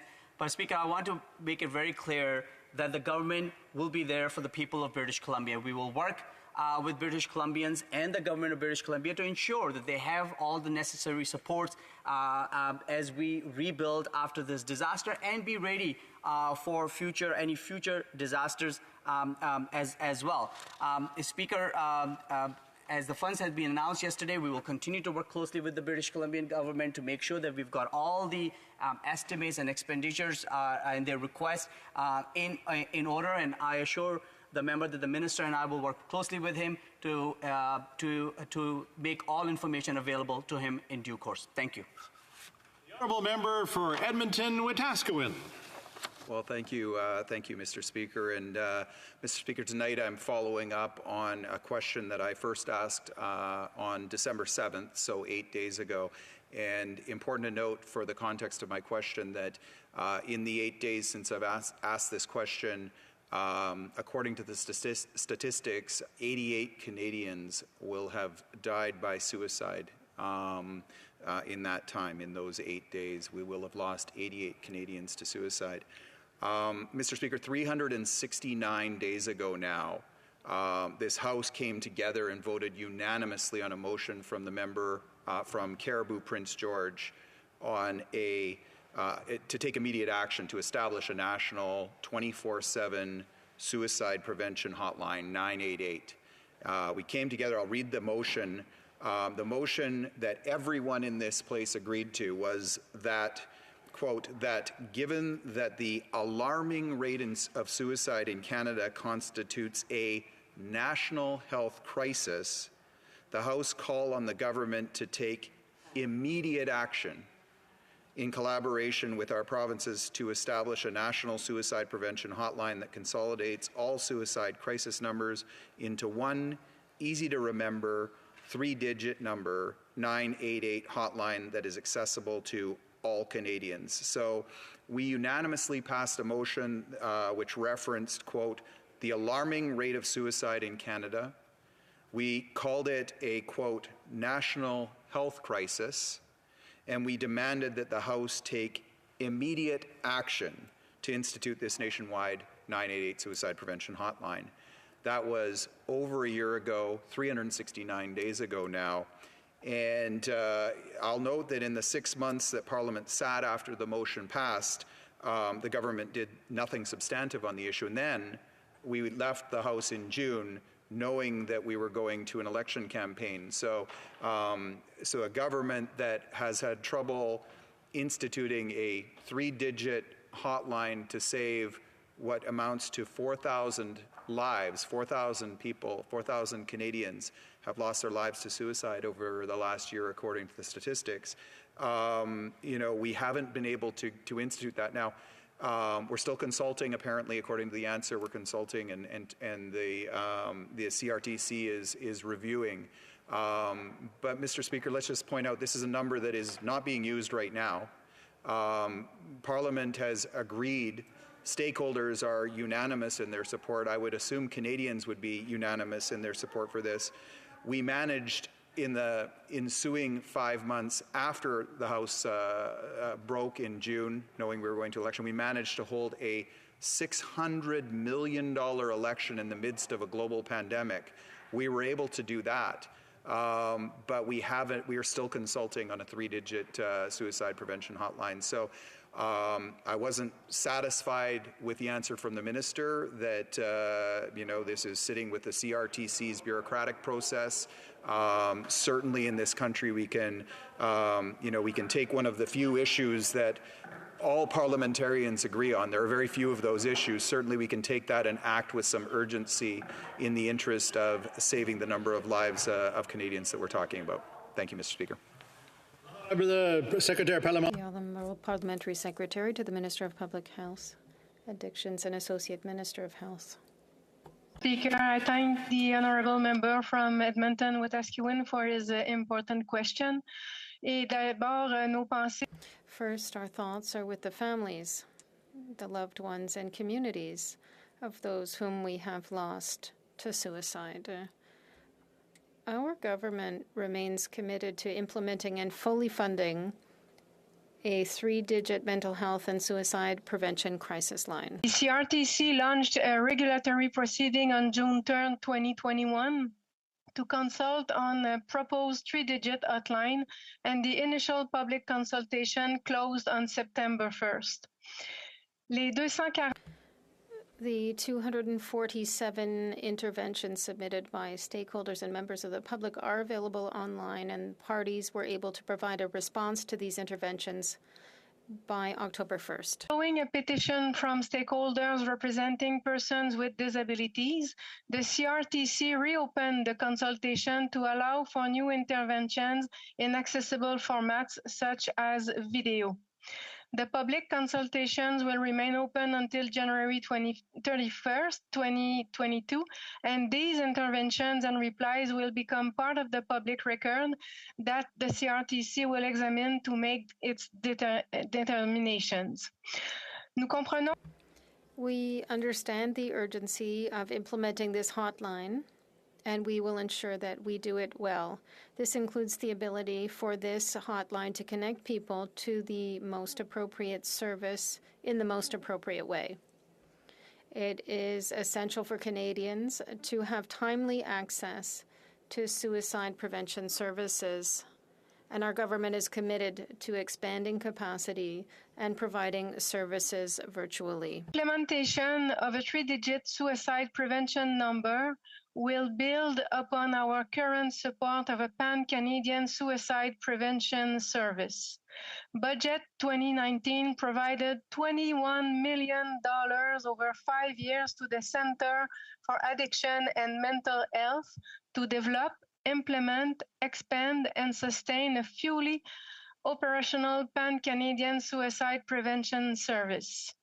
Grâce à cette initiative, as a result of this initiative, by 2023, people across Canada will have access to crisis support in both English and French when they need it, using the technology of their choice, such as the telephone, text messaging, or chat. 2020 Fall Economic Statement, our government invested a further $50 million to bolster the capacity of distress centers. L'Agence de Santé. The Public Health Agency of Canada is currently managing a first round of funding for 57 distress centers for the fall-winter 2021-2022. A second round of funding, which closed on October 6th, targets recipients with unmet needs or emerging needs, as well as organizations excluded from the first round of funding. Funding applications are now under review. In addition, $2 million of this funding will support the development of resources to assist distress centers in meeting the needs of diverse and vulnerable populations. The pandemic and the resulting isolation has increased social isolation and distress for many and made access to healthcare more complex. That's why it's important to work with our partners to establish this national mental health hotline. We are there for Canadians when they need us most. For Edmonton, Wetaskiwin.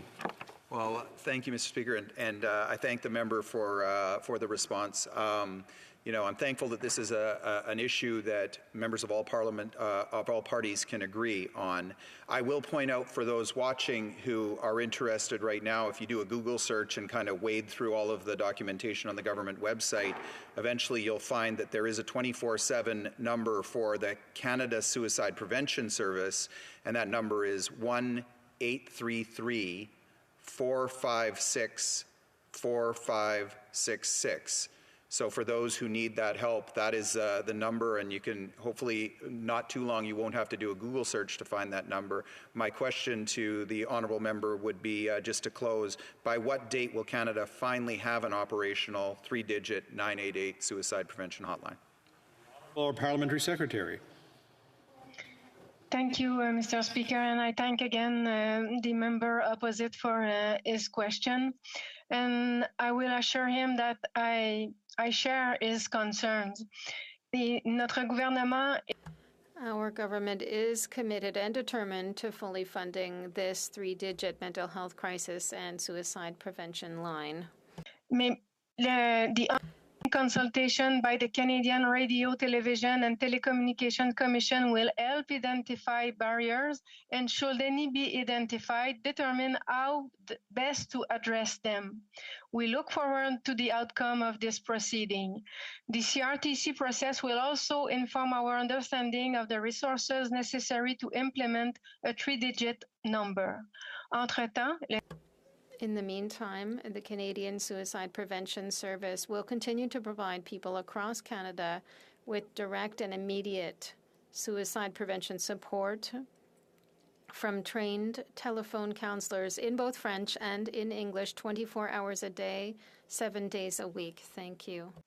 The honourable member for Kamloops, Thompson, Caribou. Thank you, Mr. Speaker. It's always a pleasure to rise on behalf of the citizens of Kamloops, Thompson, Caribou in this House here today. Mr. Speaker, veterans and their families feel left behind by this government, to say the least. The Veterans Ombuds, veterans advocacy groups, and caseworkers from Veterans Affairs Canada have all come forward ringing alarm bells about the failures of this government when it comes to veterans.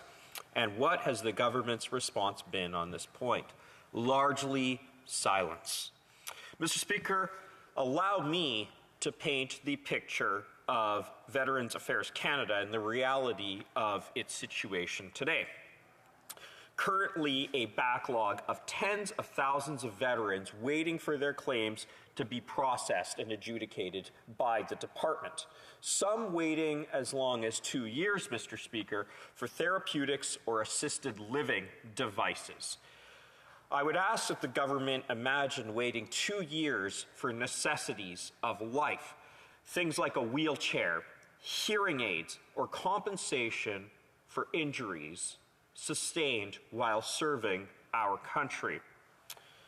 With the greatest of respect, it is shameful that we treat our veterans this way. In the 2 years that the backlogs have been particularly accrued, Mr. Speaker, what have we seen? We have seen 2 elections from this government, a doubling of the national debt, and yet none of that seems to be going towards veterans. So how should we deal with these claims, Mr. Speaker? Well, the way to deal with it would be through the Veterans Affairs Canada case managers. The department set a target of 25 cases per manager. This would allow each case manager, Mr. Speaker, to get to know their cases, their files quite well. Unfortunately, the reality is 40 to 50 different files for each case manager. That is less than 1 hour per week for each veteran, each person who served our country. In a former life, I recall as a parole officer that it was the same thing. And when a person doing their job doesn't have time to adequately address each file, things will ultimately slip through the cracks. We should be supplying veterans with more resources, not less. And what happens, Mr. Speaker, when workloads get too high, we see burnout. Commensurate with burnout, we see stress leave, we see medical leave.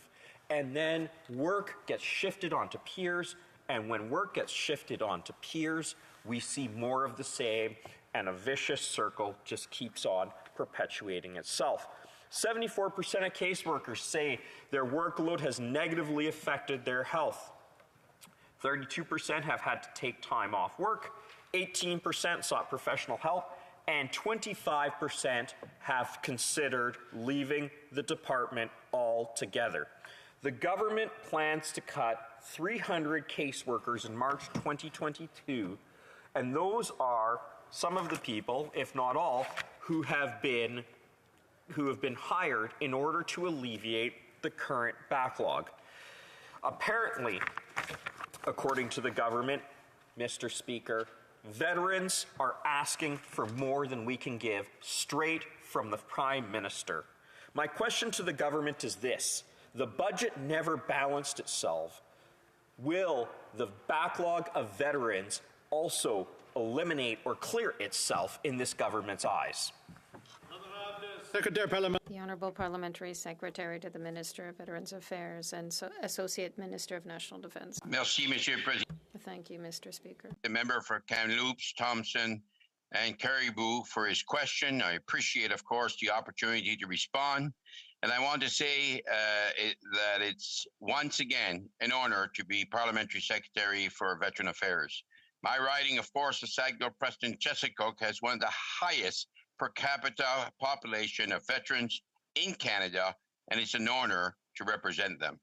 The first thing I would say today, Mr. Speaker, is to thank all past and present members of the Canadian Armed Forces and their families for their sacrifices they've made and to keep us safe in our country and outside. It's not uncommon for some to leave the military bearing physical or mental wounds from their service. What they do is hard and gritty work that most of us can't imagine. And yet, they do it anyway, Mr. Speaker, well aware of the hazards and the risks that they'll have to face along the way. As a government, we know we have the responsibility to veterans in the Canadian Armed Forces and their families, whether they go to Veteran Affairs to improve their physical or mental health, get financial assistance, or some help to find a job, or maybe to learn about the post-service training and education which we offer. The department has programs and services available to them. We recognize, Mr. Speaker, that some veterans are sometimes frustrated with the process, and that case managers are indeed dealing with a heavy workload. Our government is grateful to them for the good work they're doing to manage this difficult situation and to ensure that all veterans, including those with complex needs, are receiving timely and efficient services. I can also say, Mr. Speaker, that on many occasions this year, our member of Veteran Affairs, the Minister, has expressed his appreciation to his staff for their hard work and urging employees to always take care of themselves. More concretely, here are some of the steps our government has taken to address this issue. Going back to 2018, Veteran Affairs received temporary funding for additional case managers. In November 21, 476 of them were works at the department. That's double the number of caseworkers since 2016. They are there, Mr. Speaker, to support veterans that are facing complex challenges. It is a collaborative process between veterans and their case managers team to identify the needs, set goals, and create a plan to help veterans achieve independence, health, and well-being.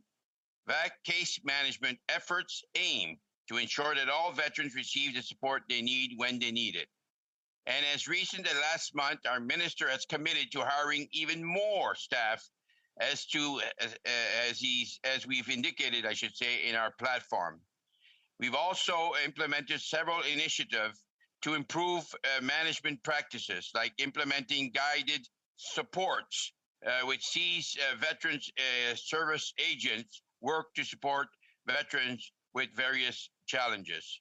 Mr. Speaker, these are some of the large-scale changes that we've made, and we continue to work towards implementing this fully.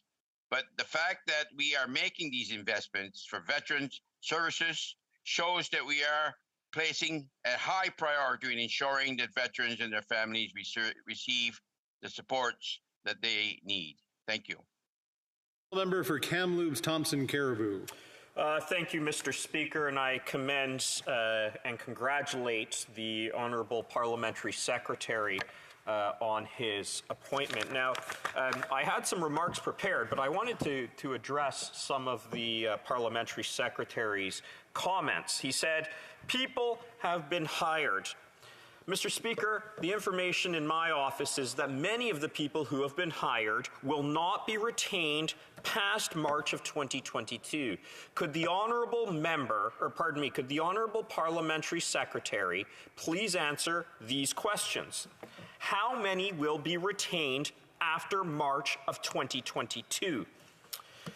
The Honourable Parliamentary Secretary further noted that the government is committed to hiring more staff. So my second question is this: when will those staff be hired?